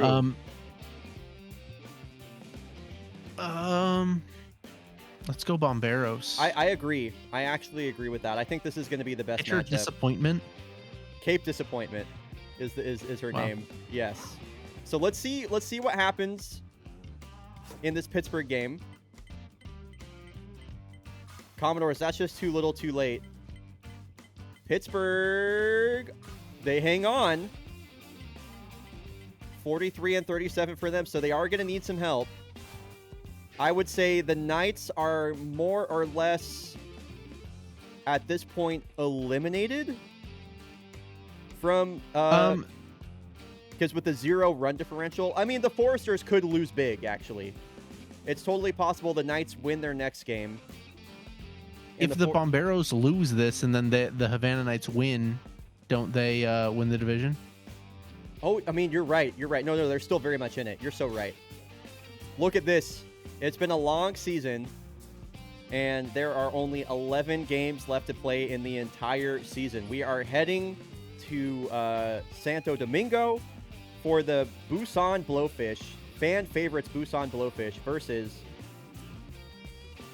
Los Bomberos de Santo Domingo.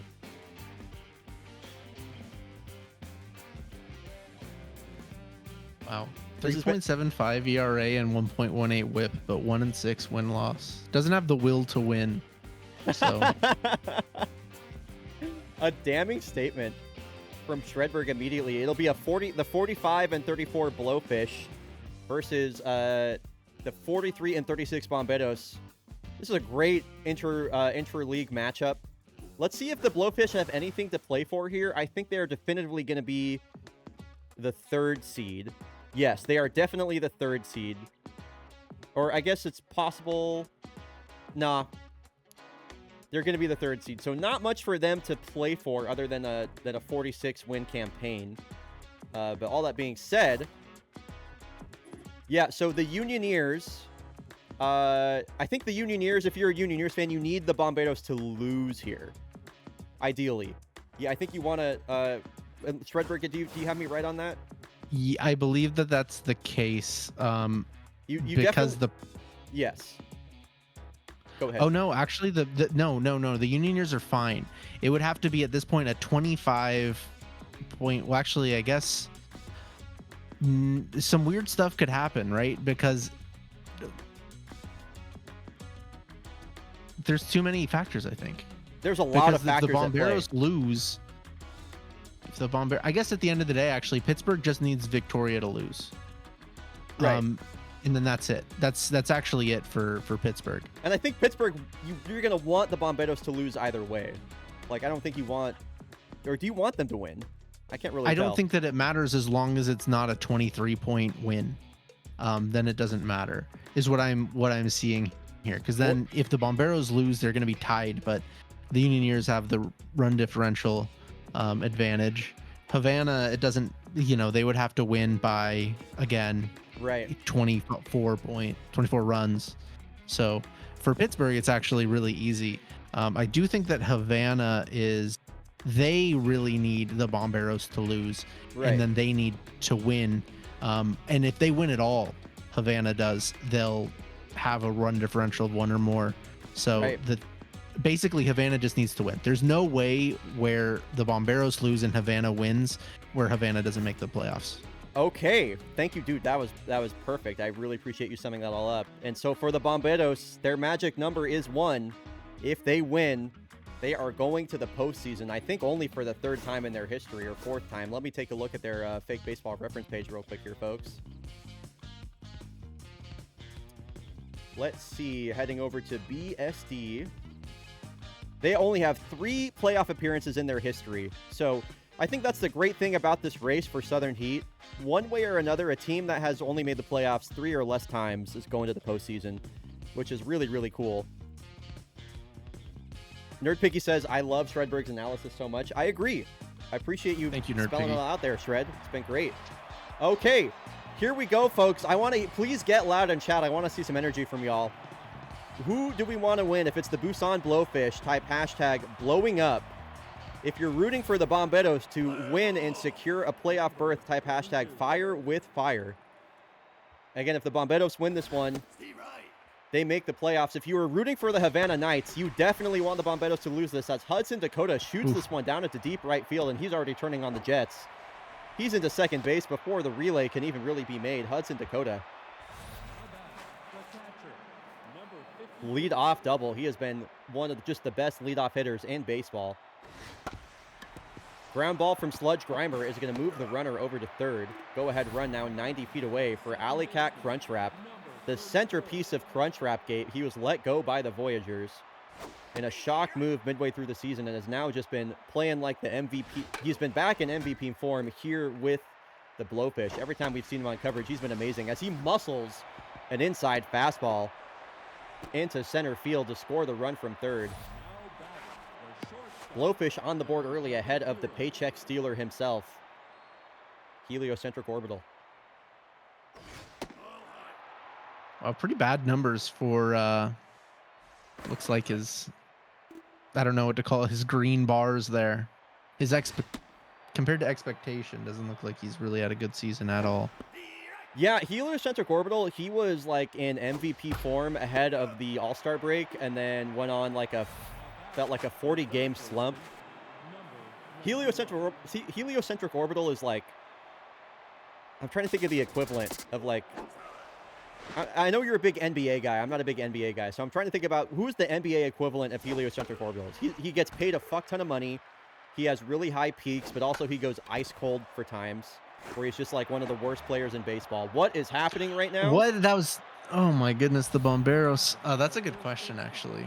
I mean, honestly, like, even though like he's not like Simmons? MVP, Ben Simmons is bad. Like, I would honestly say like De'Aaron Fox, but De'Aaron Fox isn't really a money stealer. Again, that's more like Kawhi Leonard kind of, but that's mostly because he's hurt. You know, he's not. When he plays, he's kind of like Kawhi Leonard if he was just not hurt. He was just bad. Like, I don't know. Yeah. He goes through these really. He's either like he's a guy that has like a 950 plus OPS or like below 700. There's just no in between. Anyway, taking a look at this ground ball, so Ahmed Fedahani. He could just take it to the bag himself. He could just. What are you doing? Is that a miss at 0.1%? It sure is. I mean, the runner doesn't score. It's just, we've seen this happen. I have to say, we have been seeing some really, really, really weird things at the end of the season from a lot of different teams. And I think the only way you can chalk it up is just like end of season nerves. Like everybody knows what's on the line. They know how big every single pitch and every single play is. Here's another shot. That's why you can't give away outs. You can't give away outs. Yeah, they could have got out of that with a one-run deficit. Now you got the switch hitting Einhard Damflock up. He's batting over 300 with runners on first and second. And here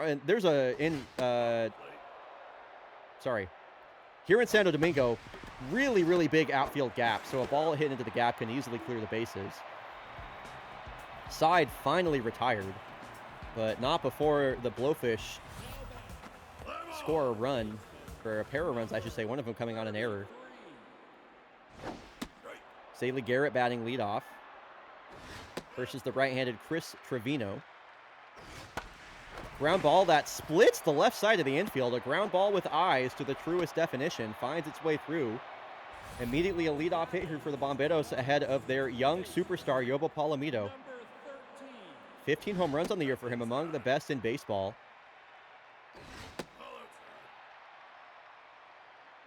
Need to see something from this Bomberos lineup early. High fly ball out to left. That was on a 3-0 pitch as well. I appreciate the aggressiveness. I don't hate that either. It's just, if you're going to swing 3-0, you better barrel that shit up. Yeah. At least not letting, a pitch you can hit get by you just because it's a 3-0. But Trevino right now not throwing a lot of strikes. Yeah, back-to-back 3-ball counts. Is Fedahani going to swing 3-0? No, he takes that one down the middle. Garrett, definitely some speed on first base as the count works full. Got a couple pitches to hit. Fedahani battling here. Gets a fastball up near his eyes. It can't lay off. Prowlette Johansson, last time we saw her, she hit a grand slam versus Any relation to Cola? No relation, just two players that happen to have the last name Johansson, as it turns out. But hit a slam versus the Knights. That was a pivotal moment in that game. Doesn't really get a pitch to hit there. Line keeps moving. Biggest thing here for the Bomberos that's good news is they're at least getting a lot of pitches on Trevino. Yeah, this is already the 20th pitch of the inning. And you got a great bat, the switch hitting Stony Baloney up now with a runner in scoring position and a speedy one at that. Garrett can definitely run. This one's off the end of her bat. Coming in on this is Dakota, and he is not going to miss this one. If you homer, I'll take a blinker. That is awesome. Awesome comment. Bomberos leave two on base. It'll be the DH. Destin Agassi due up now. 8, 9, and 1 of the order coming up here for the Blowies.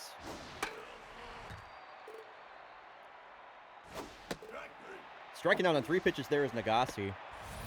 These Blowfish have really been one of the surprise teams of the Eastern Hemisphere. Just an outstanding season from top to bottom for them. They made some interesting moves. Obviously, bringing in Alley Cat Crunchwrap was just a smash hit signing. He has been absolutely excellent for them overall. Heliocentric Orbital, an up and down season for him. But still, he's managed to find his home run swing, 12 homers on the year. And their pitching staff especially, in the top of their rotation, Pierre Depreter and Faye Dingaway, had them secure a win in the Pacific Theater, which is historically just the most competitive division in baseball. They secured the victory in the Pacific Theater like several games ago. So for all intents and purposes, this is a really good Busan Blowfish team. You know, maybe I'm not sure if I would hesitate to say the best Blowfish team ever. Hudson Dakota has been getting it done at the top of their lineup all season.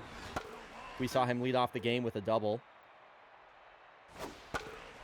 He's just staying alive and really extending this at-bat as well with a runner on first and 1 out. Here's another payoff pitch taken inside. What an at-bat from Hudson Dakota.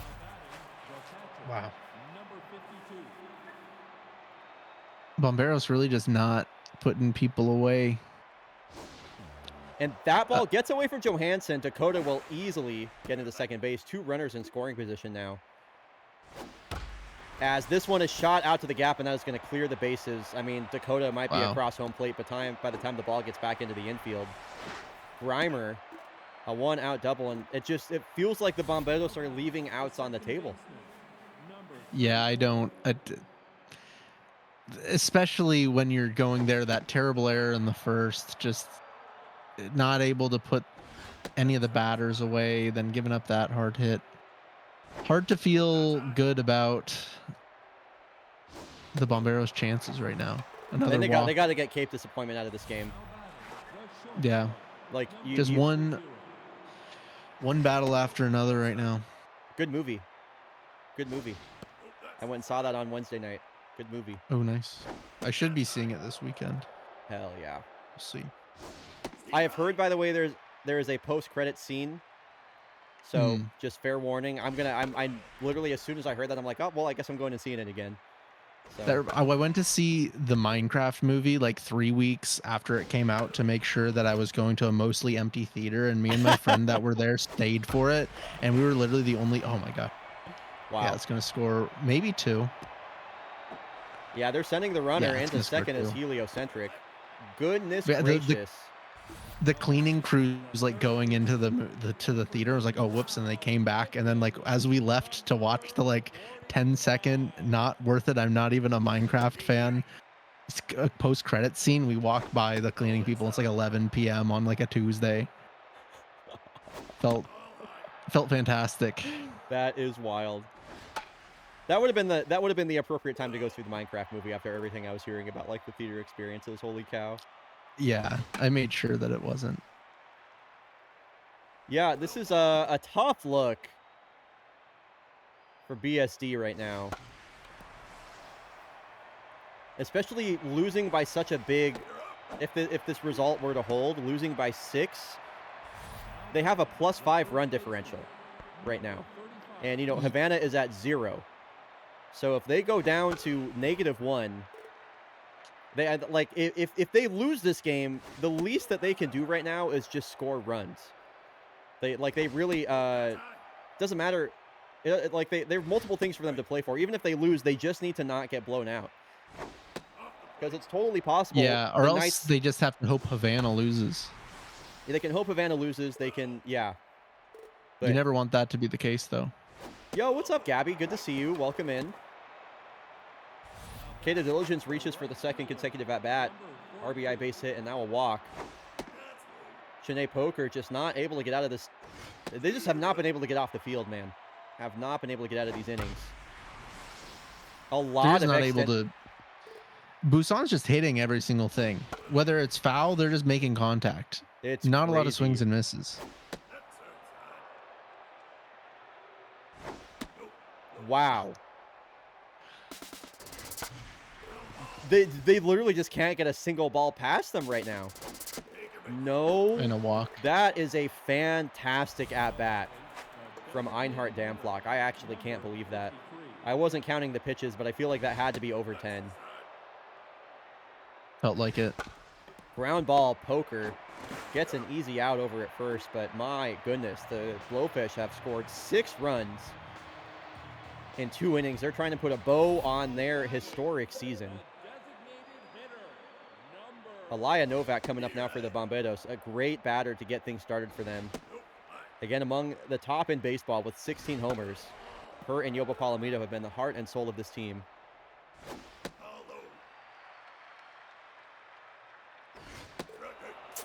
Chasing the fastball off the zone. I'll bring up Dave Barnett. They really like his bat. Gone out of their way to start him over at Tamarindo Mezcal over there at short all season. The Busan innings have been so long that it is only the second inning, and it still is only 6 runs. It feels like Bomberos so much have more some than that. bats. Yeah, still plenty of time for Los Bomberos, but hey, a little bat flip on the walk. There we go. Let's get things started. Vito Pennington, he looked pretty good in that game versus the Knights. Got the barrel to the bat multiple times.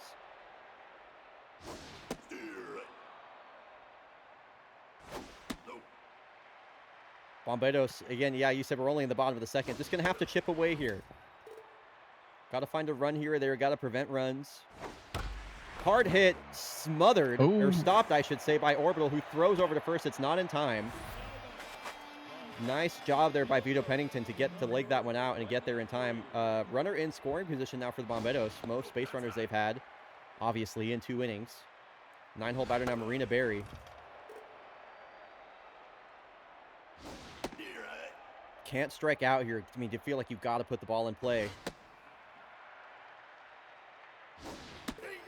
Goes down looking up, frozen on the changeup.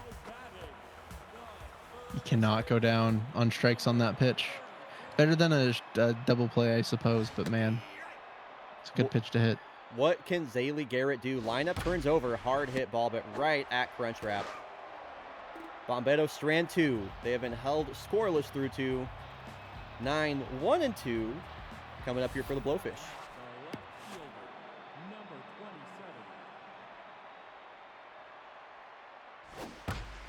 First pitch swinging is Tillamook. Diving grab there by Palomito, who gets to his feet and throws. Steals a hit away from the Blowfish. Nice a bit of defense there from the Santo Domingo side. They're going to need more of that. They really cannot afford to fall behind any more than they already have, I feel like. No, the Blowfish can put this game away, it feels like, but, you know, no one on right now. Commentator's curse of the century. A glancing blow off of the calf there of Hudson Dakota. They're going to bring in Amelie Framello. She did appear in the All-Star game for the Western All-Stars. Among the best relievers in baseball this year. ERA has come about a little bit up to 3, but when she's been effective this season, She has been so good. Double play ball potentially. Dakota so fast. They're able to get it in time. Wow. Excellent double play turned by the Bomberos. They say, let's go hit, and Yoba Palomino will lead off the inning. That is probably the best play from the Bomberos all day. So hopefully maybe they can get some momentum here and got their best hitter at the plate.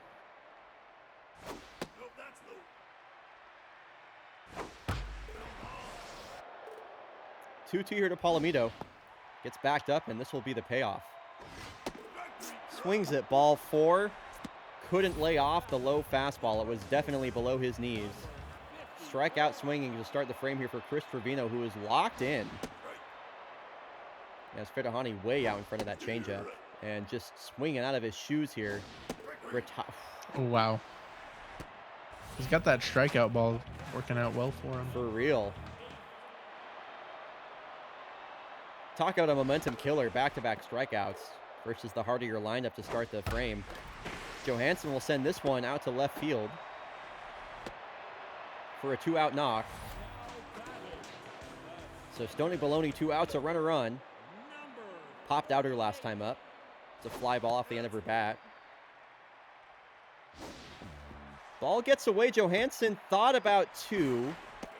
Not a fast runner. She will remain over at first. Definitely bottom percentile in the league for sprint speed. 3-1 now to Baloney.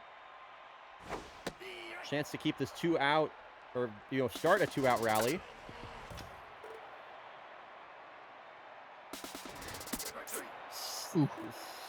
Ah! So frustrating. So frustrating. I want the Bomberos to come through, but man. Even when they're getting ahead in counts, just nothing going on for them at all. Strikes out the side. It's just brutal stuff now with Alley Cat Crunchwrap here to lead off the inning.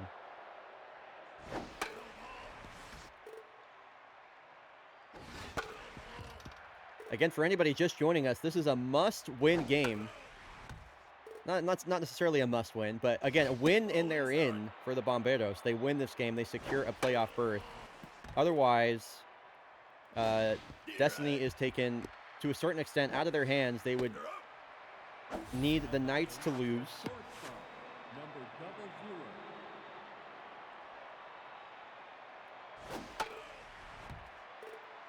I don't think the Foresters has any real play on...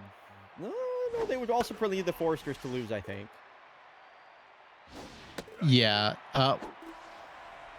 Well, I think that right now, looking at this for the Bomberos, is they just need the Knights to lose and then they win. I do believe that they have the same record as Pittsburgh, and they really just do not have it. If they lose this, they will not make the wild card. Right. So if they lose this, it is just the Knights. And then if the Knights, they would have to win by well, actually they would, if this holds, the Knights just have to win, and then they just have to win. Yeah, exactly. Like the Bomberos, even if they lose, they have to cut this differential, because it's so often we see playoff races decided by run differential. And yeah, currently trailing by 6 is tough. Trevino struck out the side in the last frame, and Novak a strikeout her last time up. Down to 2 strikes quickly. Trevino has just been, I can say pounding the zone. He's gonna hit Novak in the back. I mean, Blowfish honestly will take that, especially because it's a big mojo down for Trevino. Welcome in, by the way, Duluth. What's up, Duluth? Oh, Trevino's accuracy way down. Yeah, no, that's a huge mojo hit to hit a batter. So hit batter and a walk batter. 2-1, nobody out. They're going to keep him in this game? Yeah, they are. Okay. Big power guy.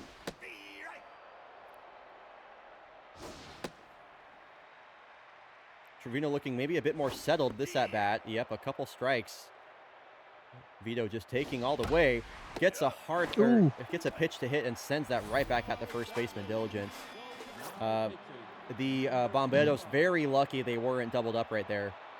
Now that Zion Stridley will come in here in the bottom of the 4th. sidearm right-hander. There This you go. one, Oh no! alley I cat thought that was crunch getting wrap. through. Dude, this guy, I mean, this guy, every time we see him, he's making plays like that. Steals a hit away from the 9-hole bat of Marina Berry. Still an opportunity here for the Bomberos. Again, a really, really big outfield here in Santo Domingo. Anything put into the gaps would easily score both runs. Garrett trying to just They really need at least a run this inning. they need something right here. Hard There hit, you, oh, but is it going to land? Oh. Tillamook got a great jump on that.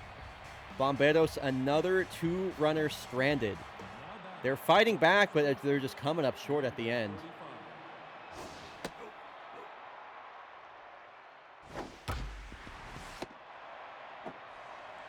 Bullpen for the Bomberos has looked good since coming into the game, especially Amelie Feels like this Framello. is 2 straight games where, you know, a team can really seal their season, And put they're it just all fumbling away, it. and then, yeah, just terrible outings.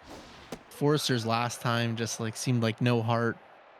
Same thing for the Bomberos here. It just seems like it's coming down to like which team won't get in their own way at this point. Yeah. Pittsburgh went in there super clutch to end the season. They won like at least 3 straight games to end the season. I think you're right about that. I think you're right. Yeah, they were let me see. So they ended up 43-37. What was their record?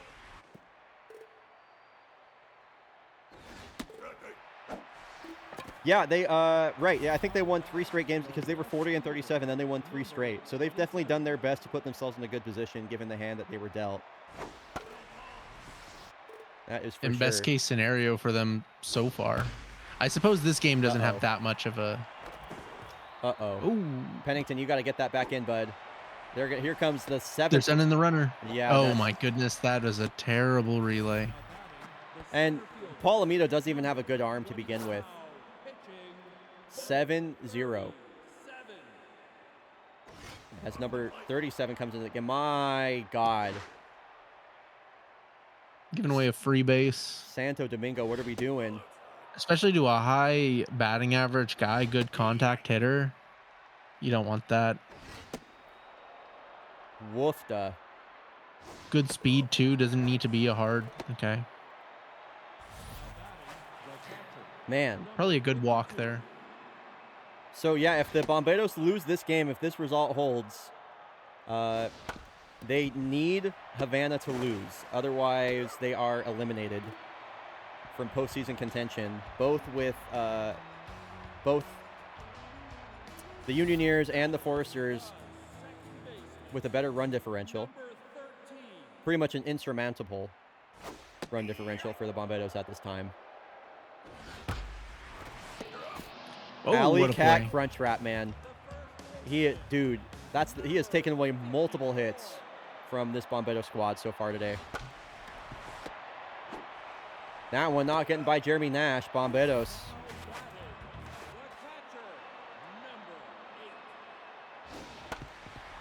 That is quick a inning. Yep. That is a quick Just inning. nothing at all. Just literally nothing at all. Now Crunch Wrap is going to lead off the inning. I'm excited to see Alley Cat Crunch Wrap in the playoffs. I'm excited to see what he can do in that sort of scenario. He's had just such an amazing, memorable regular season.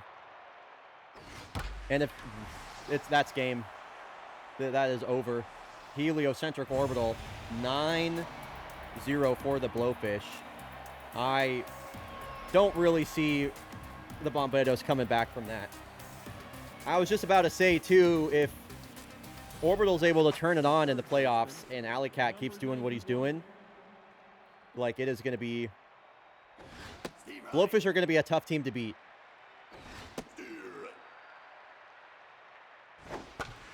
Yeah, and you gotta, if you're the Bomberos, you know, this is, obviously you don't want to go out with a loss, but you really don't want to go out with a loss where you can't get a hit.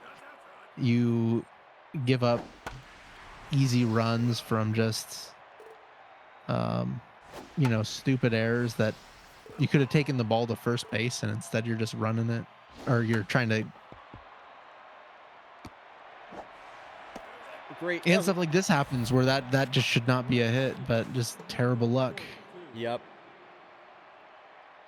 Yeah, definitely. I mean, talk about like truly the nightmare scenario for this team in this situation. And it's not like this is they still very much 50-50 chance kind of. But I don't think they were going against who? Honolulu was the Havana. Who were they going against? Yeah, they're going against Honolulu. Yeah, I would give the Knights a decent edge on that one.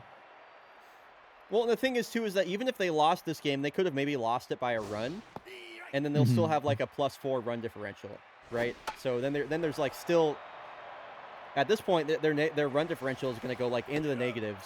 So that whole part of the tiebreaker equation is out the window.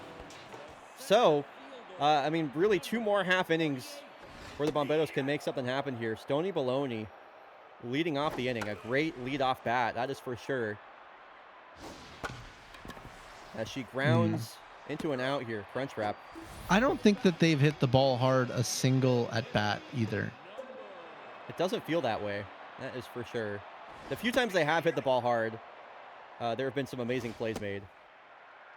Yeah. Crunchwrap, a jump. Oh, true. Yeah, Crunchwrap he's been a menace out there. Yes, not much has gotten by him. Novak, wow. Boy, she has been quiet. Not what they need from her. Dave Barnett, you got anything, bud?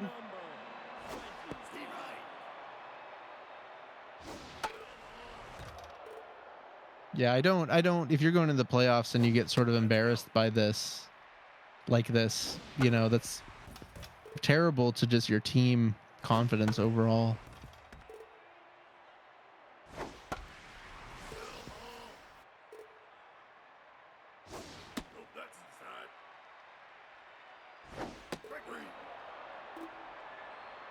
Wow. Woofda. Yeeks. 3 hits in 6 innings for the Bomberos. Yeeks, man. And yeah, and it's been literally 100% blowfish. Man. This is a good Bomberos team as well. I mean, I know they're still not over. Wow. Dude, they just can't buy an out. They can't get a hit. Kind of sad to watch. I agree, Nerd Piggy. Been some tough games with teams in like big spots to earn big opportunities. At least we saw the Cola record, At least that happened. Water beats fire. I mean, I guess. I mean, they're technically the Bomberos. The translation is they're the firefighters. But it is what it is.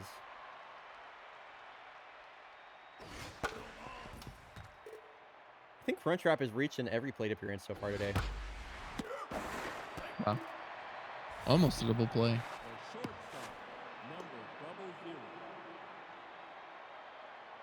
Nice to see Heliocentric fixing his swing late in the season. Good momentum to build off for a postseason run, and it's going to be a very difficult playoff. A very difficult playoffs for any team that makes it on the East.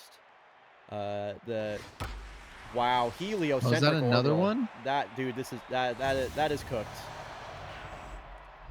That is cooked. It is over. Wow. Not a good game for the Bomberos. Season. If there's one way you don't want to lose your season, you can lose the last game, but to lose at 11-0 and have to hope that somebody else loses, that's not how you want to go out. Wow. Yeah, they went from a positive run differential to -10. So let's I'm thinking at this point we're almost 5 hours into the stream. I think what we're gonna do, there's one valid player rename in Melbourne.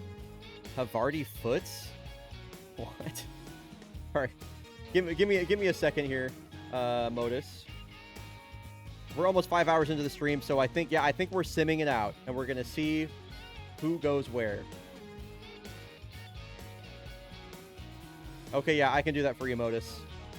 Let's do that really quick. Then we're gonna sim the rest of the games and see where the season lines up, and then we'll probably say our final words, talk about the playoff matchups, and sign off.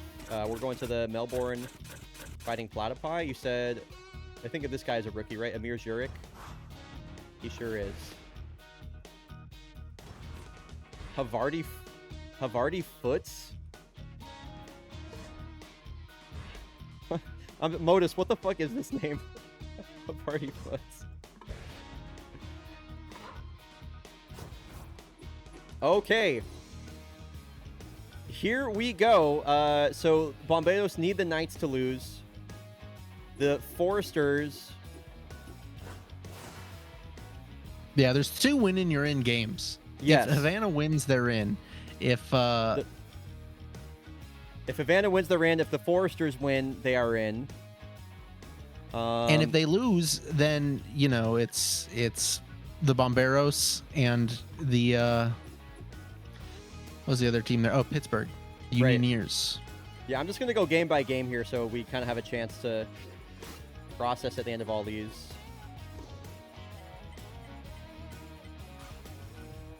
Because there's still so many different directions that this can go. Hold on, let me just... Oh, okay. Yeah, okay, we'll just do that. What? A 13th inning scoreless tie between... 1-0 game. That's wild. 13 inning game. All right. Which one's this one? This one's Havana and Honolulu? Yes. Okay. Yep, so Havana... I got my money on Havana in this big sim. Havana winning, they're in. No way. Oh, wow. So the Bomberos actually lost their season with that 11-0 blowout at home. The Havana Knights, in their final game of the season, have clinched. I mean, that is really a tragedy that that Bomberos team that is that good with that much talent is going to miss the playoffs. That is tough. But the Havana Knights, they win. They are in. They secure a postseason berth. That is amazing stuff from the Havana side of the final game. And then what else do we got going on here? It's that second to last game there, the Foresters and the Engineers. Right. I'm rooting for Pittsburgh to get in there, but I also have to root for the Engineers. They gotta have them get that win.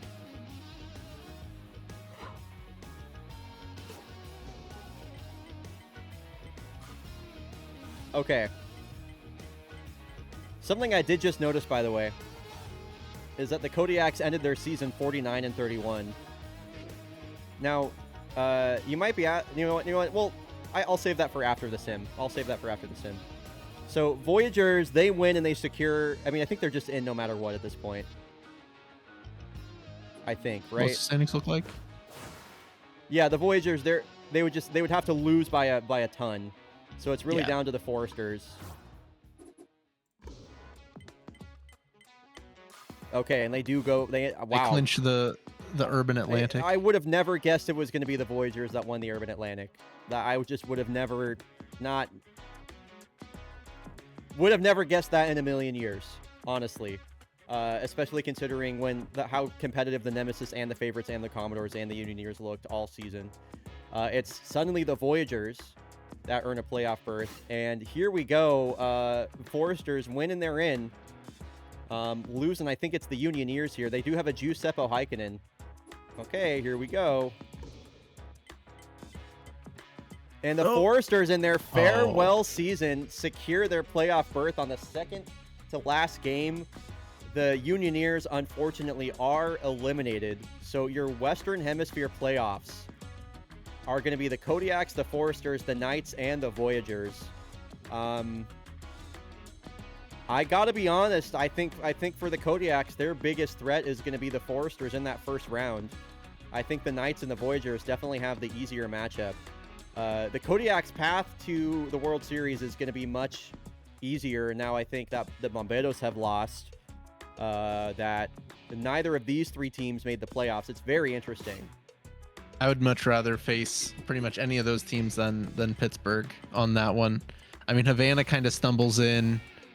Victoria doesn't do a great job going in. I mean, I don't know about Montreal. Maybe they were doing fine. I mean, they got a good looking run differential, but wow. What an end of the season. What an end to the season. I could not agree more. It was just like wild all the way up and down. Looking at these final season standings, Shredberg, by the way, I'm about to chat about the end of the season. Do you got to get going, or where are you at right now? I don't have anywhere to be. I mean, I probably should. I think my daughter just got home, so okay, probably gonna hop off. Cool. Thanks for having me. Yeah, of course. I'm going to chat about the end of the season, so I'll bid you farewell. Dude, thanks so much for being on at the end of the season. I really enjoyed the more analytical side you brought to the booth. It was a lot of fun. So, chat, give some love for Shredberg, please, as he heads out. Shredberg, thank you so much, dude. Yeah, thank you. Bye, chat. Yeah, thank you. Bye. Yeah, of course. Peace, dude. I don't know. I don't have any final words. No, you're good. You're good, dog. All right. Where is my Discord source? There we go. Man, dude, what a wild end of the season that was. I cannot believe the Bomberos blew it as hard as they blew it. Like, that is...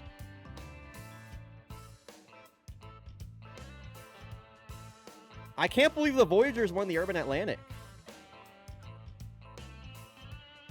So, let's take a look, actually.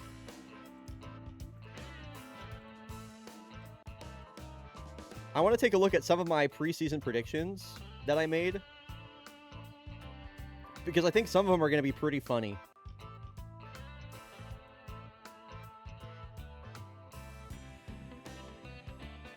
Let me scroll up. All the way back up. Okay. So, how did I predict Southern Heat was going to end up? Okay, I did say the Bomberos were going to go 43-37. I was right about that. I was wrong about the Knights winning the division. Holy cow. I mean, I had them 37-43, 43-37 isn't a big split, but still I said they were going to be fifth. They won. They beat out the Bomberos. I'm happy I was correct in that prediction at least. Now, the Urban Atlantic, oh boy, this one's going to be tough. New York favorites, I had them winning. I mean, I don't really think anybody could have predicted their offense just being the league worst for the first half of the season. The favorites were so bad in the first half of the year that they went 16-4 after the All-Star break and still ended with a 500 record at the end of the season. Commodores, I was one game off getting them right. Unioneers. The Voyagers, I did not think they were going to be a good team. They won 44 games. I still don't think they're a good team, dude. I'm definitely kind of a hater of the Voyagers. Now, what I am proud about, though, I almost called the Pacific Northwest almost exactly. I said Cascadia Kodiaks 49-31. Bam. I said Victoria Foresters 45-35 with the Western Hemisphere wildcard. How about 44-36 with the Western Hemisphere wildcard? Those were a couple of big hits right there. Not only did I get the first two teams correct, I also got their record down. I was off one game. So that's pretty cool. I also was correct with the Swifts being third. The Sawtooth and the Moose, the bottom two teams. So that's pretty neat. Let's see. Springboks over in the East. I did predict them winning. I was correct about that. I was very wrong about the Bush Rangers. I was correct about the Mariners and the Fighting Platypi. Taking a look here, 44-36. They do have the number 1 seed, 47-30. No, never mind. They're the number 2 seed. Oh, wow. Palermo got the 1 seed back. Oh, that's interesting. So it's going to be Palermo versus Valencia. Damn, that's too bad. Palermo versus Valencia in the first round, and then the Blowfish versus the Springboks. Damn, that is going to be wild. Pacific Theater. I definitely got this one really, really wrong. I said it was going to be the Yellowfins winning. They are the worst. I said Spectres getting the wild card. They are the second worst. KBC, I said they were going to be the worst. They were third. Nocturnals, 43-37. That's a good season. And then, of course, the Blowfish, I was just completely wrong about. And then Europe, Europe is the same thing. Valencia, I did have right as the second place team, but of course, I said they were going to go 30 and 50, and they almost won 50 games. So, holy moly. No, I accidentally overwrote it, Sapphire. So, it has gone to history, unfortunately. That is why it was never uploaded. Anyway, holy moly. Let's take a look at that playoff bracket. Again, the playoffs are starting next week. Playoffs are starting next week. Let's take a look at that playoff bracket. I can't believe, by the way, Waldorf Quantum one and done for the Portland Swifts. Look at some of these players that are going to be free agents going into next year. Waldorf Quantum, Shoshana Al-Habib, Kenya Fielman, Commander Shepard, Enzo Valdez, Soap McTavish, Frankie Yeager. Oh my god. Just eye-popping amounts of talent.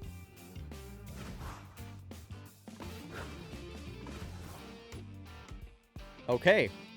Let's take a look at these playoff matchups in our playoff bracket. Again, this will be starting next Monday.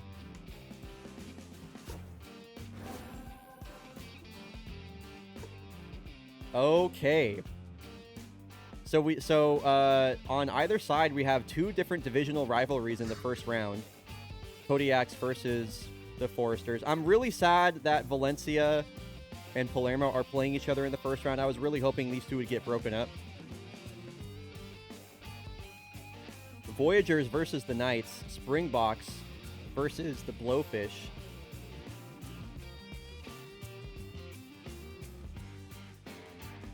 What? I mean, I wonder. Who do I'm very the East is just, I don't know who's going to come out on top in the East. I think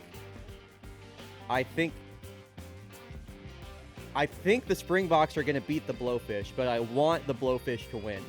I think my ideal Eastern Championship series is Blowfish versus Corsa.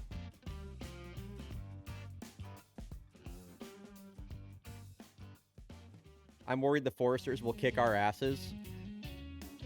They're definitely the scariest team we could have faced in the first round. 100p. 100p, Nerd Piggy. Knights versus the Voyagers is just so strange to me. I can't, like, I can't believe this wasn't like the Bomberos versus Pittsburgh or something like that. Or versus Boston.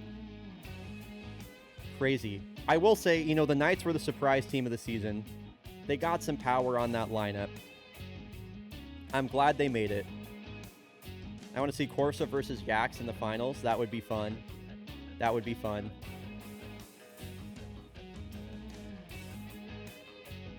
I would like to, yeah, I think from the eastern side of the World Series, I just want anybody but the Springboks. Anybody but the Springboks in the World Series, for sure.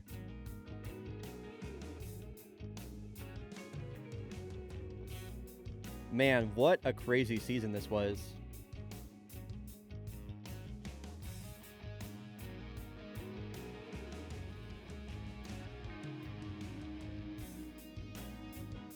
Four teams in the East finished 37 and 33, or sorry, 47 and 33, dude.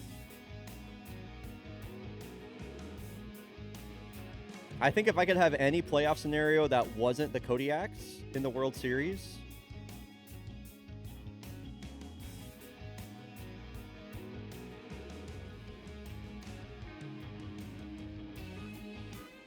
I mean, might as well have the Knights go all the way, dude. Might as well have the Knights go all the way. That'd be pretty cool. The Voyagers really had a plus 41 run differential. Man.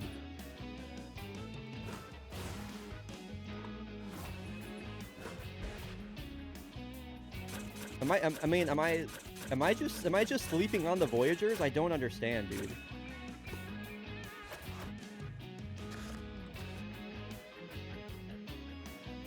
I mean, they got a couple of 900 OP. I mean, I guess the top of their lineup is pretty good. I mean, yeah, Tycho Raikkonen. What a sophomore season from him. Holy cow. 980 OPS. I didn't realize he was having that good of it. I mean, I knew he was having a good year, but my goodness, he played all 80 games. Okay. Rylan Baja, I mean, glad to see him playing well with Montreal. I think Rylan Baja being in the playoffs is the reason I like the Voyagers in that case. I just can't get over the fact that they got rid of Alley Cat Crunchwrap. Alley Cat Crunchwrap, I would have been such a big fan of this team. Instead, it's stupid fucking Manny Man. Like, I hate this no-no. I hate this guy. I don't like the bottom of their lineup either. I don't know. Clearly, they've been able to get it done, though. They do have some really good pitchers. Happy Goodfellow is going to be good for them. Let's look at this rotation. They definitely have they have a decent bullpen and a good rotation.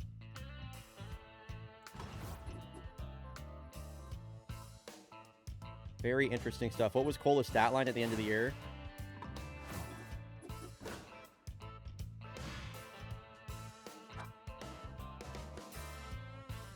Cola Johansson is the MVP. 30 home runs, dude. 30 home runs.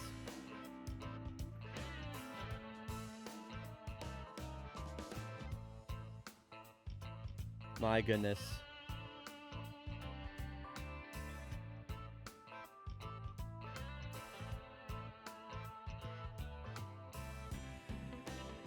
Tyrone Lancaster breaks into the top 10, by the way.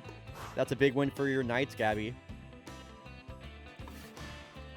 You know, I have to say, this Knights team is actually a lot different than what it was not even 10 games before the end of the season, because I'm not sure if people missed it, but they got rid of Brock Beefton and signed Aurelia Rosales, which is very interesting. She was cut by the Yellowfins earlier in the season, so that's definitely a much different look at the top of the for this team. I kind of want to, like, what's their, you know, obviously, yeah, they got Tyrone Lancaster. I don't know. Yeah, I really worry about, like, the middle of their lineup. But, you know, playoffs are going to be something entirely different. I don't like that they got rid of Nevada Steady for Sammy Siegel. I don't like that they got rid of Brock Beefton for Aurelia Rosales.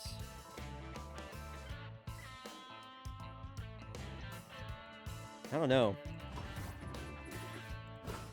I don't know, dude. No, I'll say this. I mean, Knights Voyagers is definitely going to be interesting. No doubt about that. Xander Jordan, what a season. Goodness me.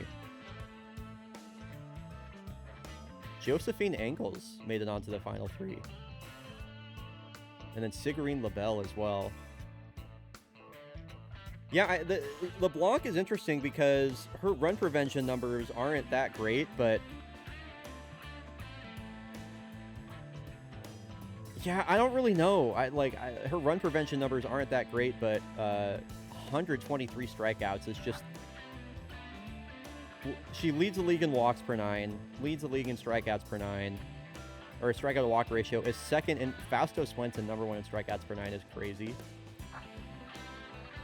123 strikeouts. Somber Leon also has a pretty good argument for Cy Young.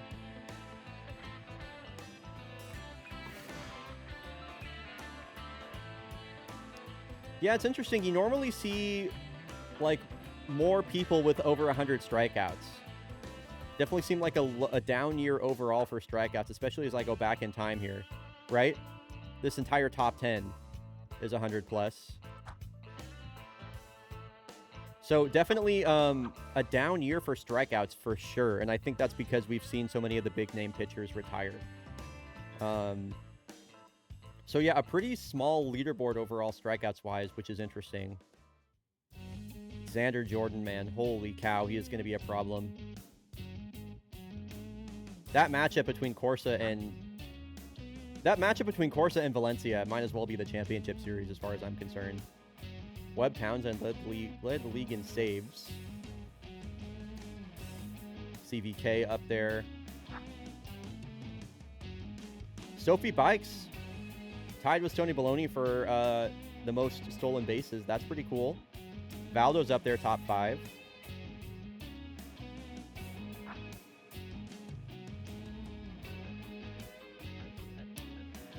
Chappie Johnson and Remus Freeman, number 1 and number 2 for hits on the season. That is awesome.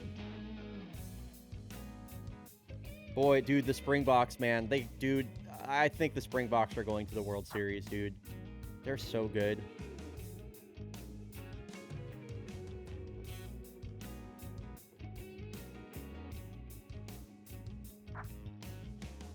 And how about that? Here, I mean, single season records. Bang.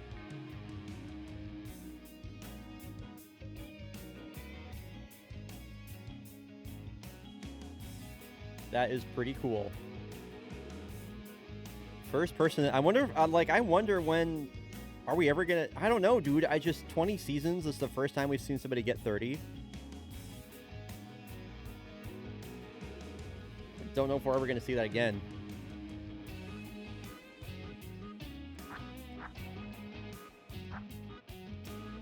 Warden Hernandez back in season 7 with 140.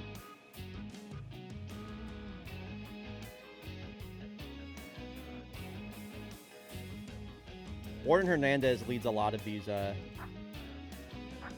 know, I wonder where they put. That is crazy that Kola Johansson's 30 home run season is not considered among the 10 best all time. It's just it's very pitching. For some reason, they really value pitching higher than hitting for these top 10s all time. I don't really know why. Dude, this season 10 for Warden Hernandez was literally dumb. 1.6 ERA, 0.82 WHIP, 124 innings pitched, 130 strikeouts. I mean, that is truly the single best pitching performance in of all time. I get why that's number 1, but like, Jesus, dude. Like, I don't know how Kola isn't up here when she hit 30 bombs. That's just stupid. As a shortstop. As a shortstop. No, Warden was not a rookie at that time.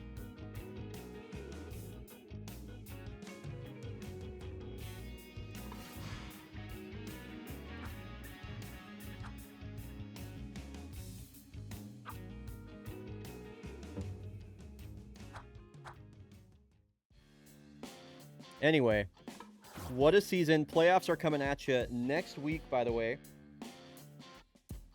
Not sure if y'all saw... Hello? Where's my mouse? Thank you. Okay, not sure if y'all saw what I was talking about on Discord, but I did put out like kind of the light schedule for the playoffs.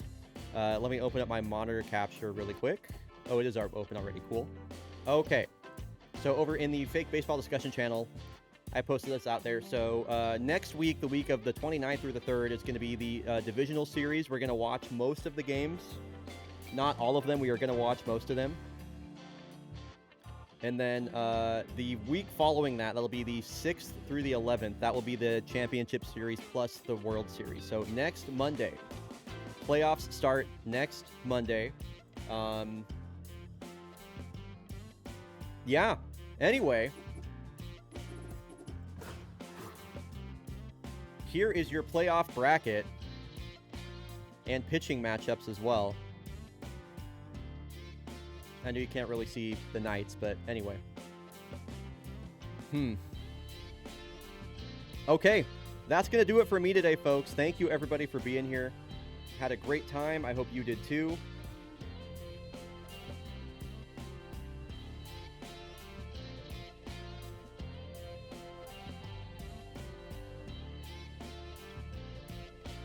Yeah, playoff baseball is going to be a lot of fun. I will see y'all next week. Good hanging. Again, shout out Shredberg for being a part of the stream. And yeah, catch y'all next week. Bye, everybody. Playoffs coming at you next Monday. Bye.